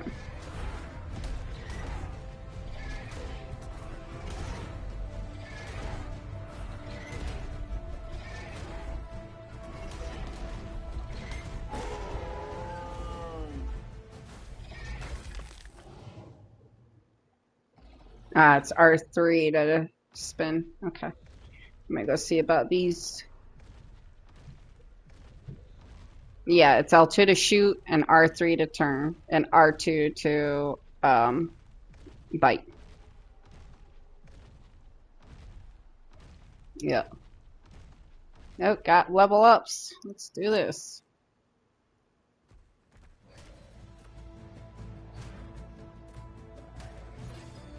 Hey. Oh, it's a polar bear.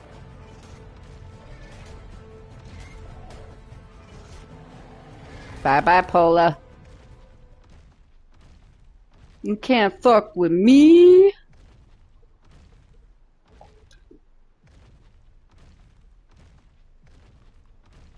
Gotta see how much longer is on, or see how much time there's on that timer too.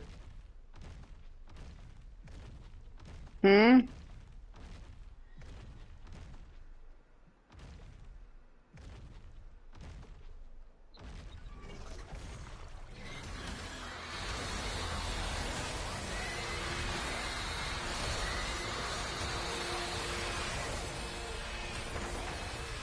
Oh yeah, this Reaper is taking care of them like it ain't nothing.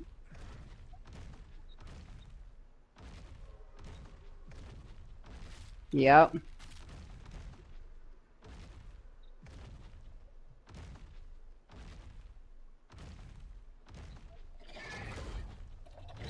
Yep.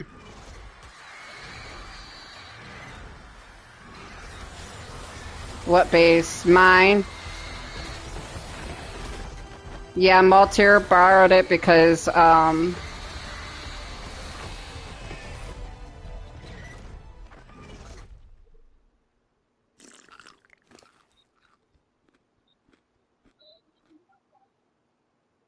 the ones that I tossed out, okay. Should be.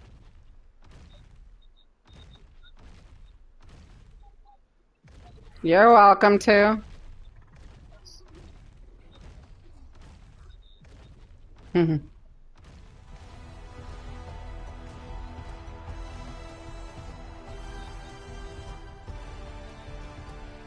Yeah, it's mine.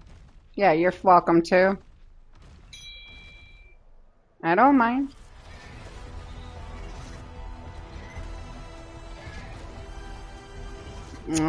Kinky when you use me.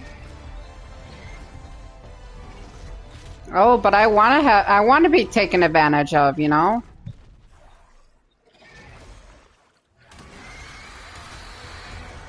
Yeah, true, true. I want to know what's happening, yes. Well, I don't need to give consent. I mean, I mean, you have my undying consent, okay?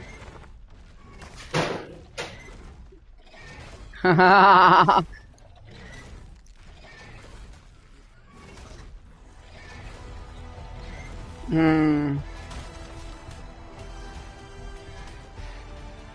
Dude, this Reaper is amazing.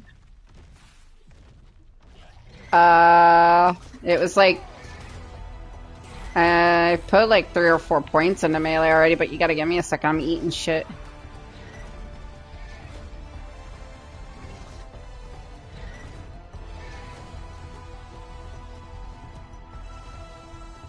Wait, which way is home?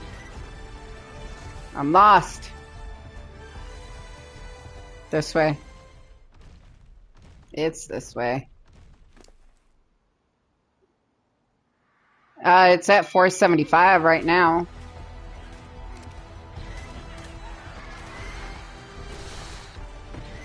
Yeah.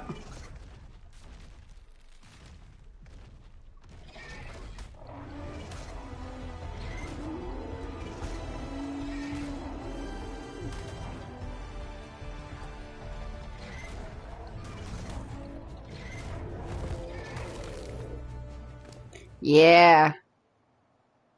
Uh-huh. Yep. They are awesome sauce. I'm gonna add a little bit more into weight. More into melee. Now I'm at 505.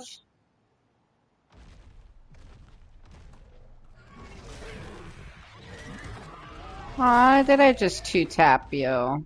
Aw.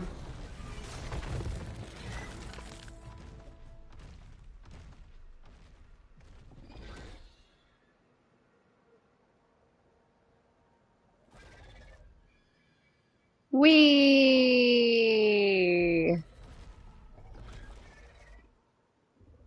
I love jumping on this thing. I'm gonna beat up a bison. Bison, die!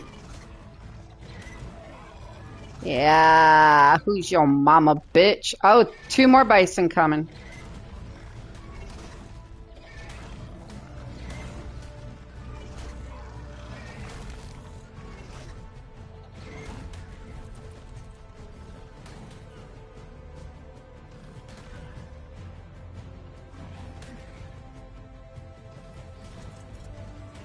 It can still knock you off. I found that out.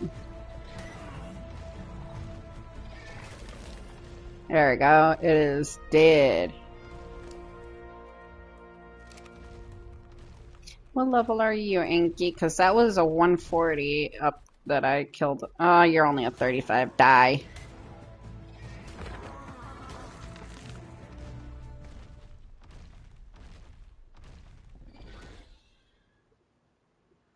Whee!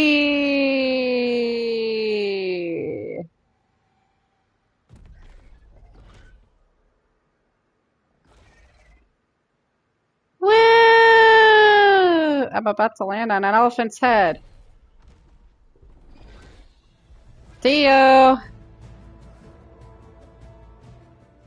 I was telling the elephant see you.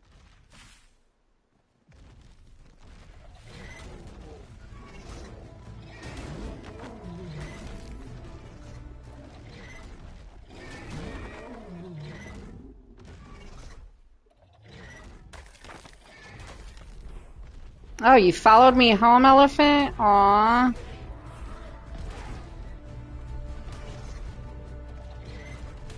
You're gonna die, elephant. You're gonna die. Yeah, you are. You're gonna die. You're gonna be my bitch, you know? Yeah, you're gonna be my bitch, yo. Be my bitch, yo. Yeah. Yeah, it was my bitch, bro. Ooh. Yeah, I know. Get treated real good.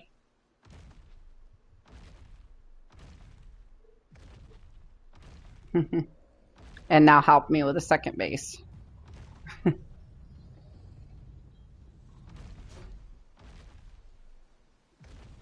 Well, I mean, you know you want to help me. No, it's far from done.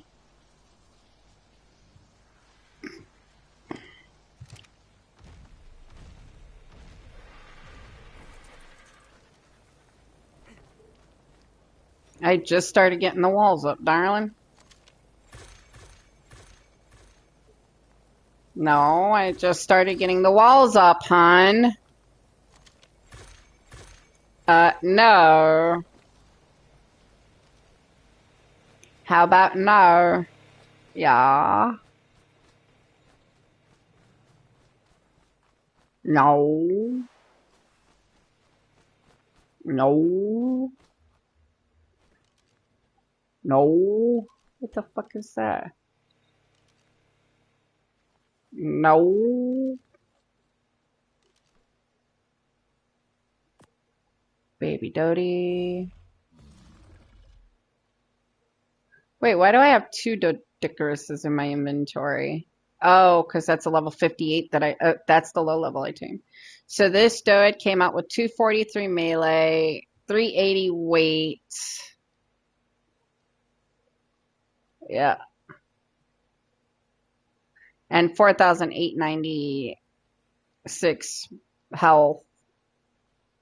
But we definitely got to put points in the weight on this one for the city. Yeah.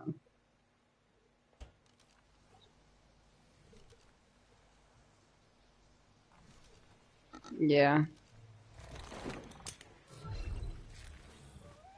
Yeah.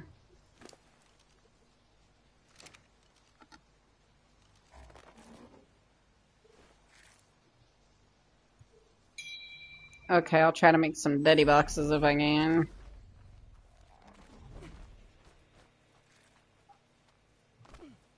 Mmm.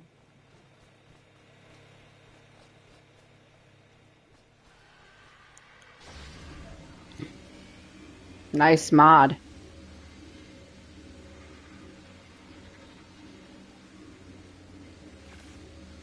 Hmm.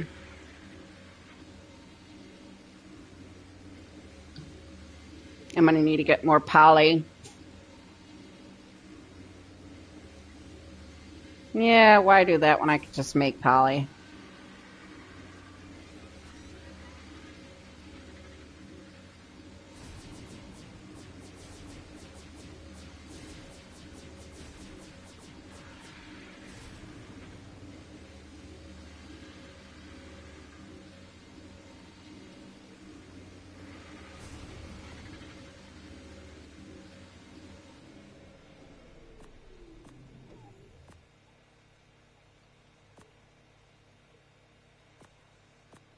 Alright, we got 3 more Daddy boxes. You wanna be my daddy?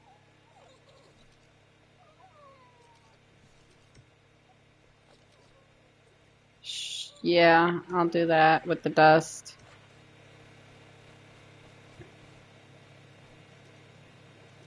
Oh, what's this doing in there? That should be in electronics. Hide. Make one for oil.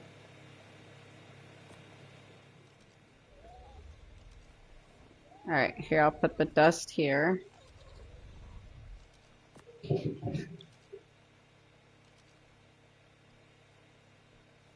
Hide. Alright, do another one for oil. Go put these cryopods in the cryo fridge.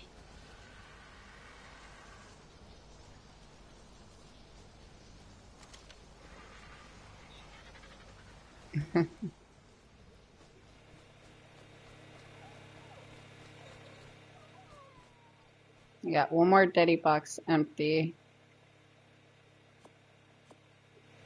I'm going to do fiber in the next Daddy box.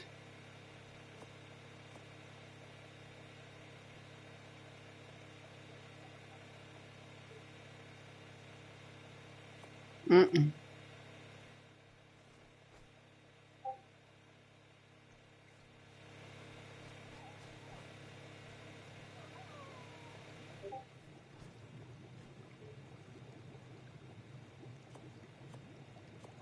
Maybe he doesn't play anymore.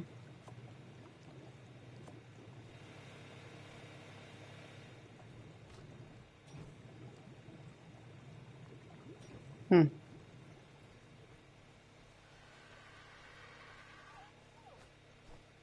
All right, we now have a fiber, oil, and dust box.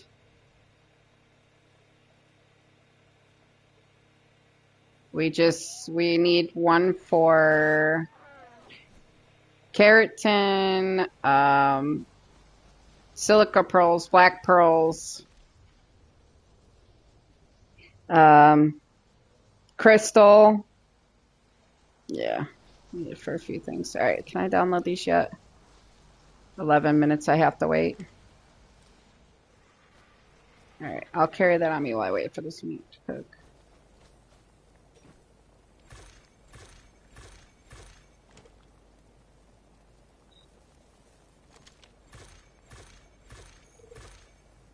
I have to wait 11 minutes anyways, so I can download this sulfur to take over to Astraeos.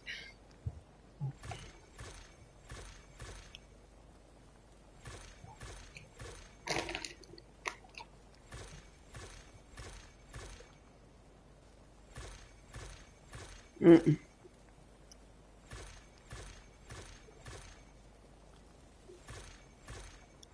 Yeah.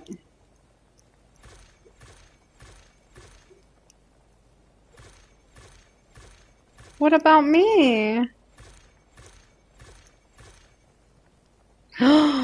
Wow.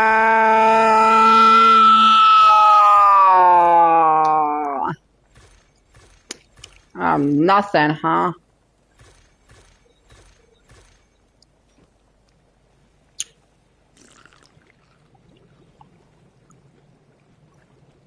Uh-uh.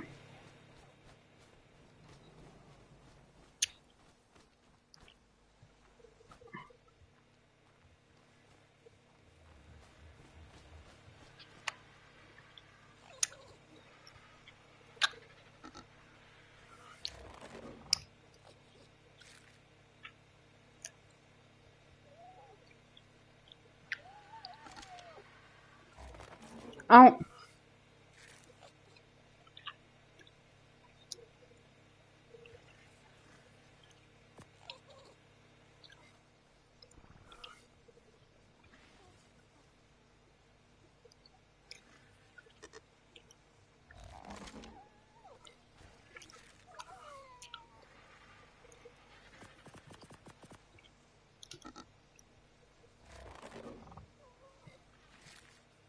all three troughs are full.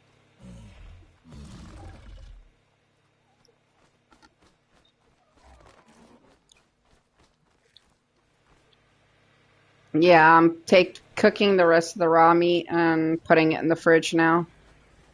Close up our doors.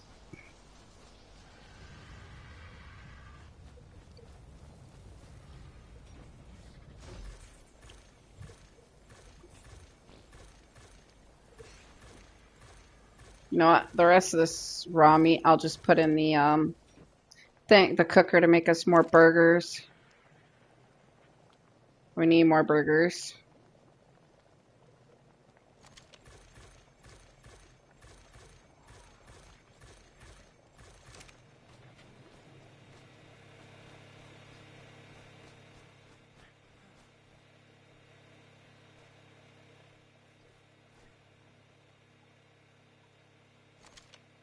There's some medjool berries in the fridge too.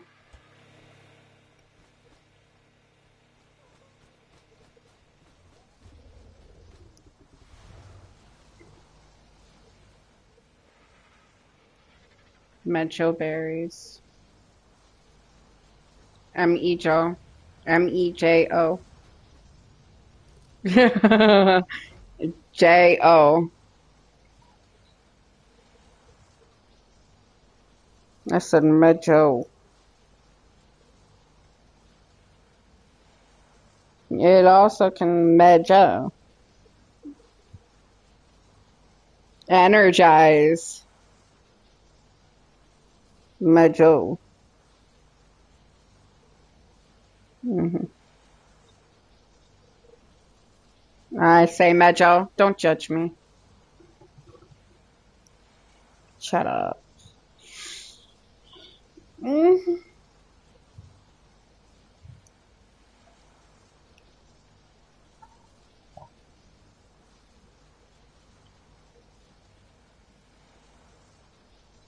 I say chittin' all the time.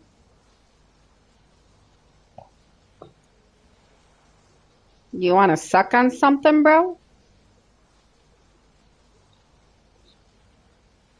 Wow. Imagine.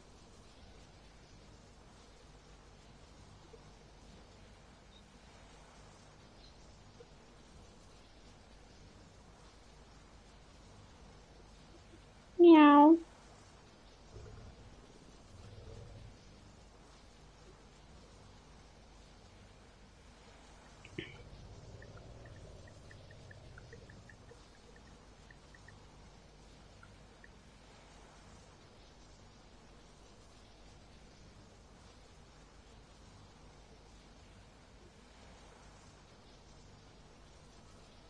Meow.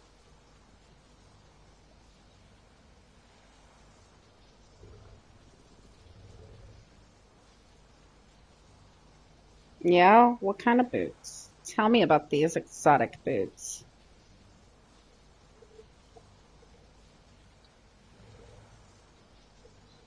Huh.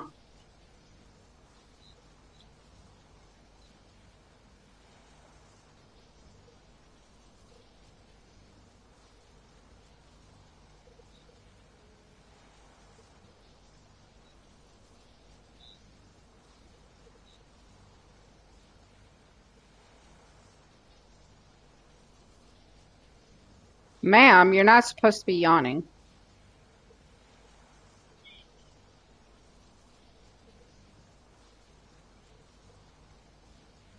Mm,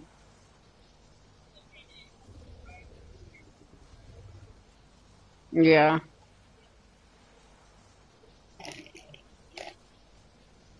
Yeah. Meow, meow, meow, meow, meow, meow, meow. She hates it when I blow at her.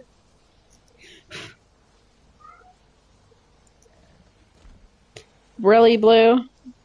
You have to come in and step in and put your own what is it? 2 cents in? I don't know. 2 Qs? Yeah.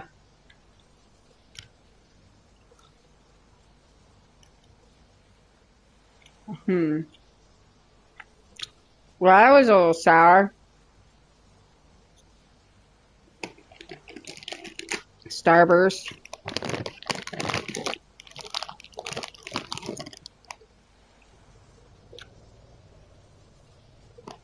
Hmm.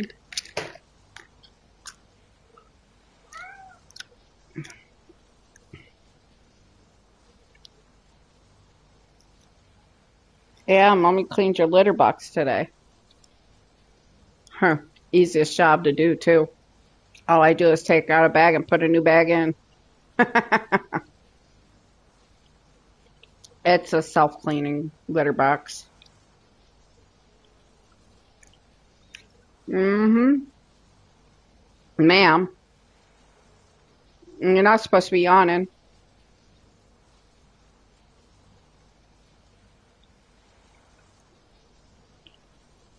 No yawning allowed.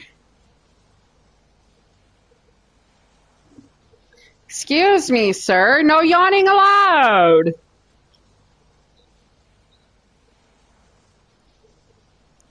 You're gonna start making me yawn.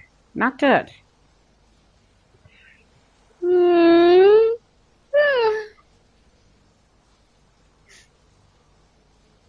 No, yawning is contagious, sir.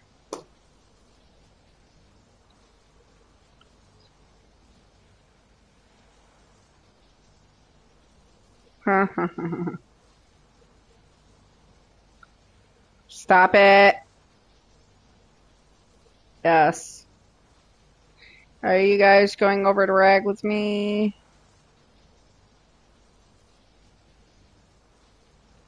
Ragnarok.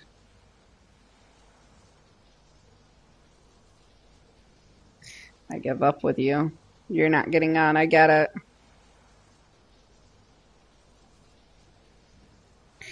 Get on Ragnarok with me. You don't need to buy it. It is free. You know what? You're just trying to make me.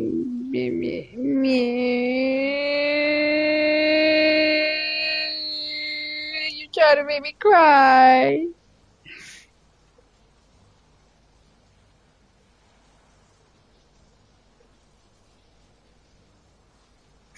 You're making me cry. You're such a meanie.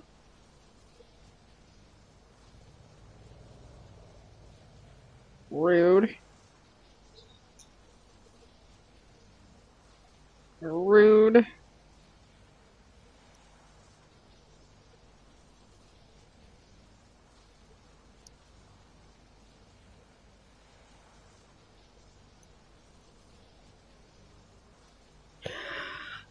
We got it now.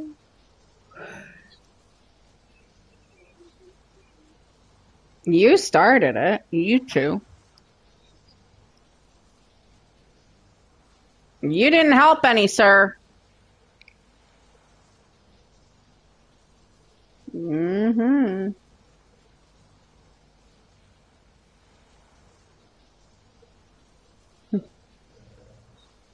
Because you guys got me yawning. Like, the fuck? You then went to it.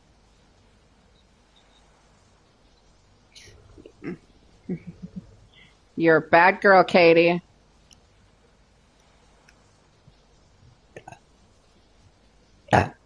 Excuse me.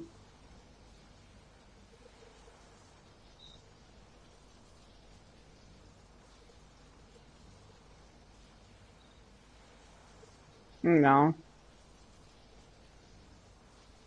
I didn't go to bed until like 4 a.m. my time. She didn't go to bed until like 6 a.m. her time.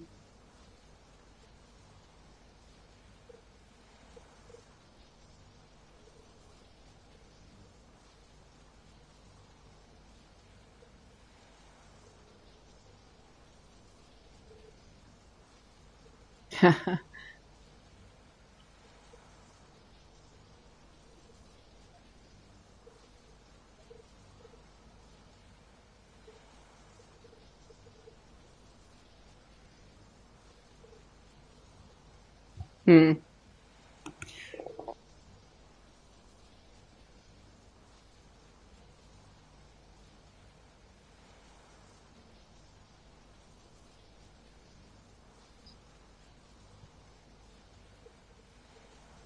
Mm.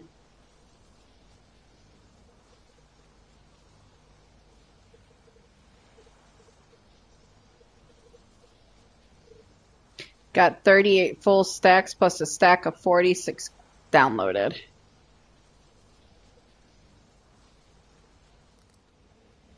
So far.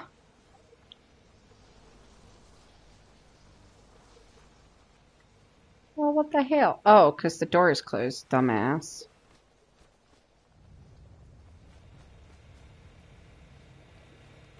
Alright.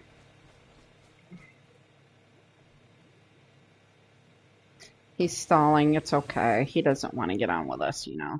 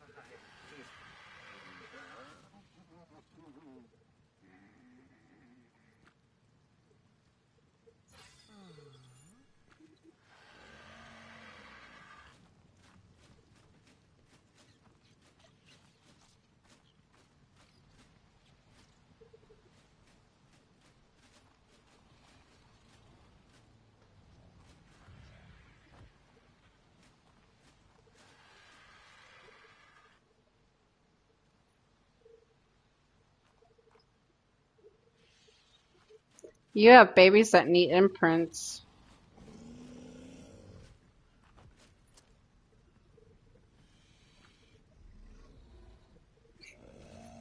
Do you guys want me to cryo your guys' babies that need imprints?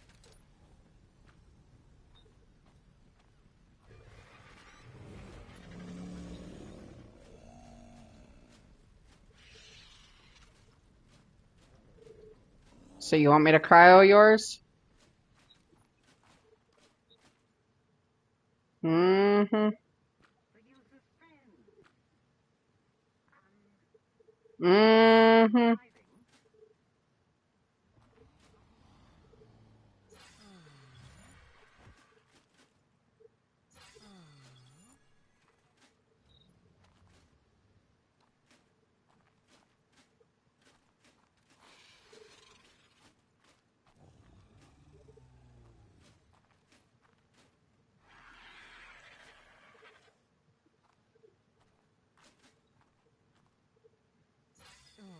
Love the babies that only want cuddles. Yeah.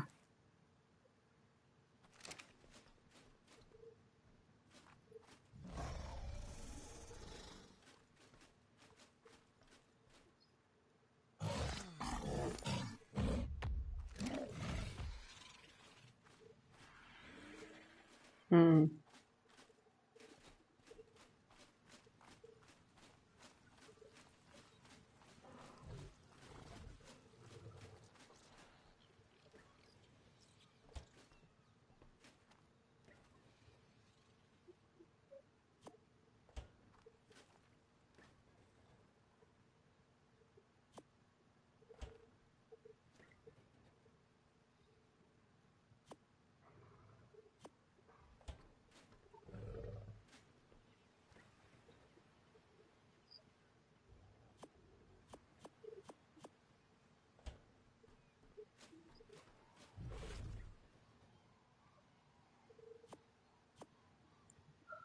Okay, you two. You need to knock it the fuck off with that yawning.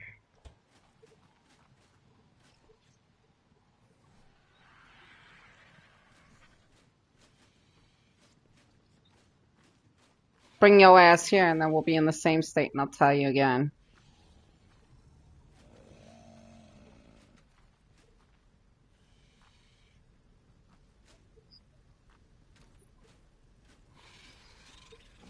I'll move you right in my house and then I'll tell you what to do every day.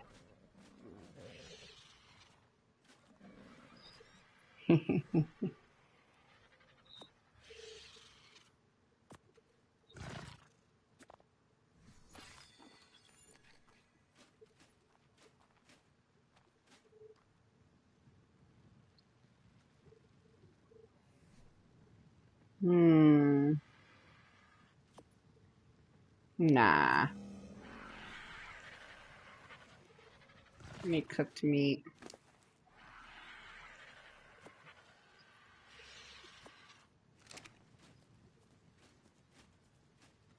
Probably.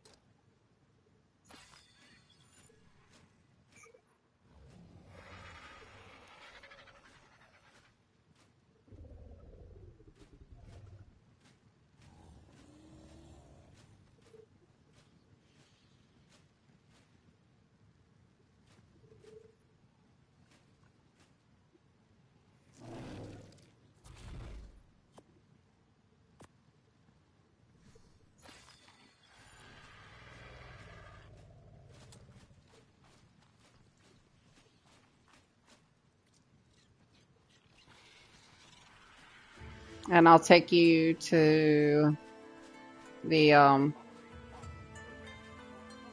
whatchamacallit, I'll sit with you at the obelisk.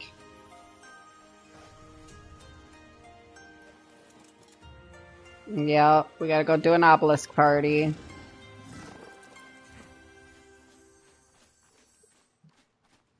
Depends on how far along it is. Prince, move, sir. Get out of the TV way. Fuck my life. Here, get in your chair. Come on, go. Get in your chair, buddy. Come on.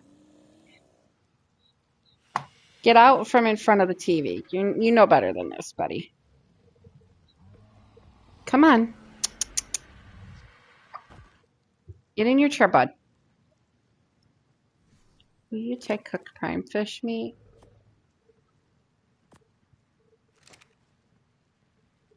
No.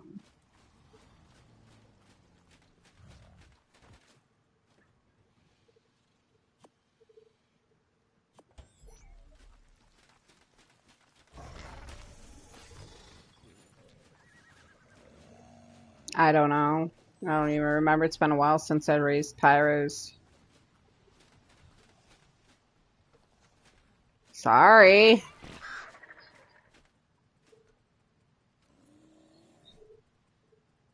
Yeah, like one or two. I know one on, I think it's like, just imprint it.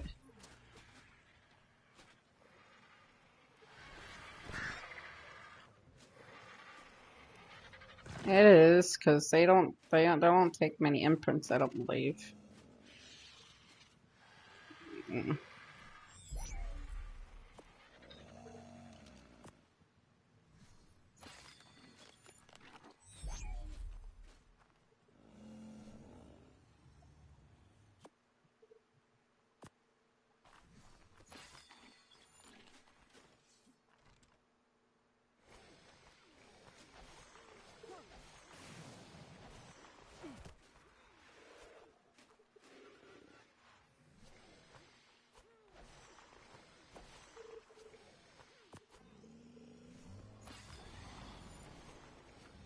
I think I've imprinted, oh, nope, got one more imprint to do right here.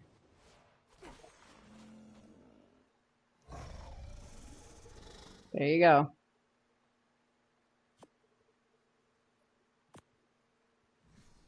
We're lagging.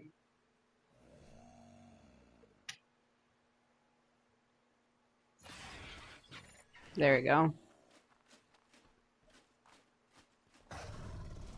Alright, all my stuff is imprinted now.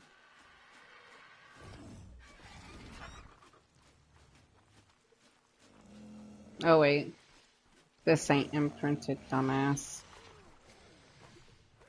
Exceptional. I gotta get the cyan kibble.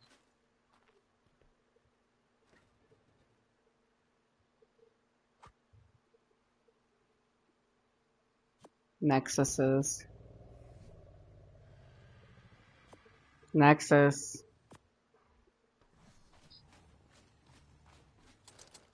Hmm. Trying to get shit done so I can go over to Ragnarok.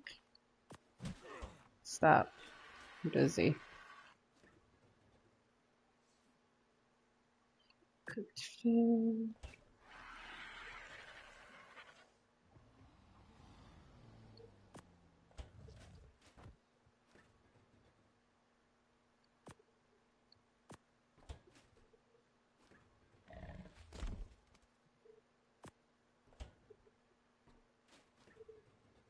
Oh, dumbass. What are you doing?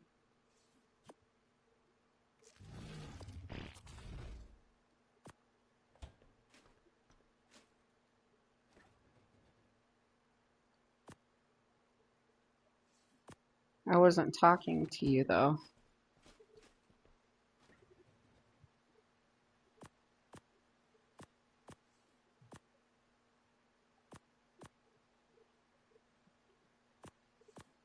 I have to go up to the transmitter and get all the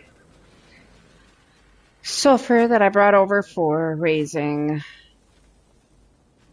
phoenixes.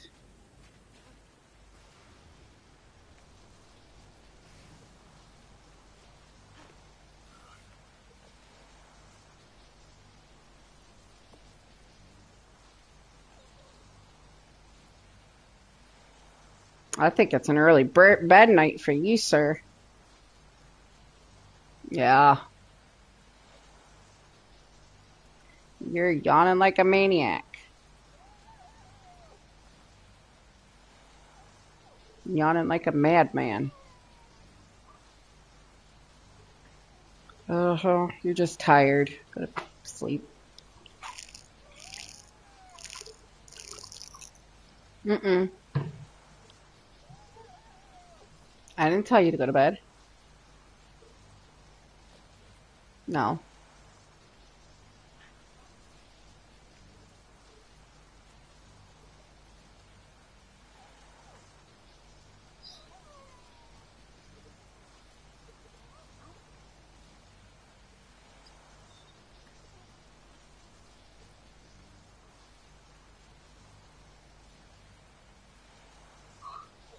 I don't even lay down. I'm always sitting unless I am in bed and asleep.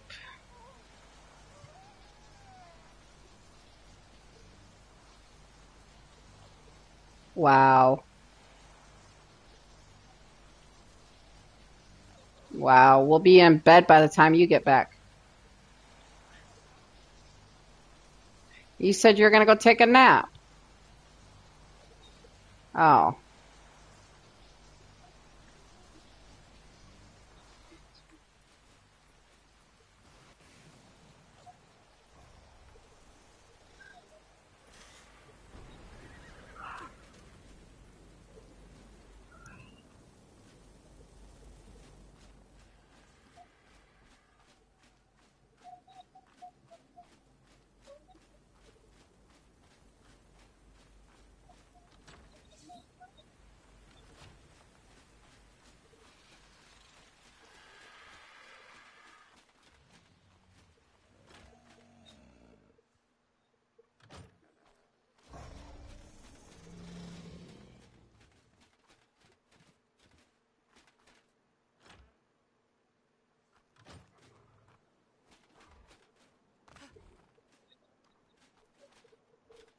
I can give you some milk.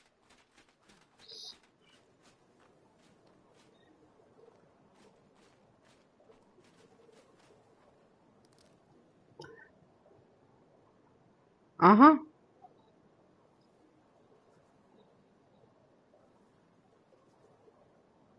2%.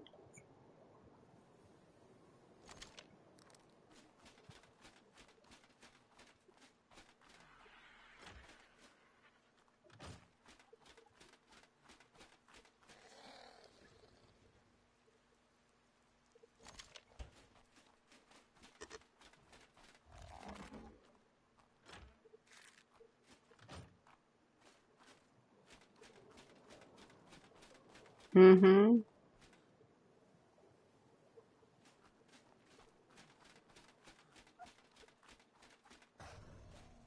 Oh shit, yeah. Gotta hatch everything before I go.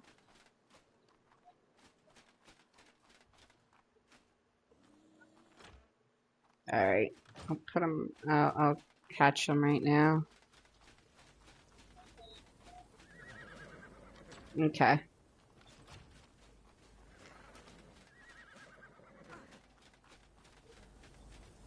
Get some empty cryopods.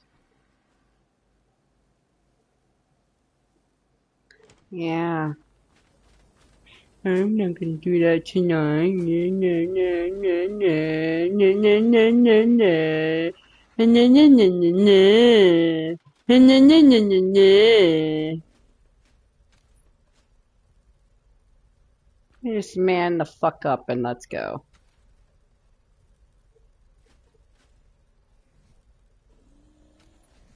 Dude, now they call them seeds instead of eggs. Female Dinosuka seed instead of an egg.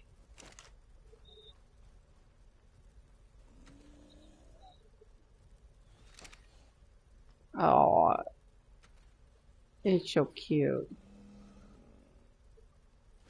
I also need the elephants. I don't have any elephants yet either. Superior hunters, they leap Okay. from hiding place and pounce on their prey. The Deinonychus is an agile climber as well, jumping from wall ledge to wall ledge as it seeks high vantage points to lie in wait.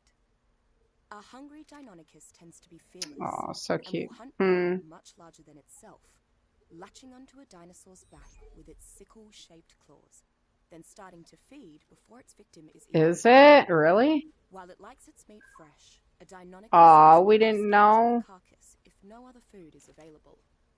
Raising a Deinonychus in captivity requires an ample food supply, as they have a fast metabolism to match their high activity level. The Deinonychus is also fiercely territorial near nests with eggs. Hey, I tell everybody when my birthday is. It's the 4th of July. This makes breeding successive generations a hazardous process. Unless raised from eggs, they cannot be Not tamed. really. The hunter instinct of a wild Deinonychus is My sister and her kids come. pounces on a would-be master. And then we hang out down here. We do food and cake and presents, then go outside and watch the fireworks in my backyard.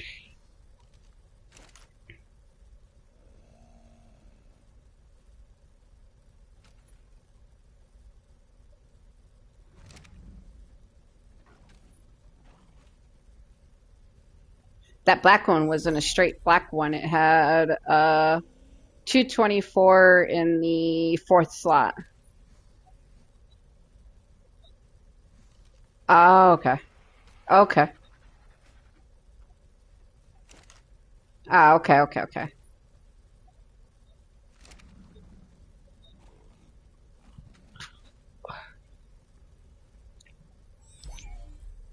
Mm.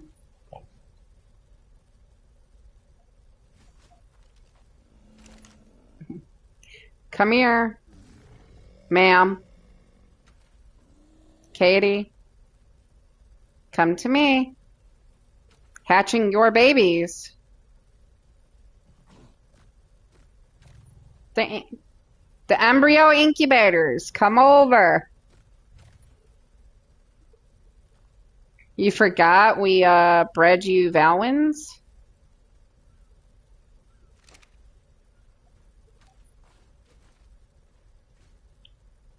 Ha ha ha ha. Oop, name it, name it, name it, name it. It's over a whole incubator.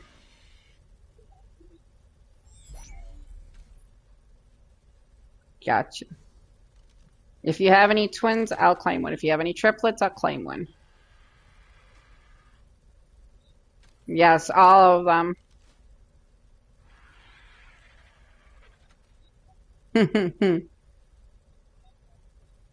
Mm-hmm.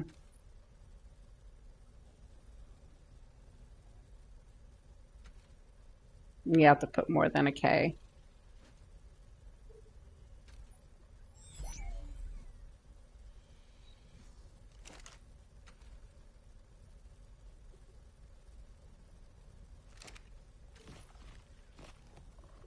They're so cute when you claim them.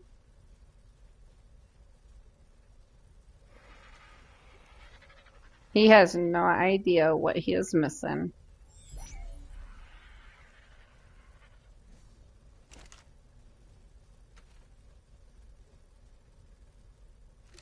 Oh, that is cute.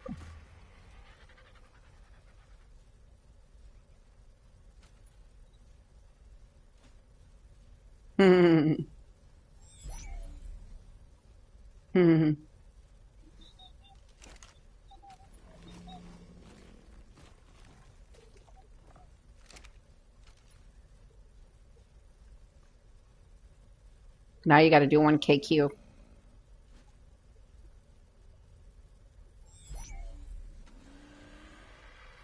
Katie loves Queenie.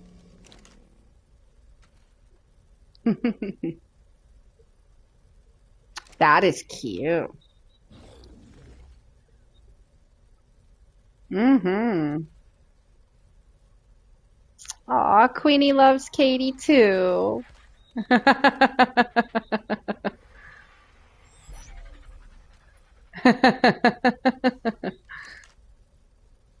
Next. Twinsies! Oh, and they look like cotton candy almost. Definitely look like cotton candy, don't they? Nice.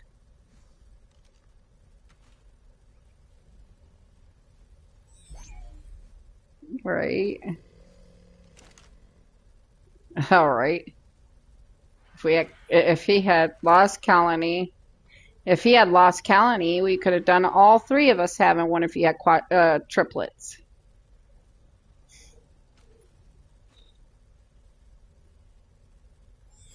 But no, he doesn't want to get it. We got to go to this one down here, dear. Ready? Here. We each get it on a side. And so, claim. Oh, wait. We get twins. Okay. I forgot to label mine then. I didn't realize it came out with twins. Tins? What the fuck is tins? Hi. Well, unfortunately, he can't come over and have fun with us right now. Lost Colony.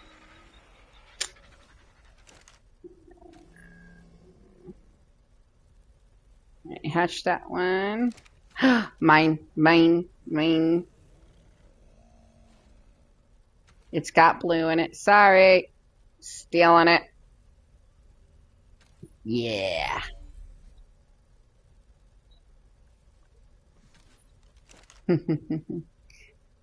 No, the Assidans. All right, there you go. Come on, start claiming, girly.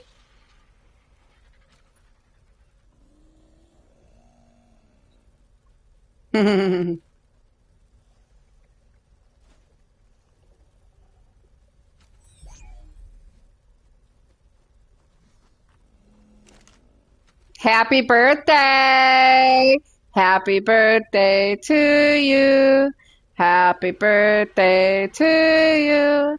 Happy birthday, dear Ethan. Happy birthday to you.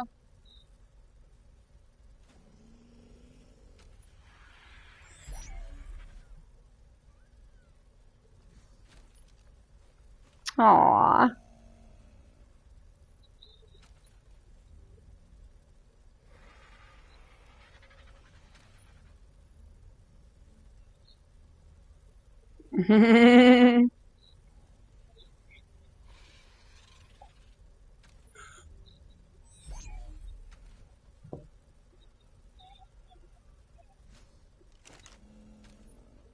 uh.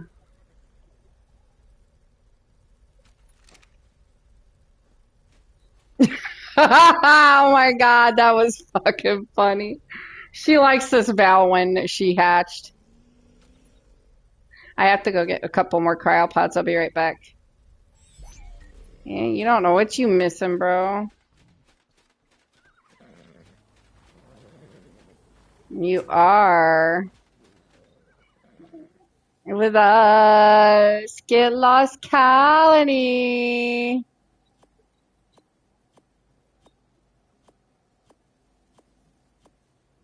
All right, I'm coming back. I had to go grab more cryopods. All right, come back. Oh, you're already over there. My bad. I heard him. I heard. I thought it was you running by. Ooh, that is beautiful.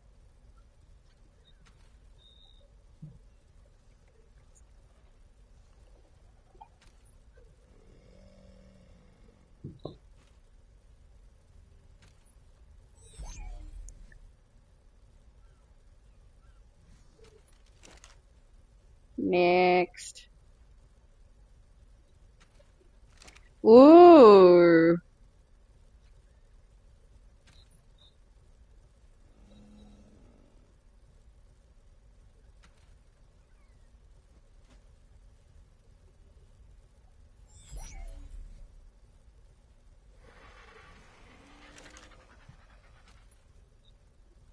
I've never watched Baywatch. Ooh. It's so adorable.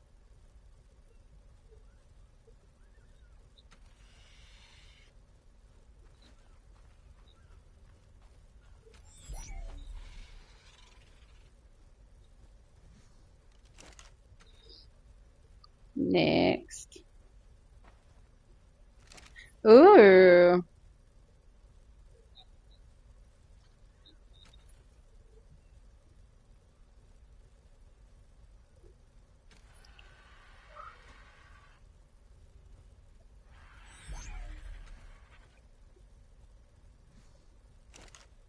All right, last.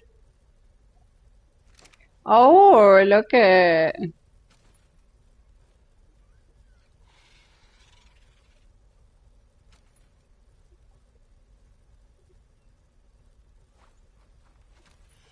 They're actually really good.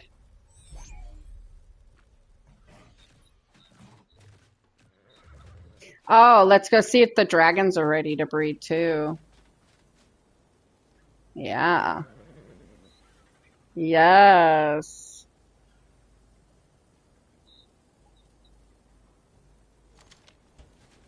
I wasn't talking about those dragons. I was talking about the cool dragons. Mm-hmm. I have to take them downstairs to the baby room because they're too long to put in here.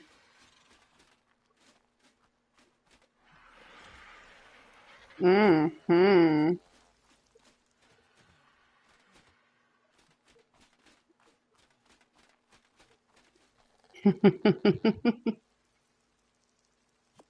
Yes, we'll breed some other dragons too.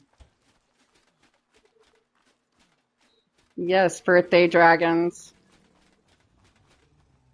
We're gonna get you some birthday dragons too.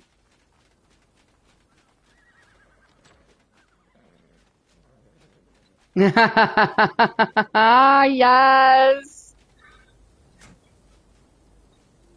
All right. Come in here, dear. All right, this is male. Yep.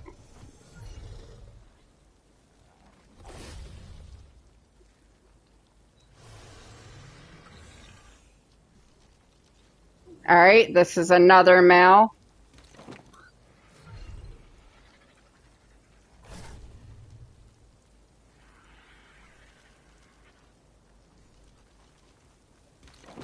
This is a Oop. Well, which male do you want? Level 50 or level 100?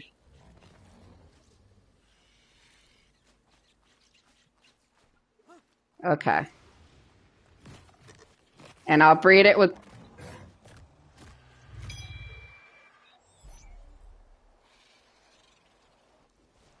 All right, and then I'll breed both of the females with this male.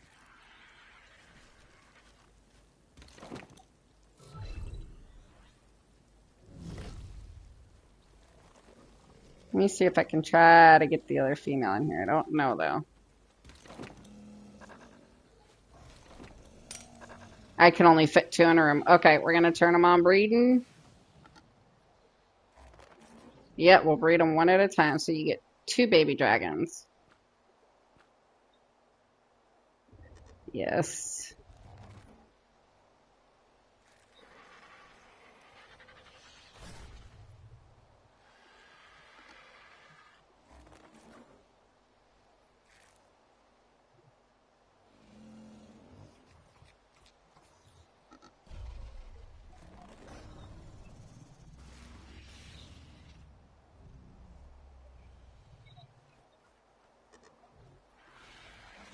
They drop eggs, right? I think they drop, yeah, they drop eggs. Okay. Can you bring down an oviraptor? Yeah.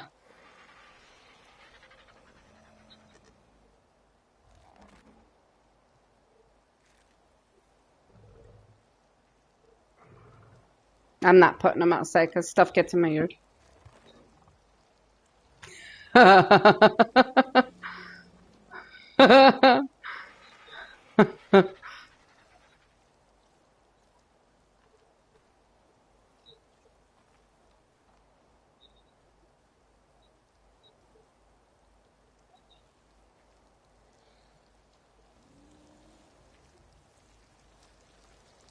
Yeah, I don't leave dinos out like that though.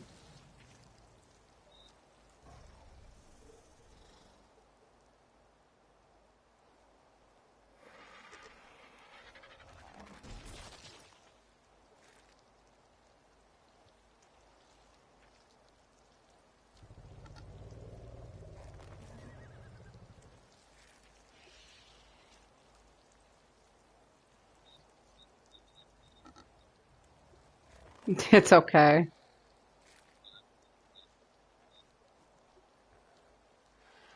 It's fine.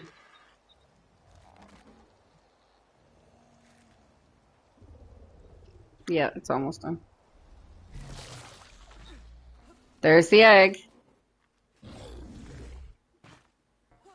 I have no, can somebody bring me element? I need like 5 pieces of element.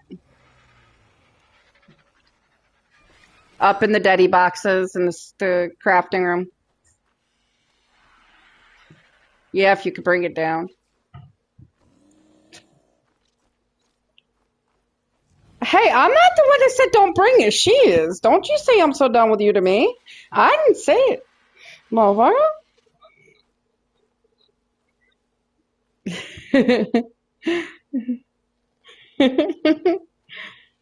Then don't worry about it. I thought you already got it.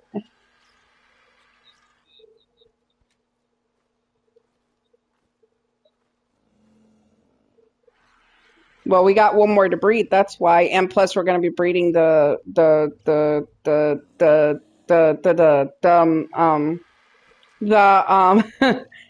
the wyverns. All right. Did you find the element?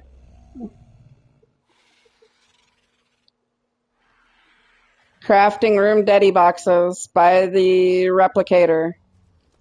Upstairs that way. Yep, up those stairs. Not the second floor, but the third floor. Keep going up. And you see that big old ball, go by the ball, and it's on the right-hand side of that ball, closest to that ball. Second box down, I think. And it looks like a square, and it's element.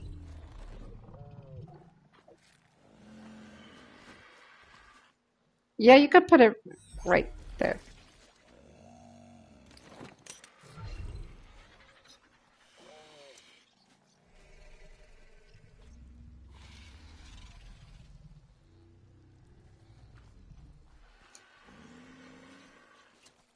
Have to put it on water so it can grab the eggs. Thank you.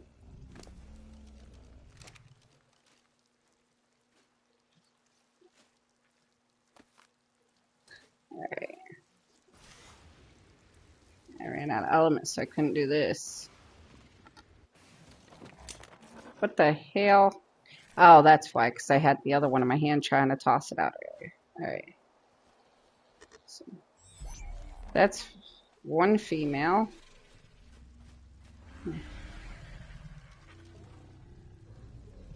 Alright, next female.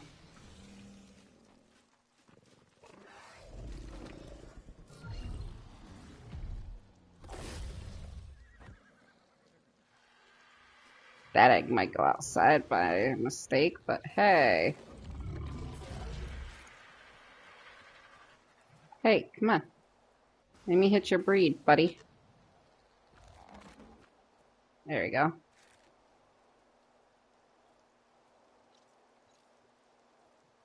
Where is that oviraptor, by the way?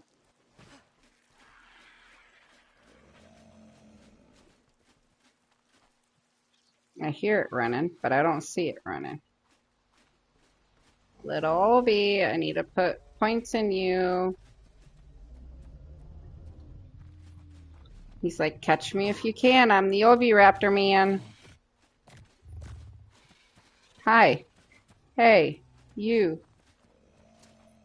Come back here. I just want to put points in you. Come back here.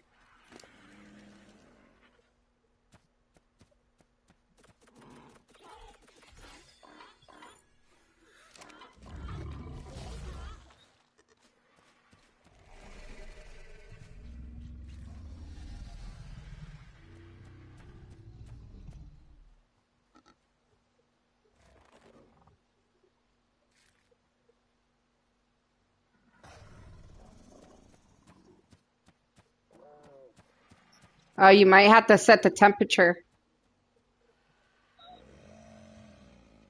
Mm.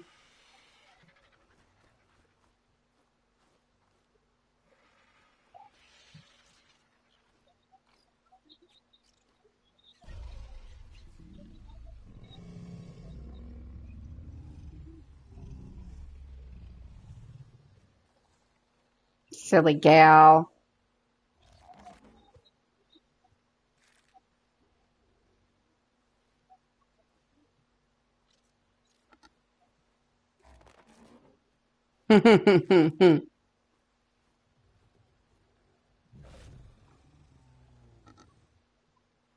Now, what kind of wyverns would you guys like?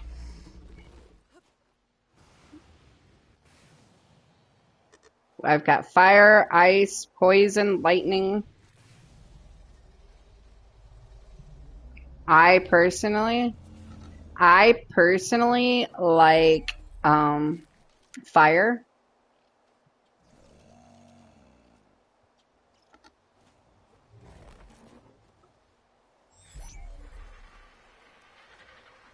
Right, exactly.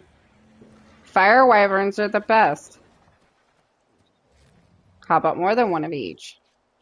Next.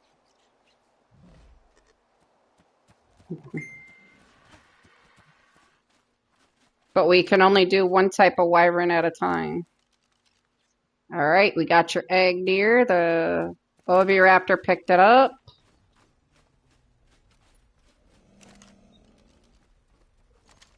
All right, we're gonna start with fire because, like, that's my favorite wyvern, anyways. So I've chosen for you. We're gonna have to do it outside. I not no. I'm going to take them outside. Oh my goodness. No, no. No, no. Not for her though, because she likes to see them. So nya nya nya nya nya. Hey, nya nya nya nya nya nya nya nya.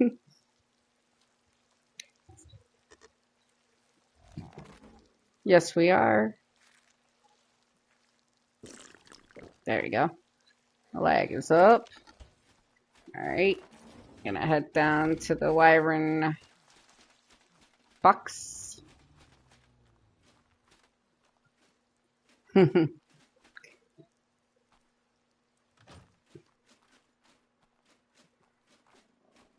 Excuse me, sir. Can I have my wyverns? No.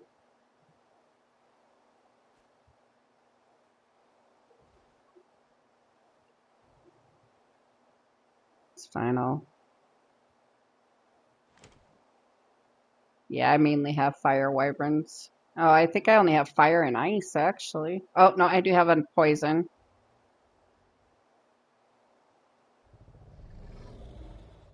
Don't know. I don't like anything other than the fire wyverns, so. Go throw the babies and juvies and shit into the baby crow fridge. Hmm? Bring them down to the baby fridge. Yeah, there's 2 baby fridges in here right now, by the way. Yes.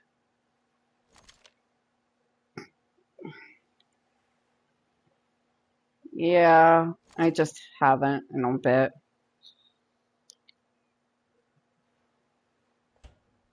Well, I have to make us a bison pen and get the basin out there and shit so we can get milk. Bison. I was having a hiccup, okay? I was having a hiccup that caused me to say it that way, okay?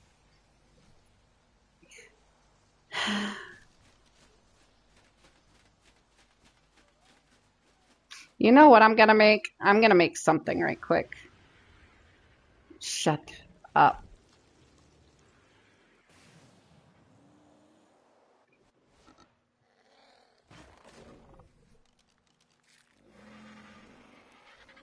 What do you mean? I took all the fire. All right, I'll be right back. I'm gonna make some stuff right quick.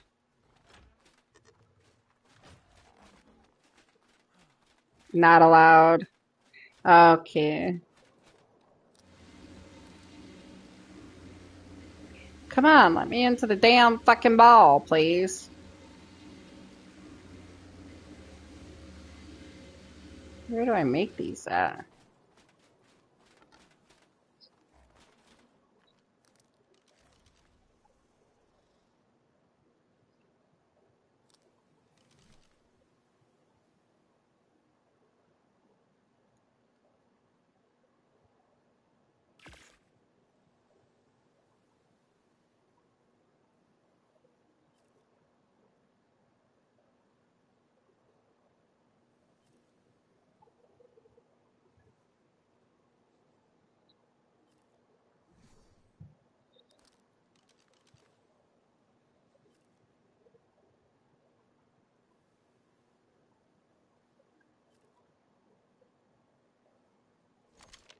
Jesus.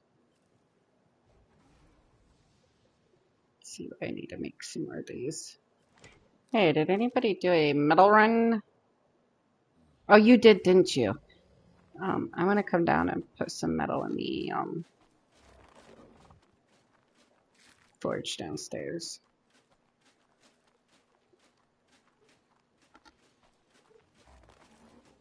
So it's probably gonna stop crafting what I'm crafting, but you know what? I can go up and restart it.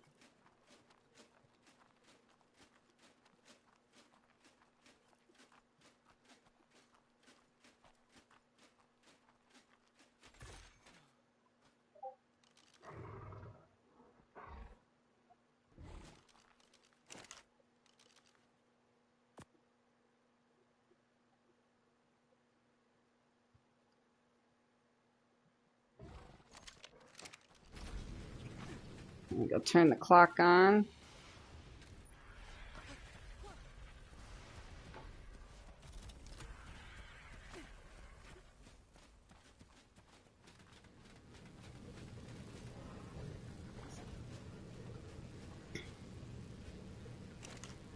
Mmm.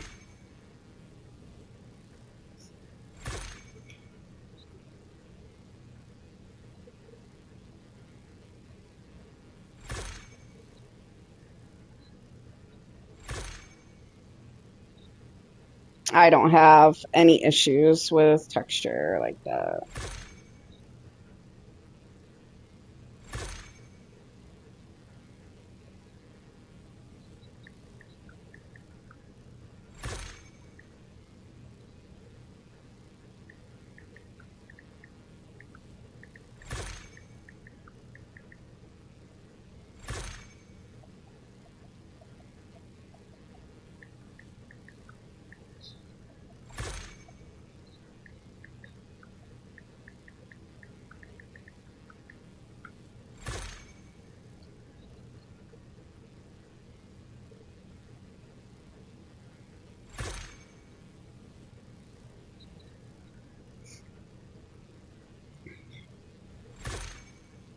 Oh, by the way, I need your chest piece, sir. Yes.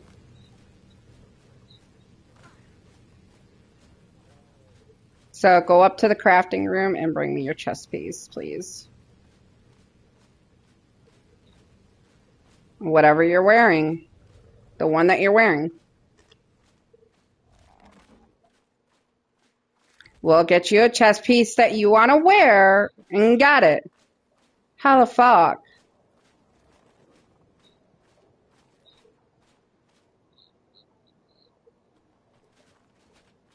Um, bring,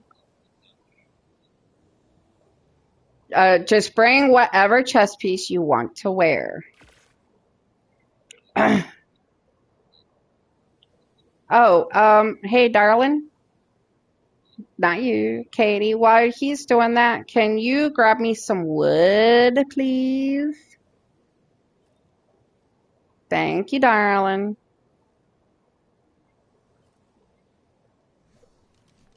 No, I am up here at the box. I'm running out of wood. I need you to go out and get some with the theory. Yeah, it's outside already.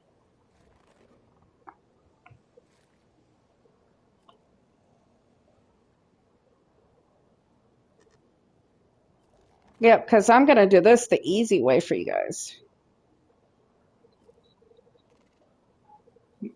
Yeah, whatever you want to wear. So, yes. Yeah, I can always remove it later, but for right now, I need a chest piece that you're going to wear. Whichever one you want to wear. Whatever chest piece you want to wear.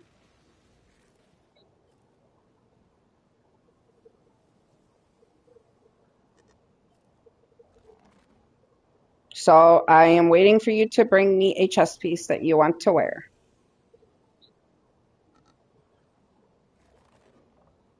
This woman has no patience, okay? If I want dick right now and there. I can't.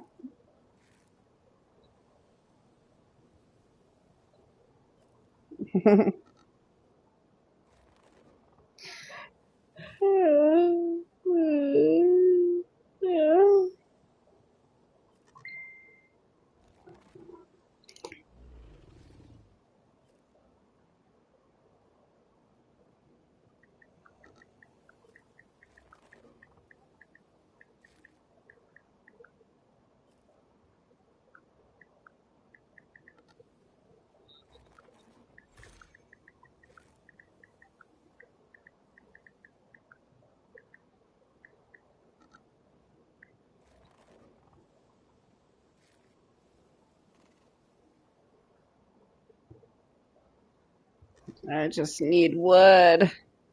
But while you're getting wood, I'm gonna do this.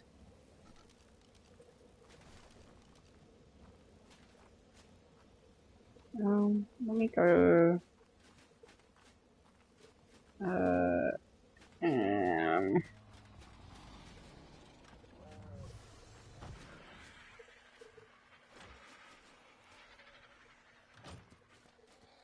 all right, while you're doing that, I'm gonna do this while I'm waiting for you to come up with some wood. You can throw it right in the daddy box, ma'am. Please. Kinky.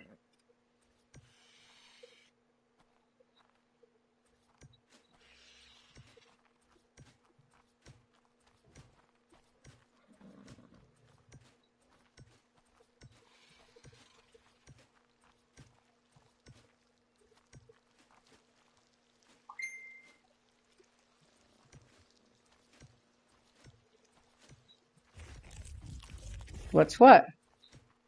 All right. I'm putting out display cases. Easiest way to do the dinos.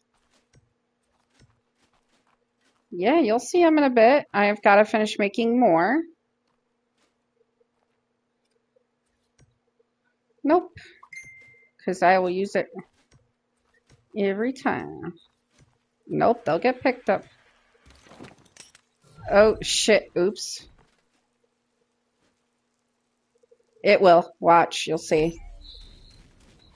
All right. Did you take the wood upstairs, dear? Okay.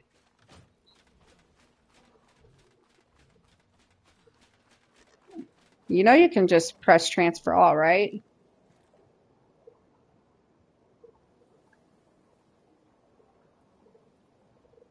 Oh, you want to know where the box is? It's right over here. Over here, dear. Right here. Second up. Second box up, down, darling.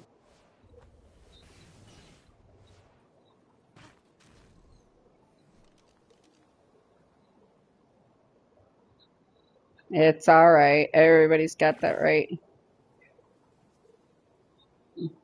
All right, I need more wood. You know you can black box yourself and still be able to walk. Toss it out of the theory in boxes and then pick them all up from the ground.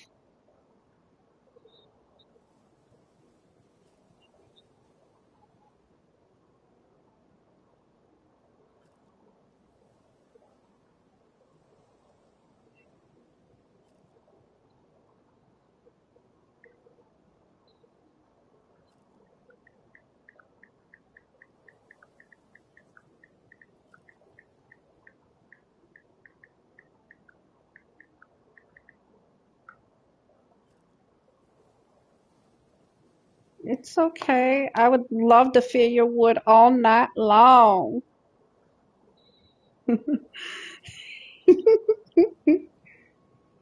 Mm-hmm.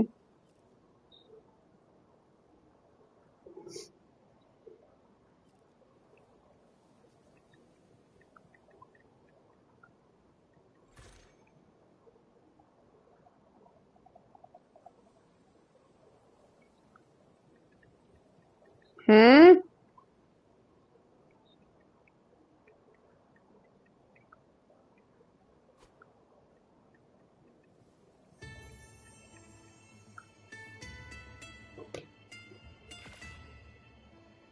Yeah, because it only allowed me to make, oh, goodness gracious. Okay. That should work. This should work. This should work for right now. I'll get more wood later. That would be amazing, so I can make more of these when we're doing shit. Yes, I love to feel your wood all night long, baby. More. It's okay. I'm almost done doing this, so just a little bit more would probably work.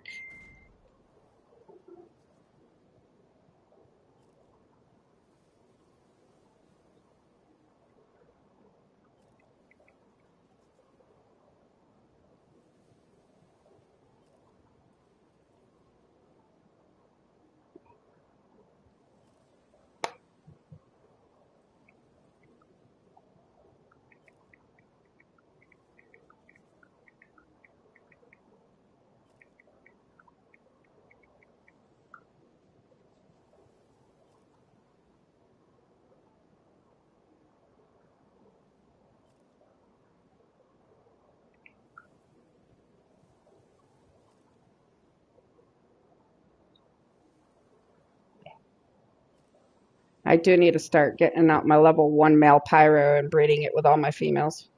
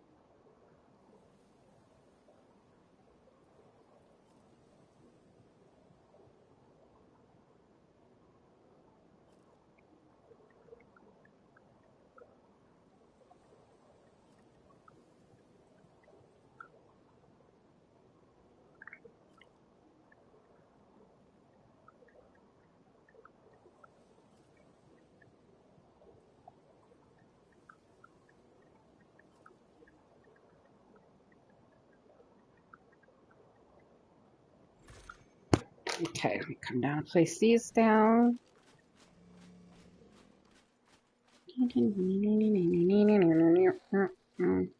That's my room, not the porch. Okay.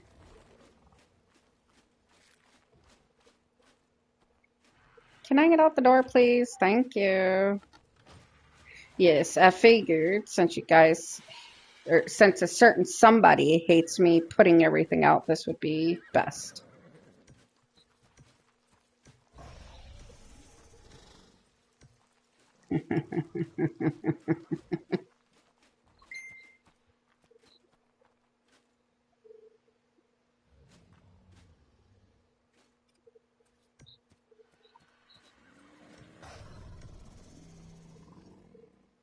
Sucker.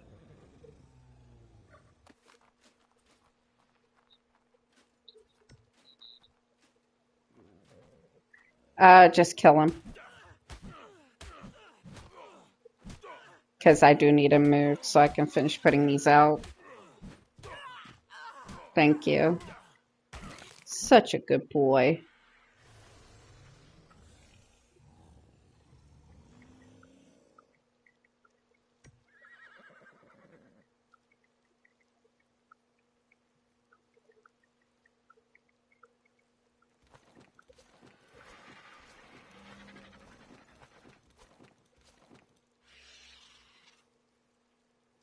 Okay. So I can finish putting these out now. Now that I no longer have to worry about his body being in the way. Shit, it's not even. It's going. Yes. Yep.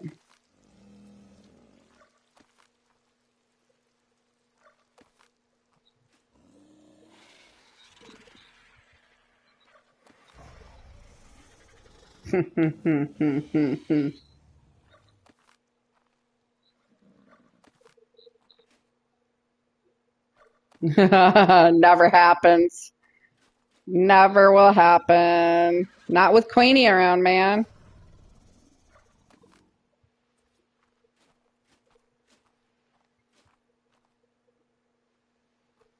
Come on, go straight the way I want you to. I have like 79 in my inventory right now.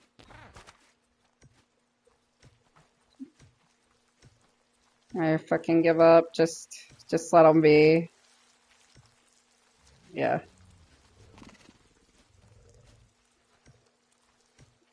Well, then fix it. I don't care. Yeah, they're only temporary anyways.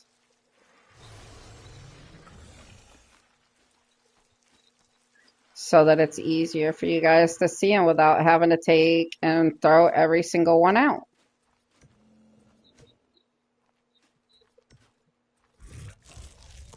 Yes, exactly.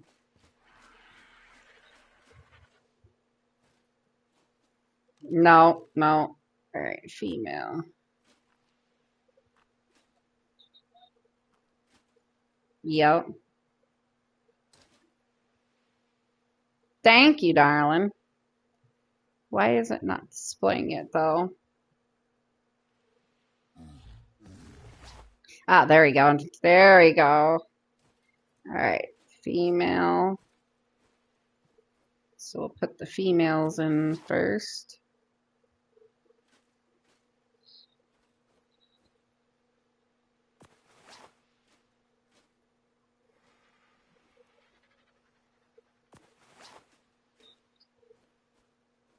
Can't because the cryopods will expire. Yeah, that's what you put in there is the cryopod. You can't put the wyvern in. Nah. Oh, okay. I hear you, you fucking fucker.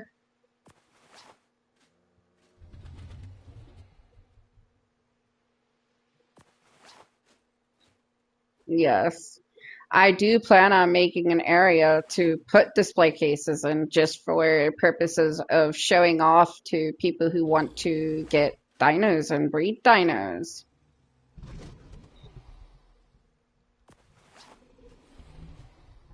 Yeah, I do want to build a trading post at some point, but we don't have anywhere out here to build a trading post yet.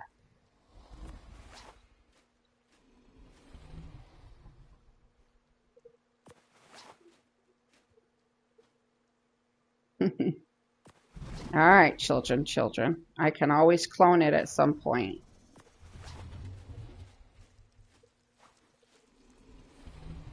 He's he's swimming on the ground for me. He's sleeping.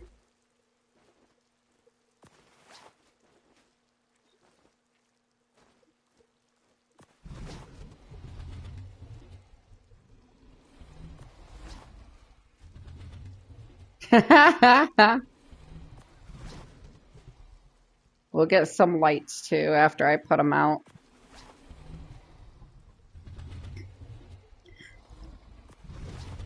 And I'm only doing females right now, so.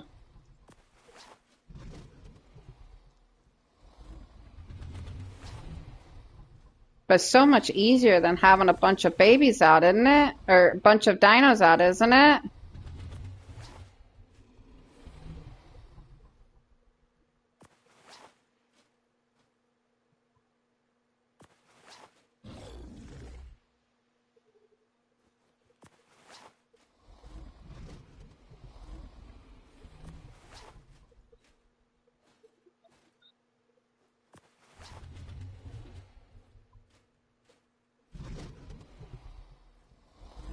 Well, I'd rather wait until you see it with good light. Actually, do you want to do me a favor since you have Lost Colony now?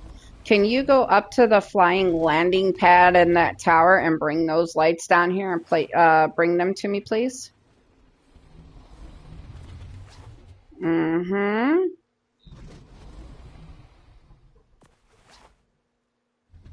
Why? I'm a little busy doing wyverns.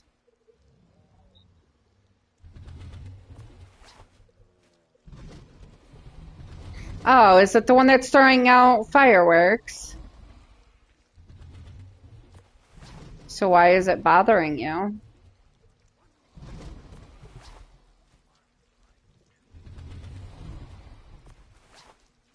Just wow.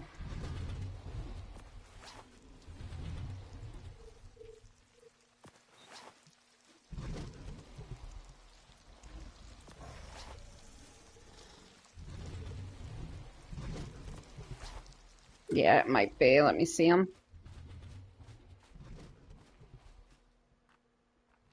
Come on down and toss them to me. You're both sleeping on the ground for me. Cool.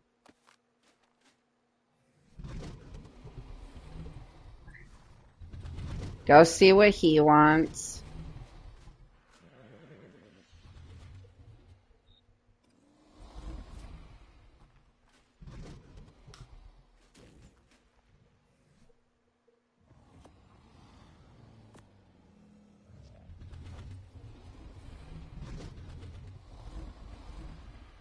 Why is that bothering you?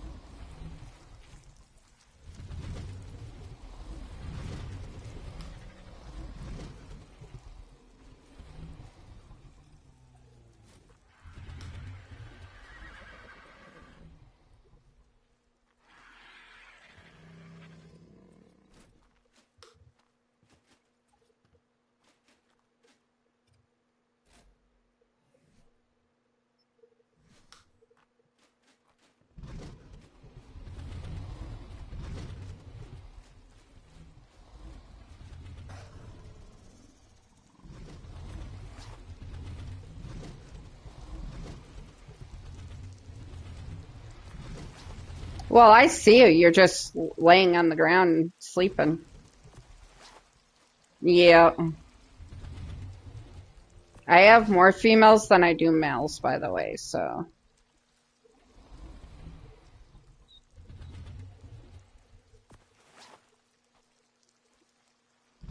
Hi, Nexus.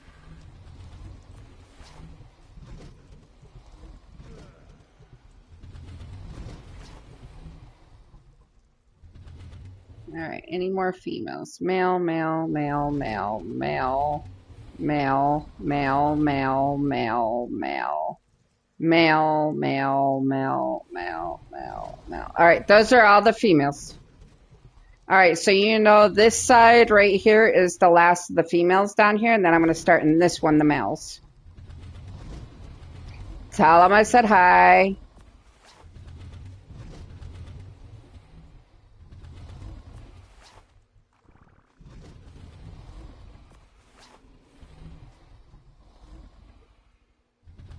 Nah.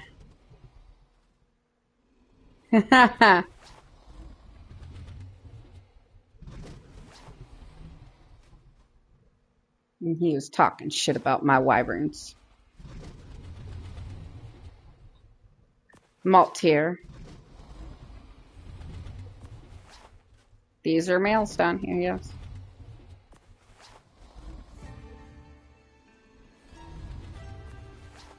That's the last female, is this the blue one? Yeah, and these are the males going down.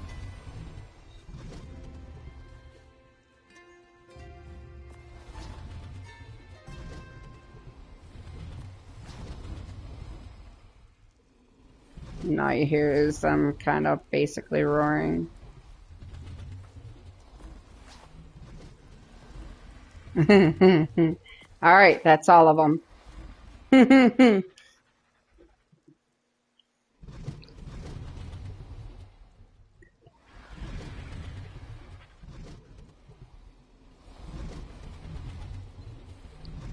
You sound like you're having an orgasm.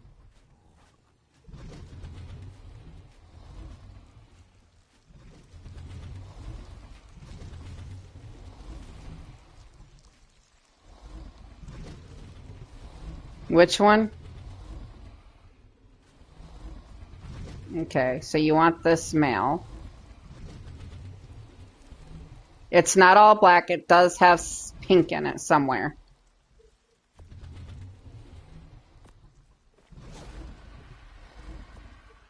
Yeah, it's one of the hidden spots. All right, anything else for males? Or no, this is a female. Sorry, this is a female.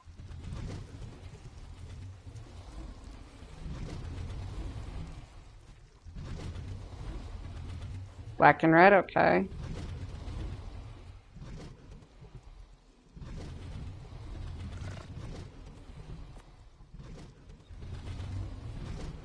Why, that's a female.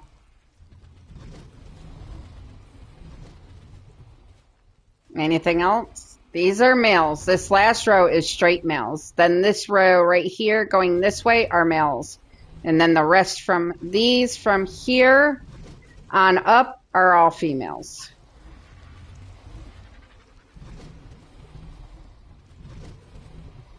So this is a male. You want this, the blue and black male? The cyan and black?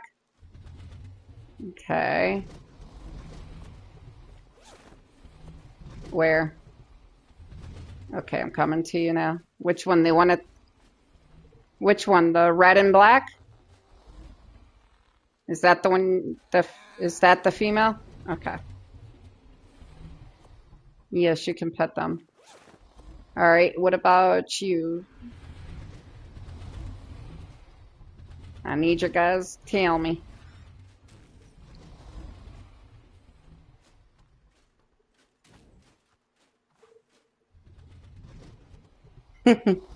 You know you can do more than one deer. More than two, more than three, more than four. You can go as many as you want.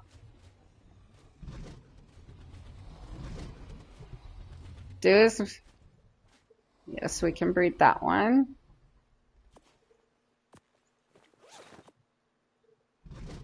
Where are you at? Which one?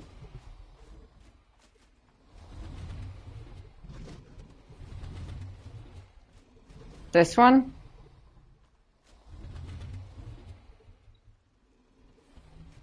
So, which one? This one?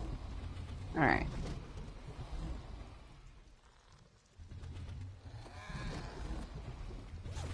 All right. Anything else? All right. What about you, baby girl?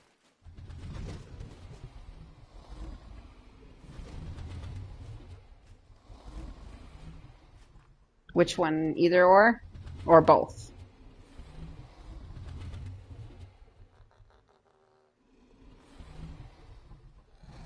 Yes, dear, you can. All right, where's the male at? This one? The black and green one? Okay. All right, what about you, baby girl?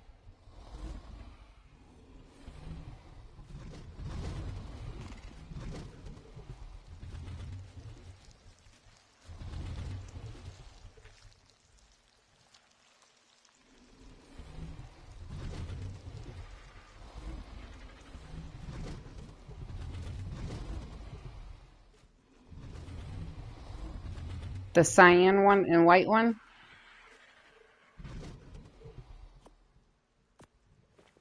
All right, anything else, babe?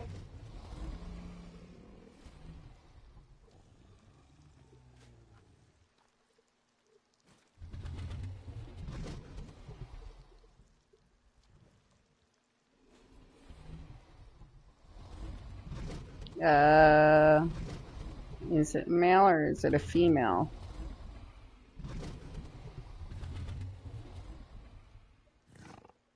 Let me see, I thought it was a female.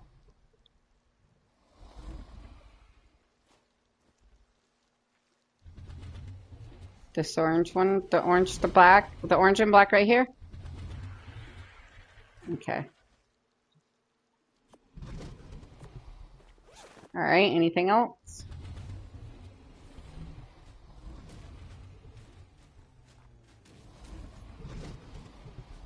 Where are you at? I don't even see you right now. This is a male? Shouldn't be a male over here. Oh, weird. Oh. Oh, yeah, it is males. Yes, because it stopped right here for the females. And this is males down this way in this row. All right, anything else, baby girl? Okay, let's go down there and you guys can tell me which ones go with which.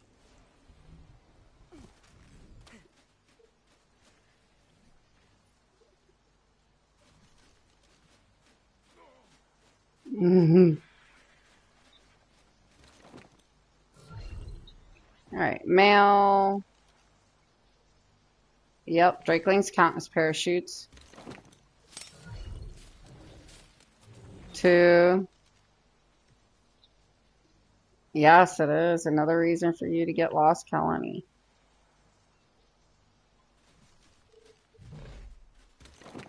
These are all the males. I'm just tossing out the males for right now. Can somebody move the mammoth, please?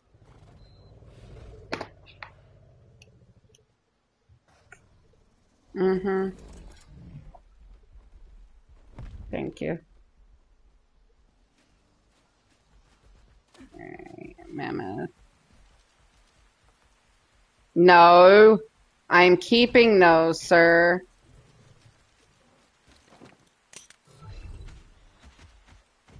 All right. Those are all males, and your females I'm going to put over on this side.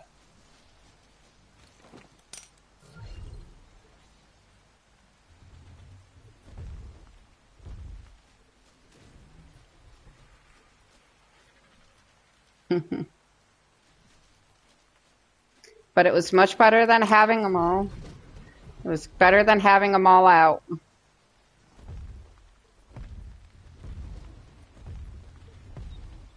Yeah, they're huge. I like huge, but you know, I like that somewhere else.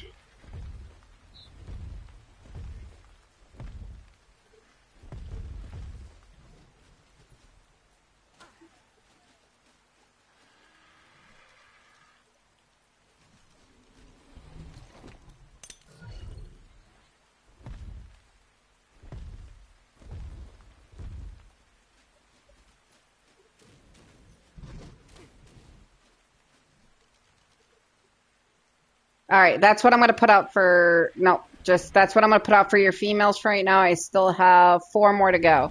Which male is going with what female? You guys... Wait, where? Okay, so orange and... Yep. Okay. Whoops, I am stuck on another wyvern.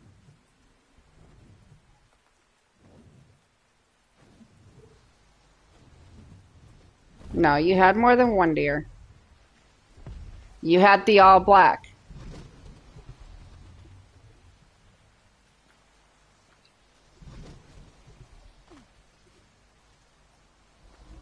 Okay, well, we'll wait and see. Right now I'm feeding, or breeding.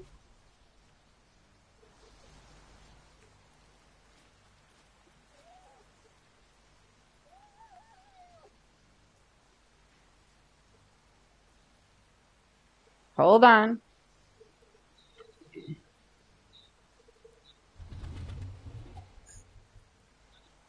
No, it was given to me. Mm. And I also got a bunch of free ones because they were leaving the game because they were going to go spend more time with their family.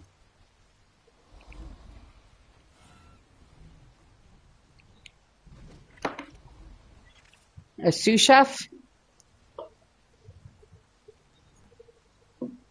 Mm.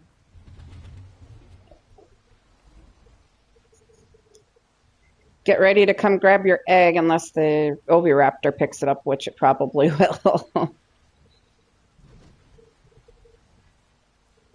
Yes, baby.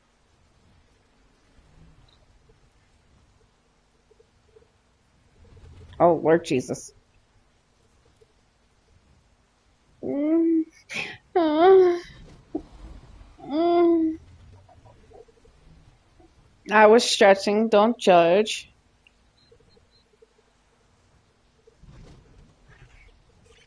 Wow, imagine judging me. So rude.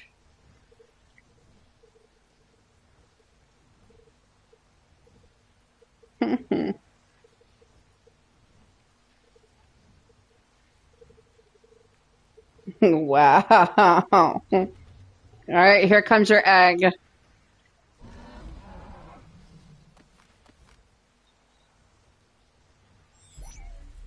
All right, there's that one. Jesus. All right, let me put this back over there.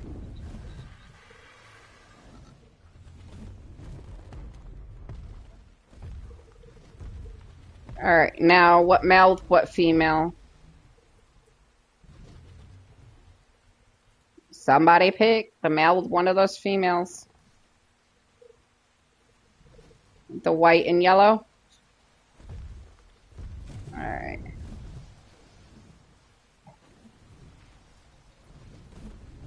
After I get these bred, I'll put a couple more out. We'll do those. Yeah.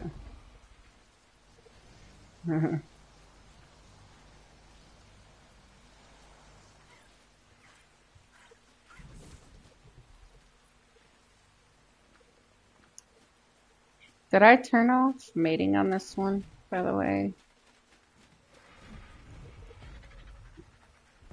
Nope, I did not. Now it is. Alright, come grab your egg when it's ready.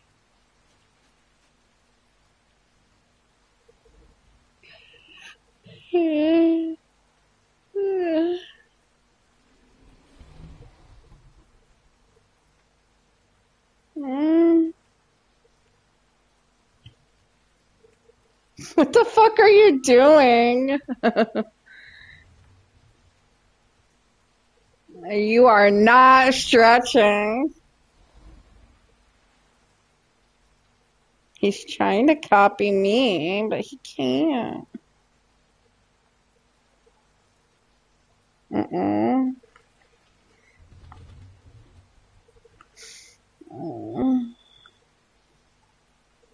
Shut up. Asshole. Picking on me for stretching.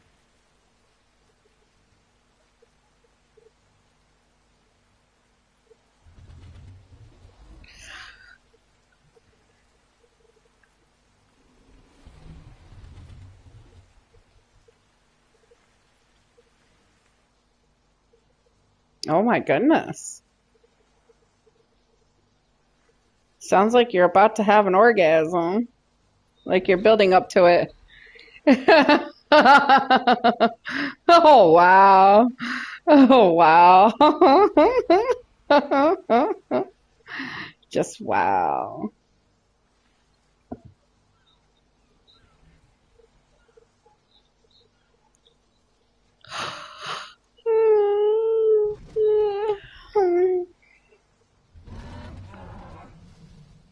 Mm-mm. All right. Oops. Whoops. I did not mean to do that. I think so. Yes, it's not, yeah, it's not going to be ready to breed again until another day and 7 hours and 53 minutes. Yeah. This one's an hour and, or 1 day, 20 hours. Behavior, disable mating, and what do you want bred with that black female? Oh, the same one? Oh, okay, which one?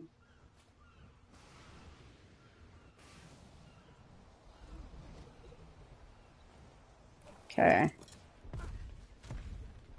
okay. All right, and then we've got 4 more females.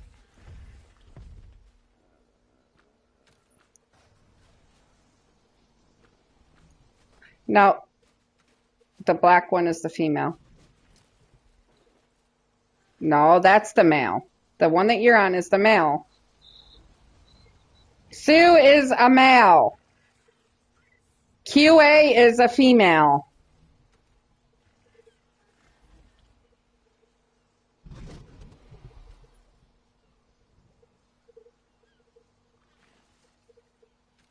Wow. I'll watch you. Ooh, kinky.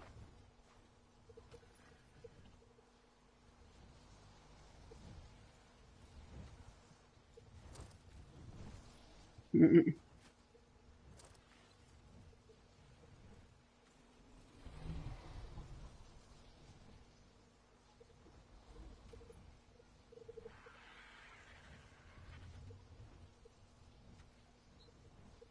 Mm-hmm. Yeah.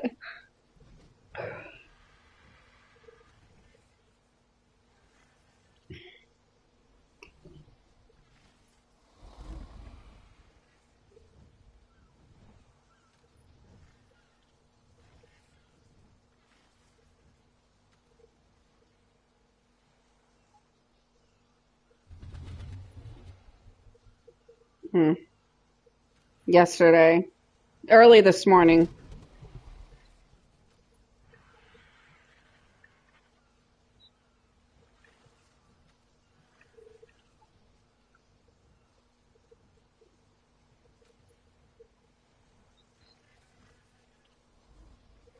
Hunt down your opponents in Raid Shadow Legends. Use this promo code to get the legendary Cheshire Cat for free. Today's video is sponsored by Heartopia, a cozy life simulation game designed with creativity and freedom in mind.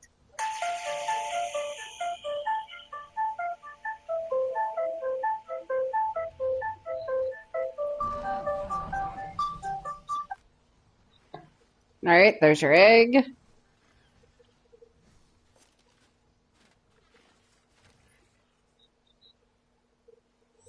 Yeah.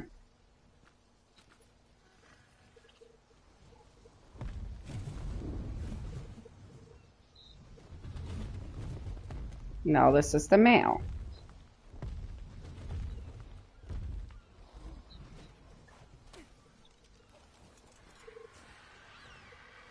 All right, did we just breed this one? I'm not sure. I have to look and see which ones we've bred. Yep, just bred that one. All right, go right down the road. Did we breed this one yet? All right, this one needs to be bred. I'm gonna put it over here.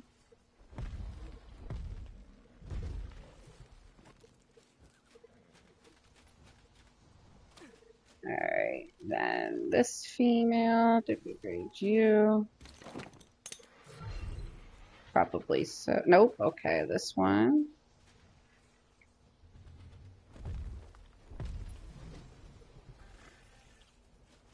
It's 2 out of the 4. Did we do this one? Yep, we bred that one.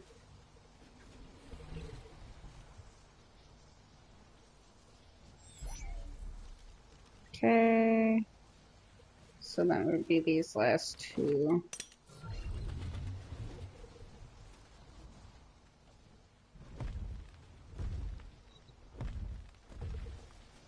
And then the last one.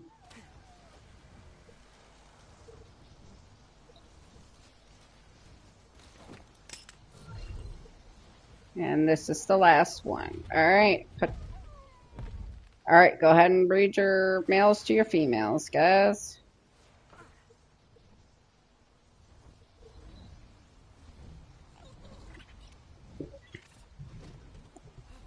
The green. Alright, we'll breed his first and get his bred up.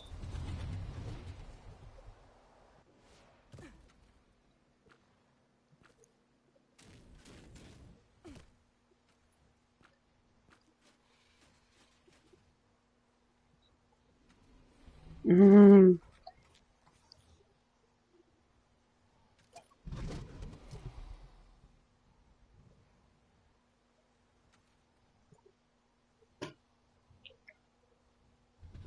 It's not too late. What?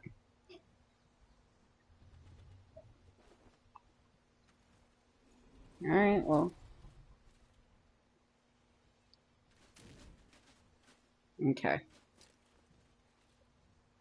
Or green and black and red.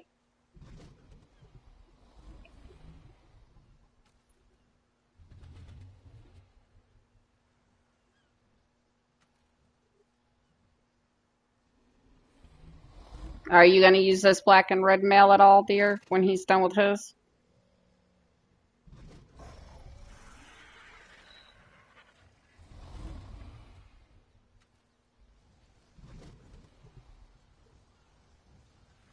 Yeah. Yes? Okay. Alright, we'll do that next so we can get the male off the floor.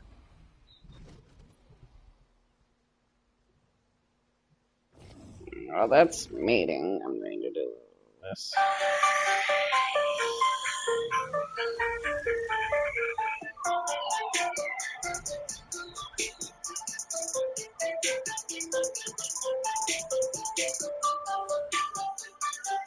I kind of like that little thing. She might too.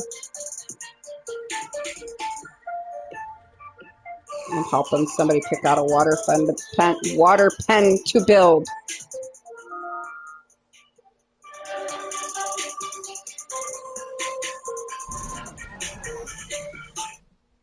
Okay, there's your egg. Oh, too late. The Oviraptor got it. All right, what do you want this male with, dear?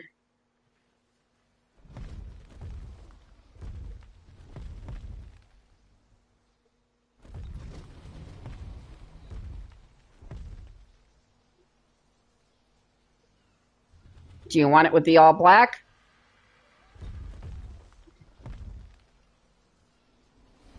Okay. So put this one away.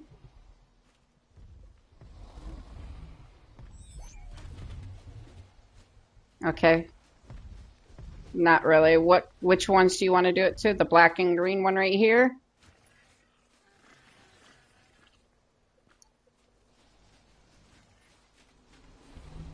And the orange and black. Okay, got you. All right, you'll have to hop off of it so they can breed. Yeah, you. Nope. Nope. They will not fuck.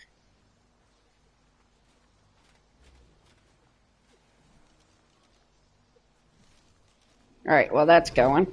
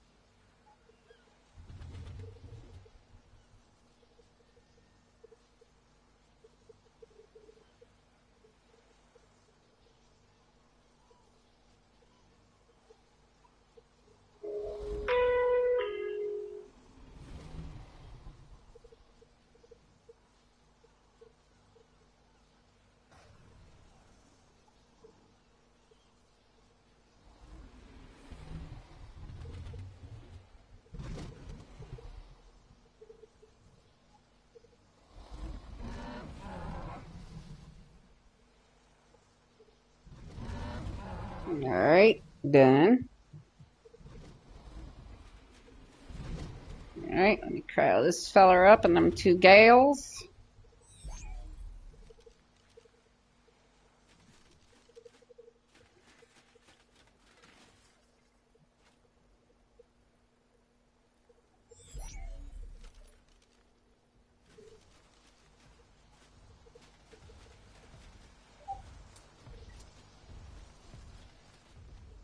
Okay.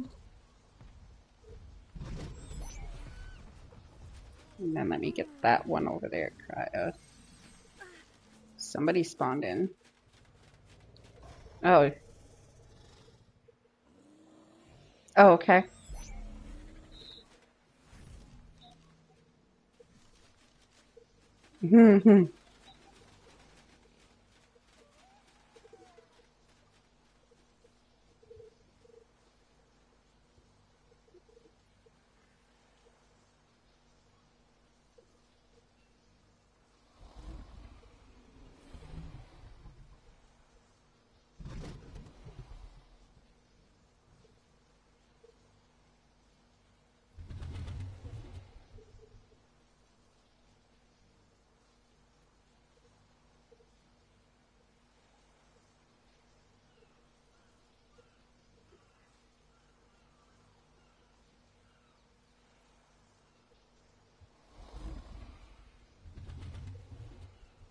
Okay, thank you.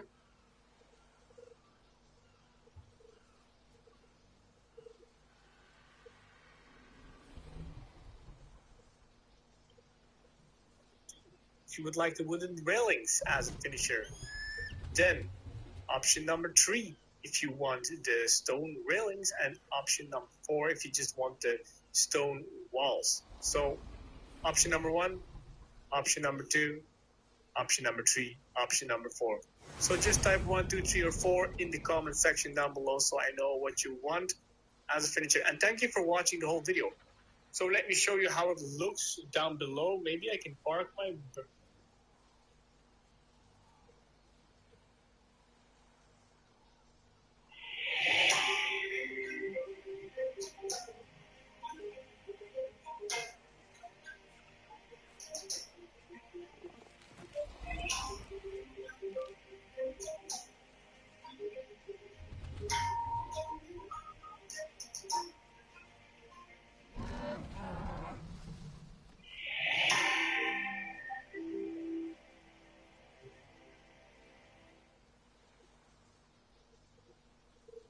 Alright, you know where to put them.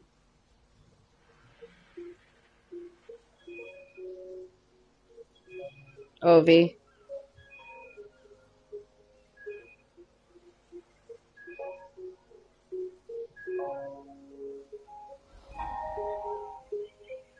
Mm-hmm.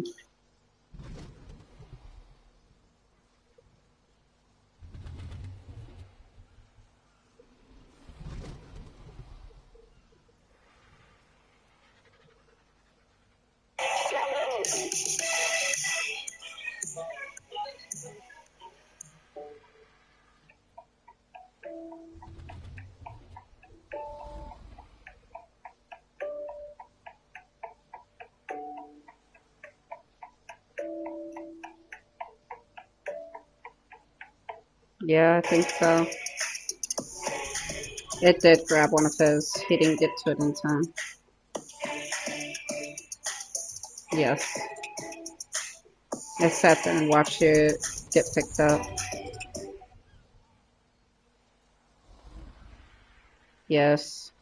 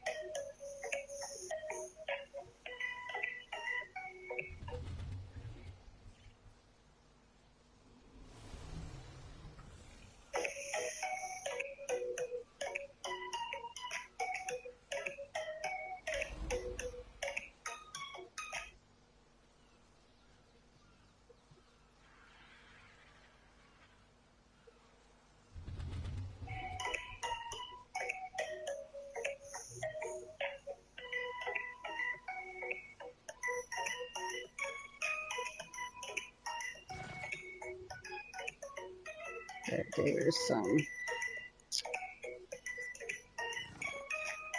Okay. I am coming with the other egg that I do have. Oh, I don't have any of your eggs. Okay.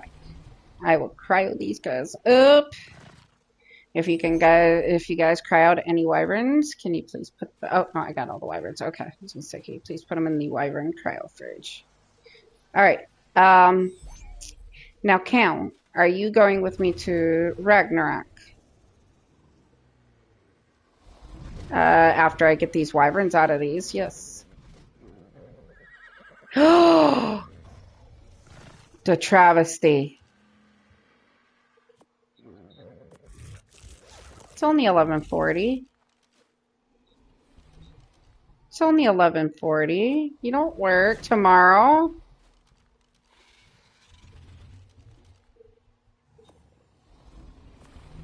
Are you going to work tomorrow? So why to bed so early? Yeah, it's early.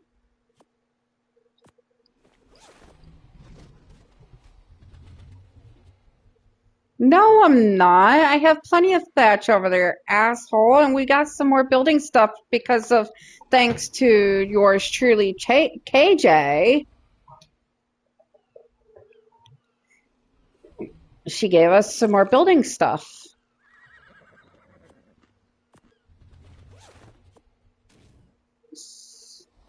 Yeah, but it's fine. Take your old ass to bed. And you're going to bed before me. So your ass is old.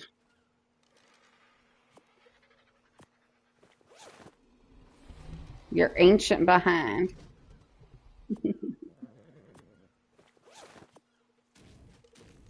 You're acting like it, though, so. Youngins are supposed to be able to stay awake late. Yeah, old fart, man. It's alright. Go to bed. Leave me alone. KJ's going to bed too.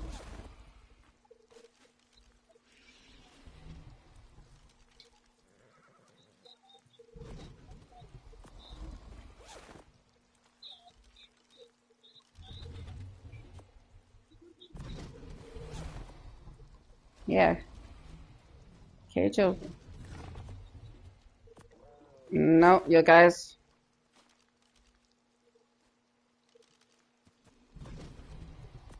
Put those other ones in the other one. You guys can fight over whose is whose. Katie. On yours, I guess.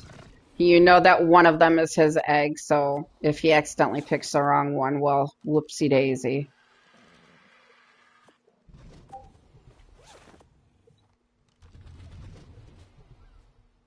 Yeah.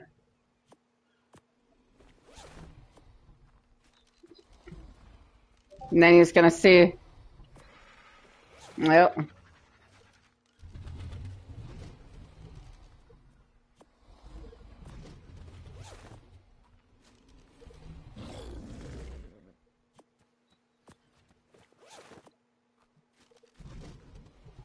Yes. Um, I'll see if I can make another incubator.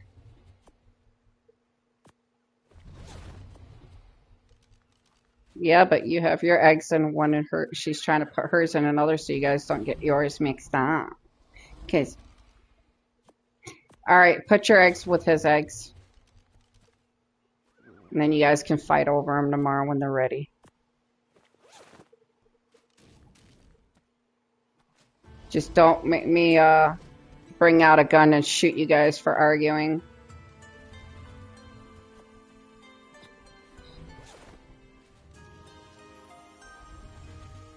Gotta make it fun, man. I'll shoot your ass. Nah, I'll just make a cattle prod. I'll get a cattle prod and I'll cattle prod you guys. Okay, I'm grabbing a cattle prod. You're acting. Oh yeah, I'm gonna be gunning for you. Nope, no. That's called pussy mode right there, bro. Yeah, that's pussy mode. Hold up, I got something for your ass. Uh-huh.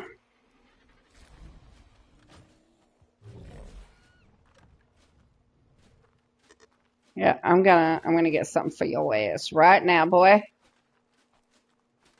I can track your ass, bitch. All right, let me look up cattle prod.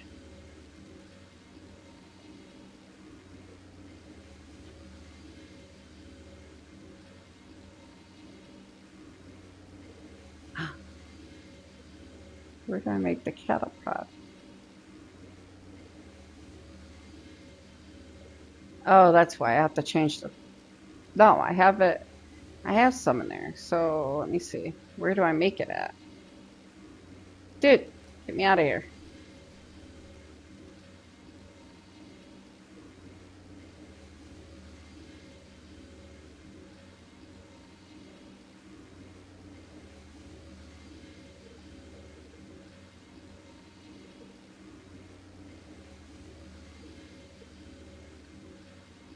Ah, that's what it's called. Okay.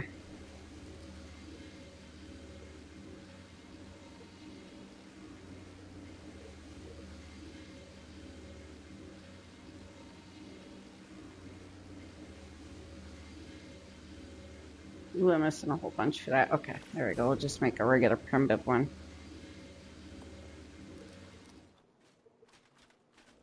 Hey, you think I just keep these on hand?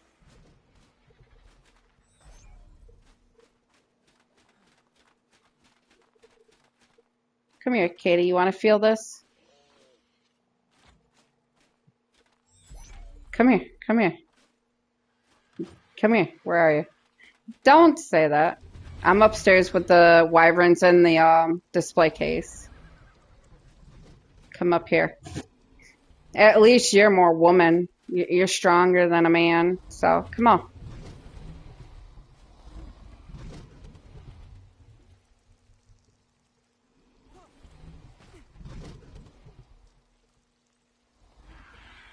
All right.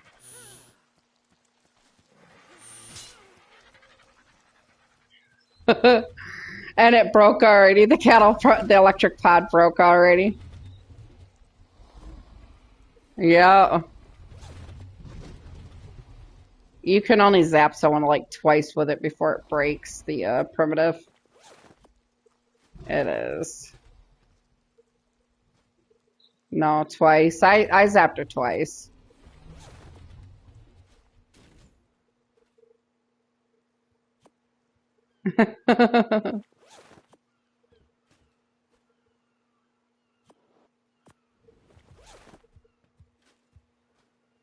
I am.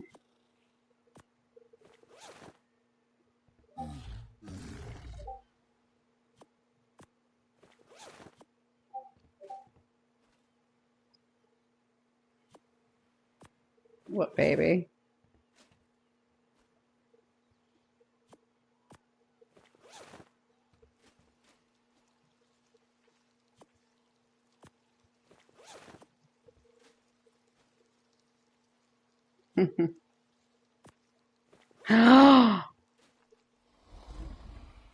Wow, just so rude. That's just so rude.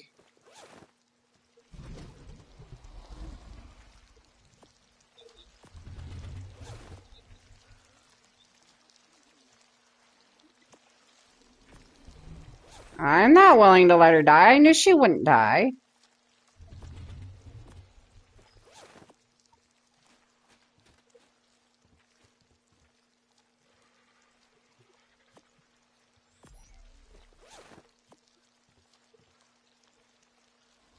Oh, that was the other mod I was gonna buy, was the fireworks one. Yes.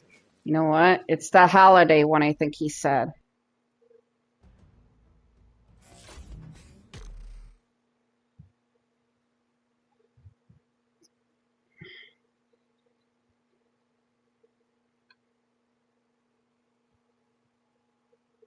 Haven, Holiday Haven, yes. Purchase.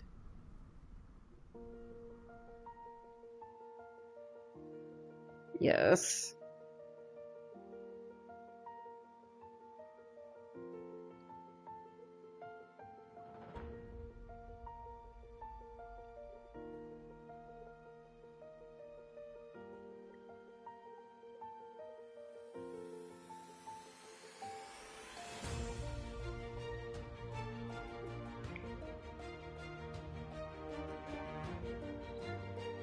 Mm.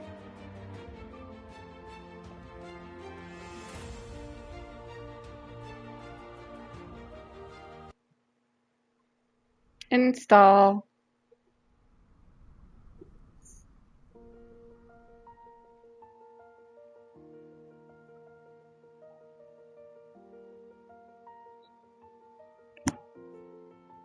Slice.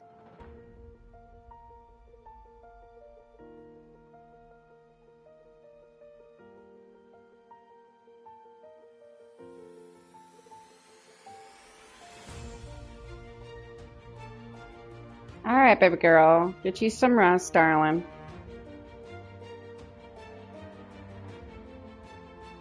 You are very welcome. I'm sad that we didn't get to Ragnarok, but, you know. Maybe because you guys have been wanting to go on, you know, Destiny.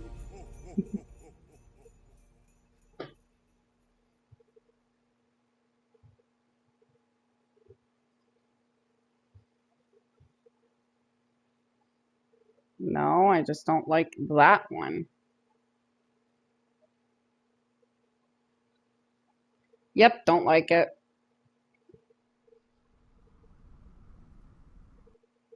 I have played it. Not downloaded anymore. No, thank you. Yeah, Disney Dreamlight Valley, 7 Days to Die. You know what? Suck my clit.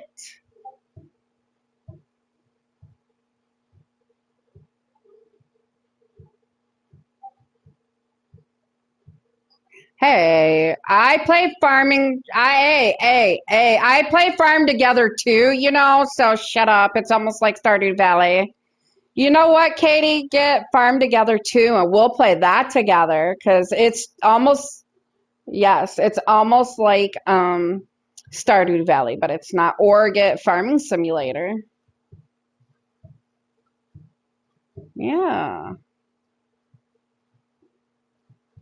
Actually, Farm Together too is better. No, not blasphemy. Blasphemy. It is true. The the um the graphics are so much better.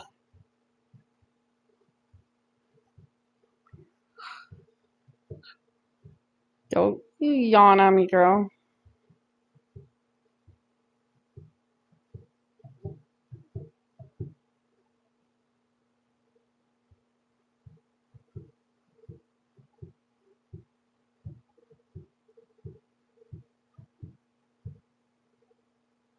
Get 7 days to die. Why haven't you wanted to play it with me? I've played it before. You want to play it with me? But you're going to bed, so.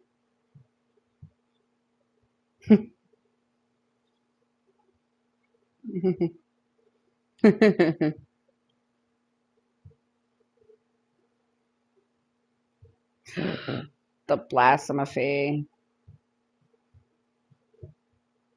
Good night, baby girl. Everybody is slowly leaving me. Download it.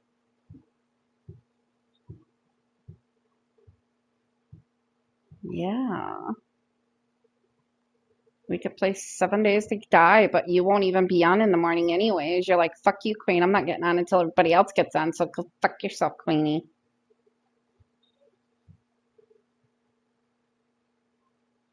Yeah, and still nobody's on. I will set Siri, set an alarm for 7 a.m. I turned on your 7 a.m. alarm. Oh, and I got another alarm. This will definitely wake me up too, all of it all going off at once. Okay, let's see.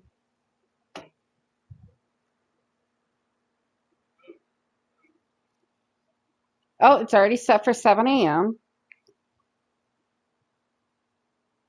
Huh? I didn't hear you. Sorry, what? You never played it a lot? Why not? Oh, well, now you'll have me to play with. Kinky. What?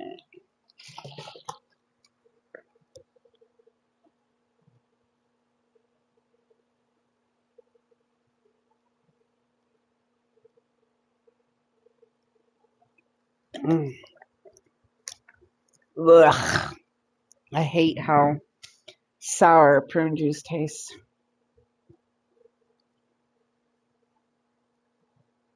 I'm drinking it because I've been having tummy issues lately. Yep, and help you to go. Mm-hmm. Mm. Ew. No, no, not for that. No, no, not for that. No, no, no. That's just nasty.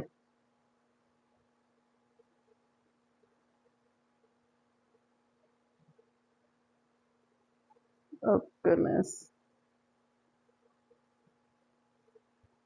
I guess when everybody else leaves me, I'll might hop on Red Dead for a little bit before I go to bed. I don't normally, but you know. So I don't normally get on late at night, no. I try to be off by 5 p.m. because fucking I get so stressed out and it stops me from sleeping. So you want to hear what I ordered today? I ordered some cookie sheets, some pie pans for when I bake pies on the holidays, and some colanders, since I burned mine on a stove. And these are actually metal. Colander 3-piece set, professional grade, stainless steel with handles and base. Pie plates, 4-pack. Mike MCIRCO deep pie pan set, 7-inch, 8-inch, 9-inch, and 10-inch. And commercial quality baking sheet pan set, 2-pack, 18 by 13 inches. No, I got the baking sheets for when I want to put a pizza in the oven or fish sticks or chicken nuggets or French fries. I got the pie plates for when I make pies for the holidays, and I got the coners because, you need it for noodles and shit and the strange shit. And I kind of melted my the day before yesterday.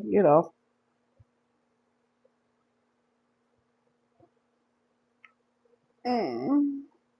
Mm. Mm. Can you hurry up and install? Because I'd like to do some fireworks, please. It's taking so long to install. Yeah, because I still need to come on and finish taking those wyverns out, get them back in their car. You have no, you have to go inside the thing, drag it over to the right side, and then transfer it to your inventory. It's a bit of work to do. That's why I didn't ask you guys to do it.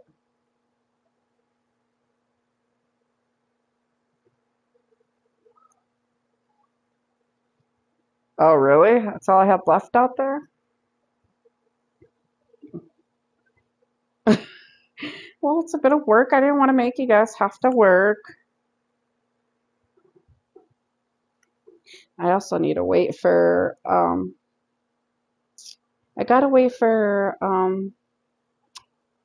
Ryla and them to get on tonight too. Shit. Or I could just get up extremely early in the morning. I have no idea what.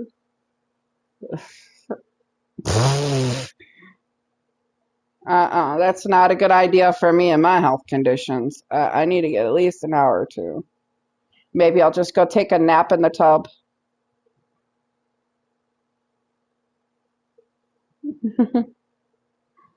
I mean, I could just go take a nap in the bathtub. Oh, I don't drown or anything. I've done it millions of times. I take naps in a hot bath. Ugh. And then I come out looking like a damn prune. No, I just started drinking prune juice today. Well, technically yesterday because it's 12:01. Okay, can you put them inside the wyvern fridge, please, dear? No.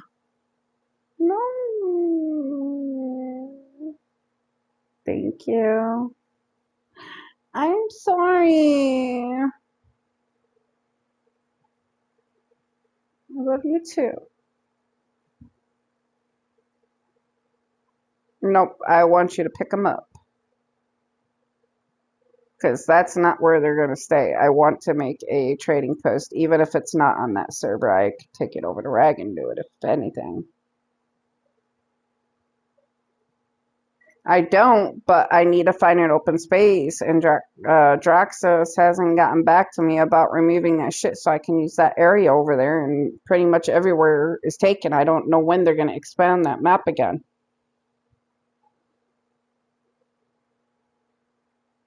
Not that long ago, but you're getting off, so we can't do it together anyways.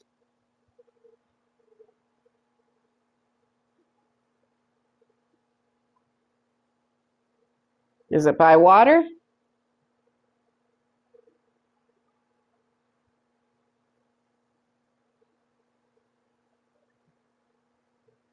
Wow, you're leaving my castle.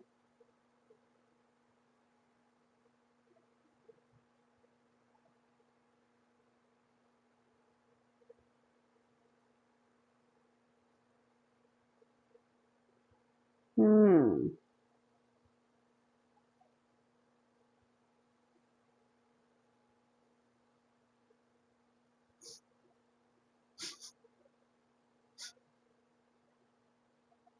Well, you can help me build up the trading post. We just need to find a location.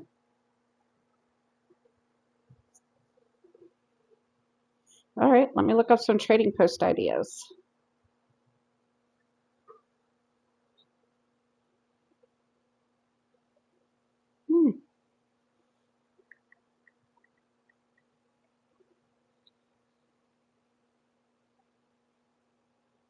Training post tutorial.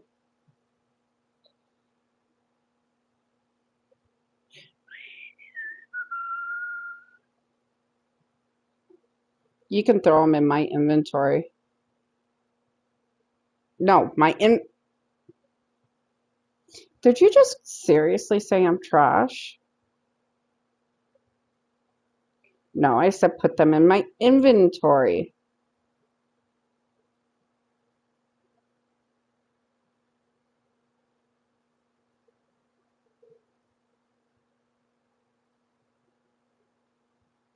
Well, I said put them in my inventory, and then you said throw them in the trash. Yeah. So what are you calling me? Trash?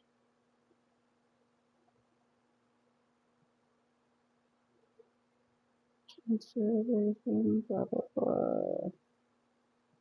Nope, has any trading post?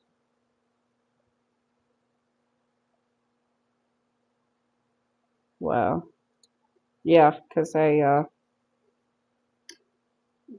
took most of them out. Are we at 50% yet?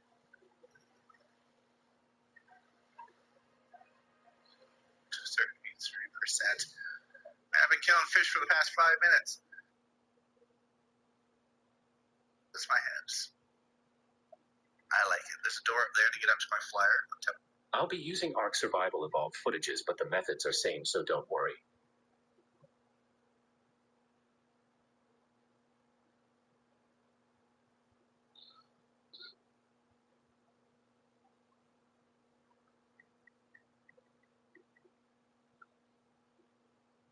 Oh well. I was not in the place that I wanted to be. Thank but you. I worked for it. Like, I worked to be where I really wanted to be. Hey guys, Valeros here. Today I will be showing you how to build a trading post on ARK.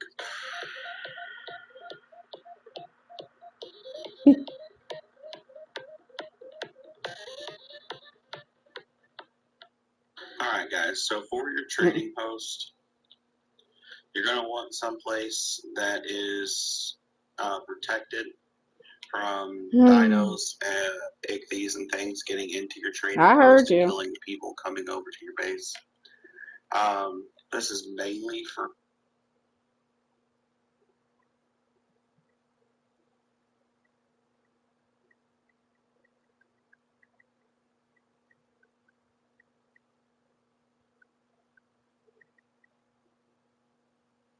Let's see if I can find something.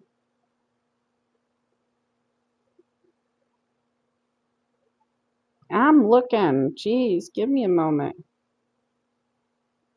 Finding a video for building a zoo. No.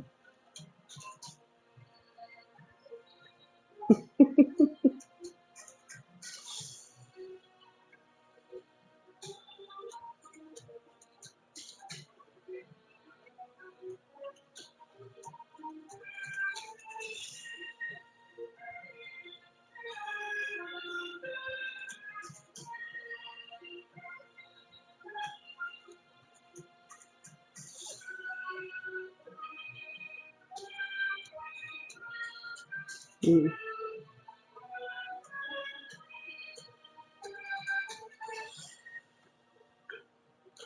yeah.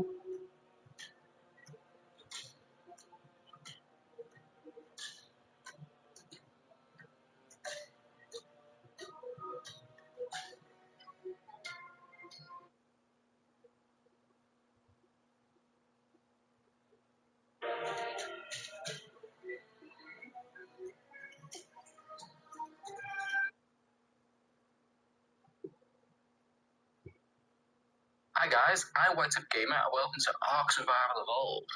Now this is going to be an interesting project for us. What I'm going to do, once we actually get started, is I'm going to be building a zoo. It's going to be a long-term thing. It's only going to be one episode per week or something because it's going to take so long to film and whatnot. It's not going to be survival, it's going to be creative, so I will be spawning in items, but it's going to be fun. It has got to find an area on the Ragnarok map, which I am on now, to build our zoo, which will contain, hopefully, if things go well, most of the creatures in the ARK Survival Evolved game. I have got a few mods on, which I can't even get that. That's a waste of time. On this my own private server at the moment, which is S+, which is the building mod. Because ARK's building mechanic can be dodgy at best. I have ecos, which basically means I can create like big.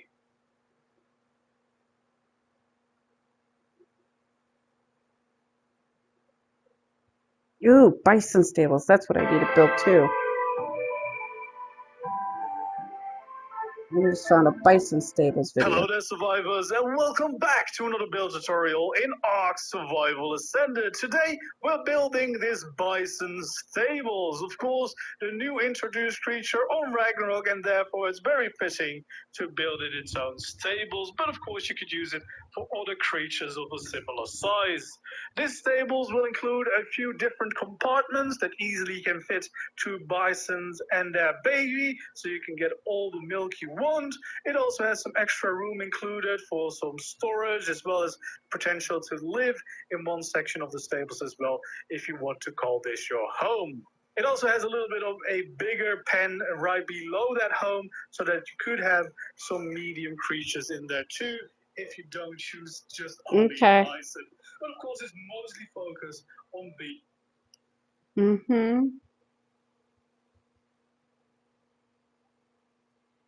All right.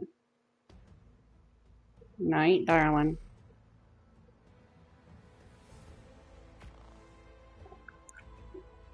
All right. Got the mod.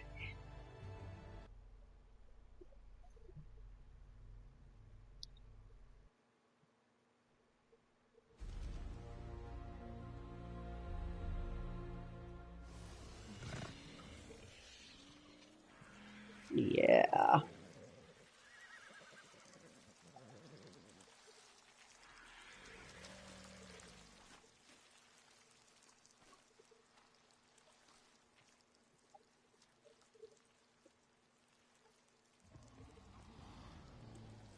I might actually go to bed early myself tonight instead of staying up until fucking 4 o'clock in the morning. Yeah.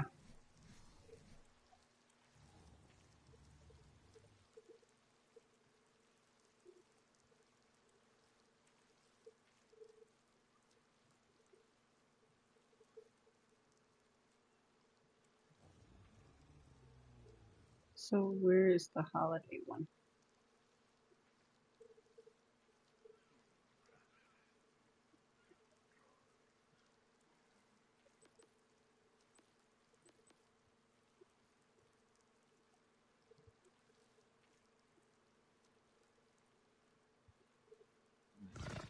Oh, there we go.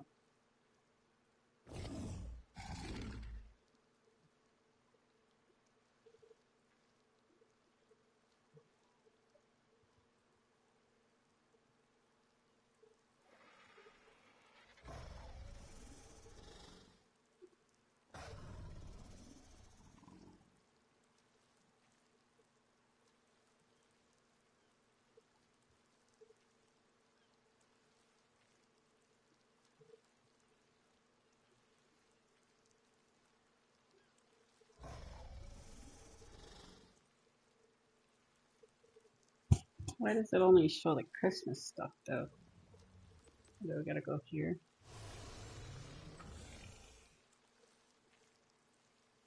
No.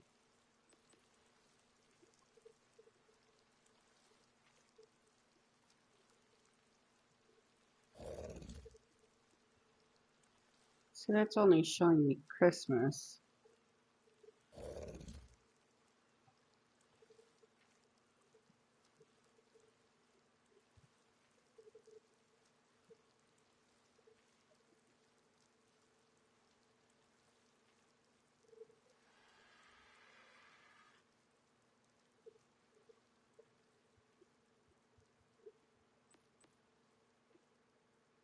Maybe after.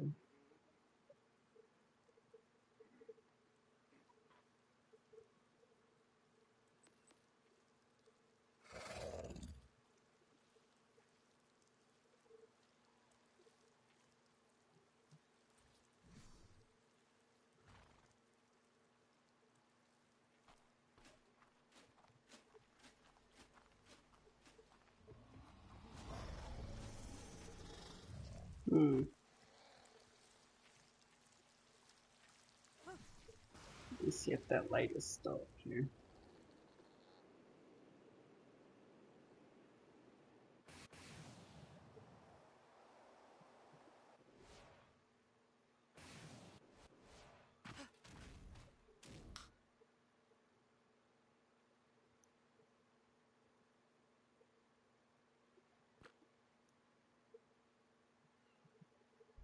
That is not the mod. Which mod is it?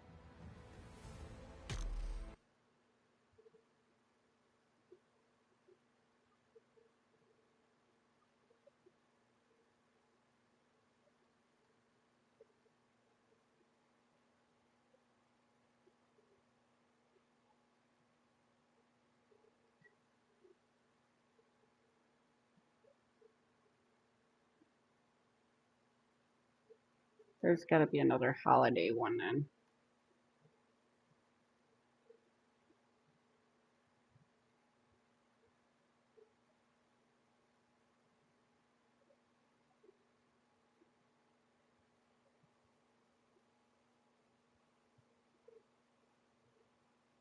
Oh.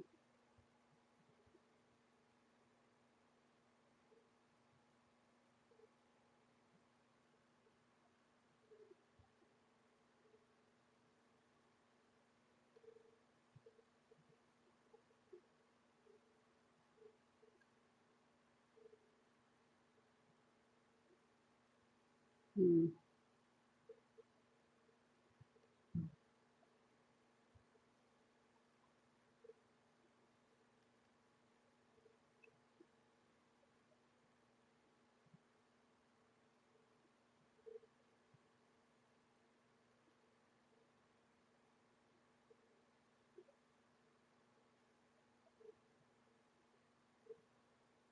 Hmm. It's not the mod he said though. That's crazy.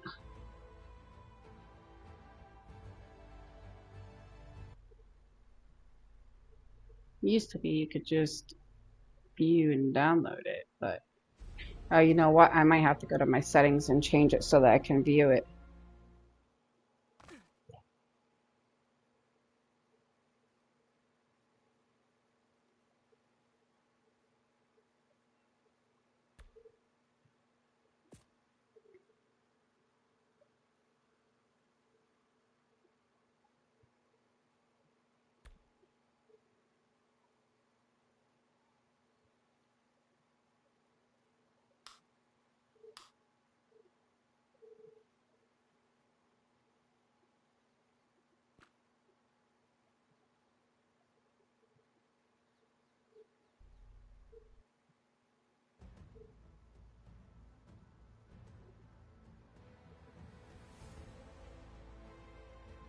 Yeah, it won't even let me. That's craziness.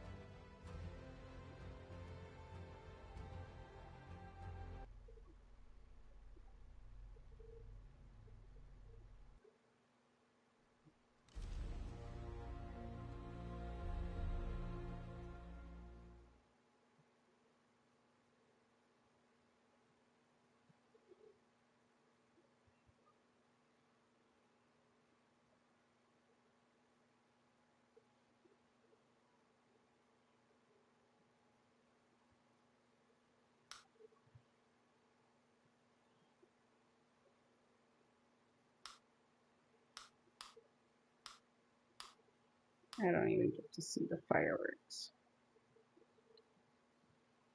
That's craziness.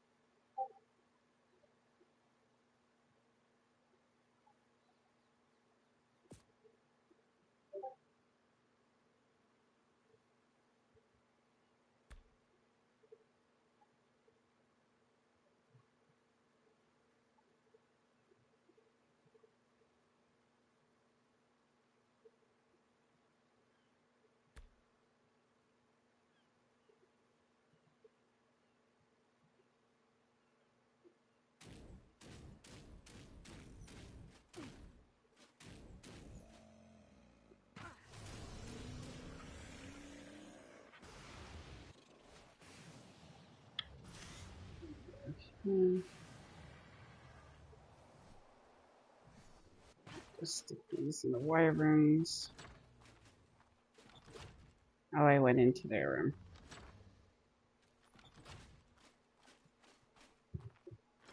Alright.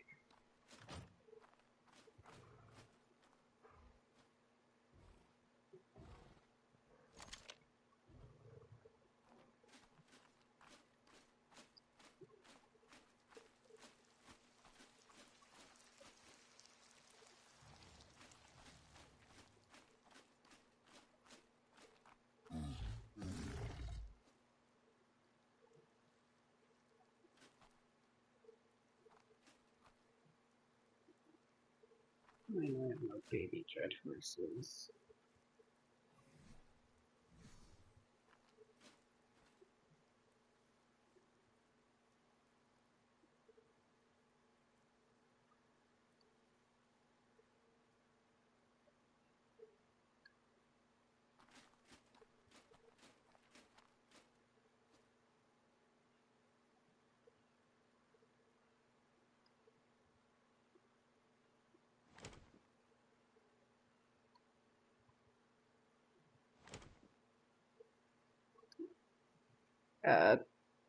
Uties eat what? Or, yeah, Utie meat? Okay. Alright.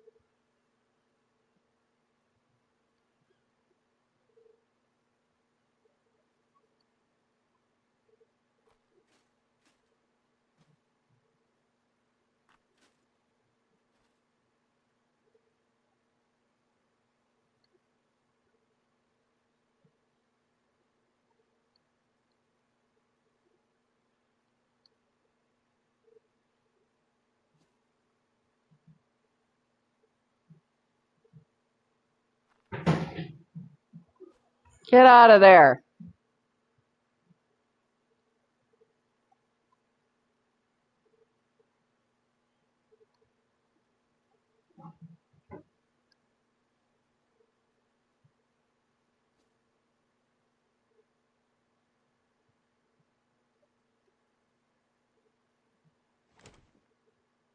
Why is there a saber tooth in there?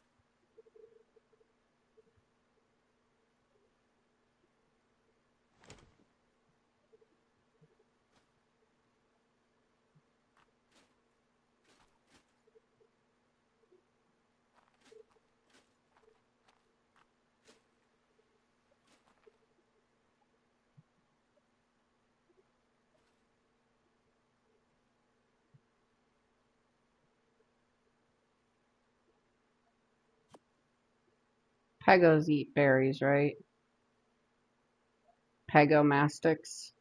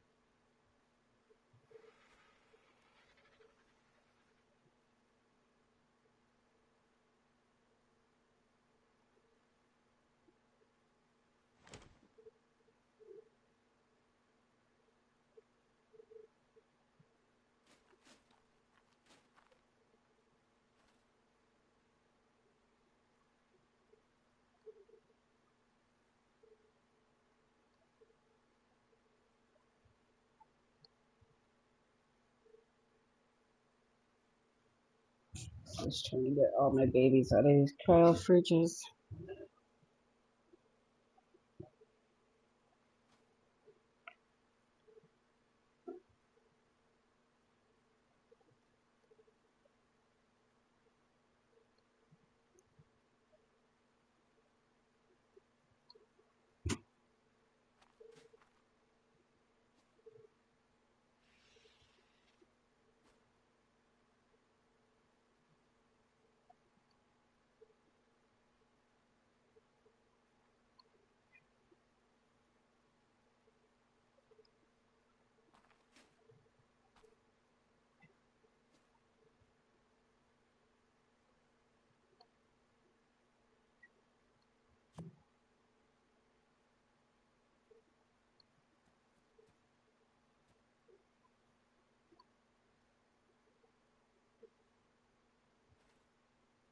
Zero going.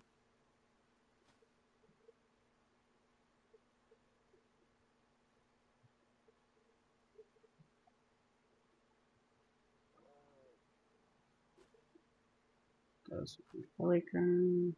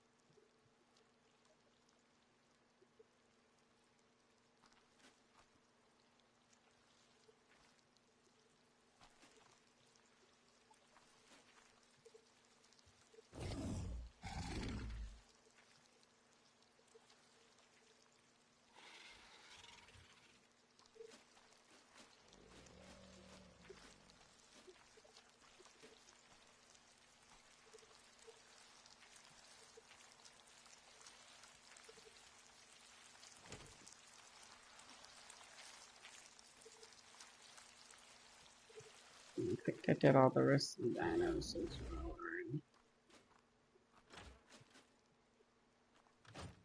Oh, I'm going to this way.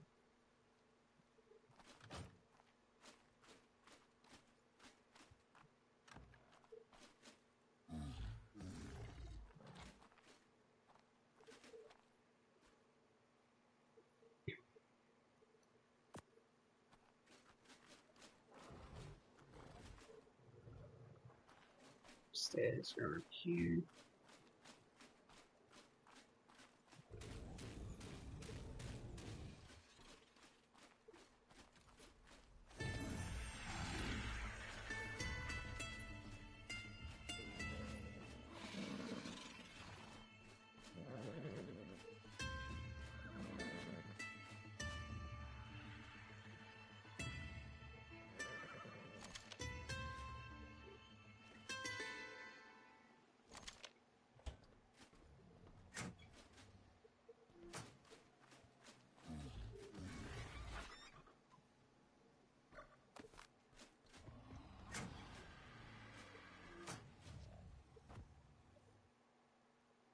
Lagging.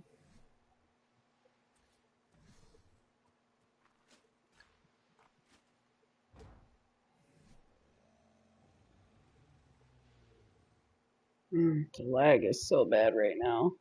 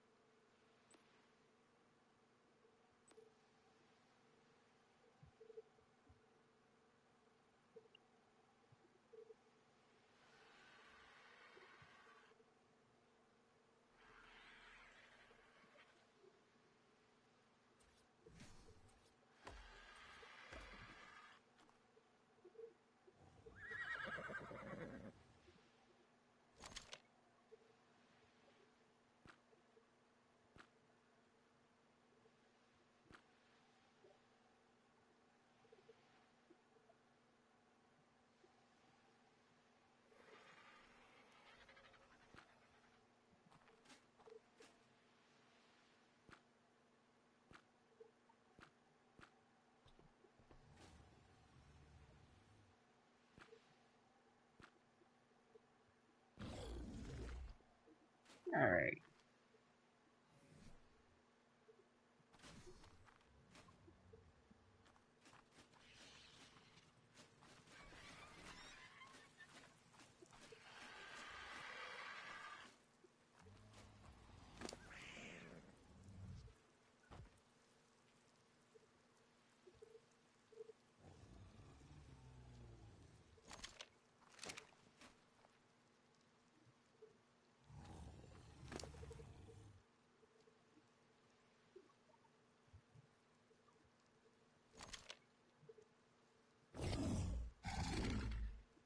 So I have plenty of meat in you.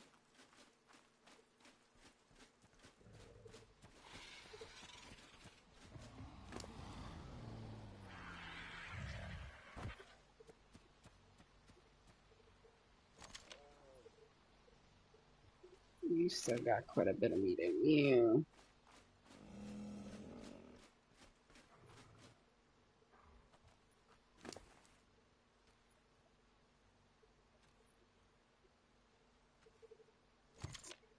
Alright, everything's still got plenty of meat in them for the iguana wise. So this girl is going to sign out and take her ass to bed. Yeah, I'm gonna go to bed early tonight. Can't keep doing this to myself where I'm going to bed at fucking 4 o'clock in the morning.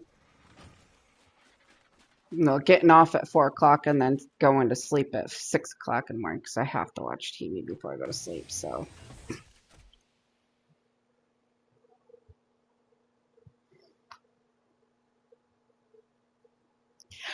Alright. Alright, dear. Well, I'm going to head off and go to bed. I hope you have a rest of your evening and get you some good sleep, and I will see you sometime later today. Good. Good night.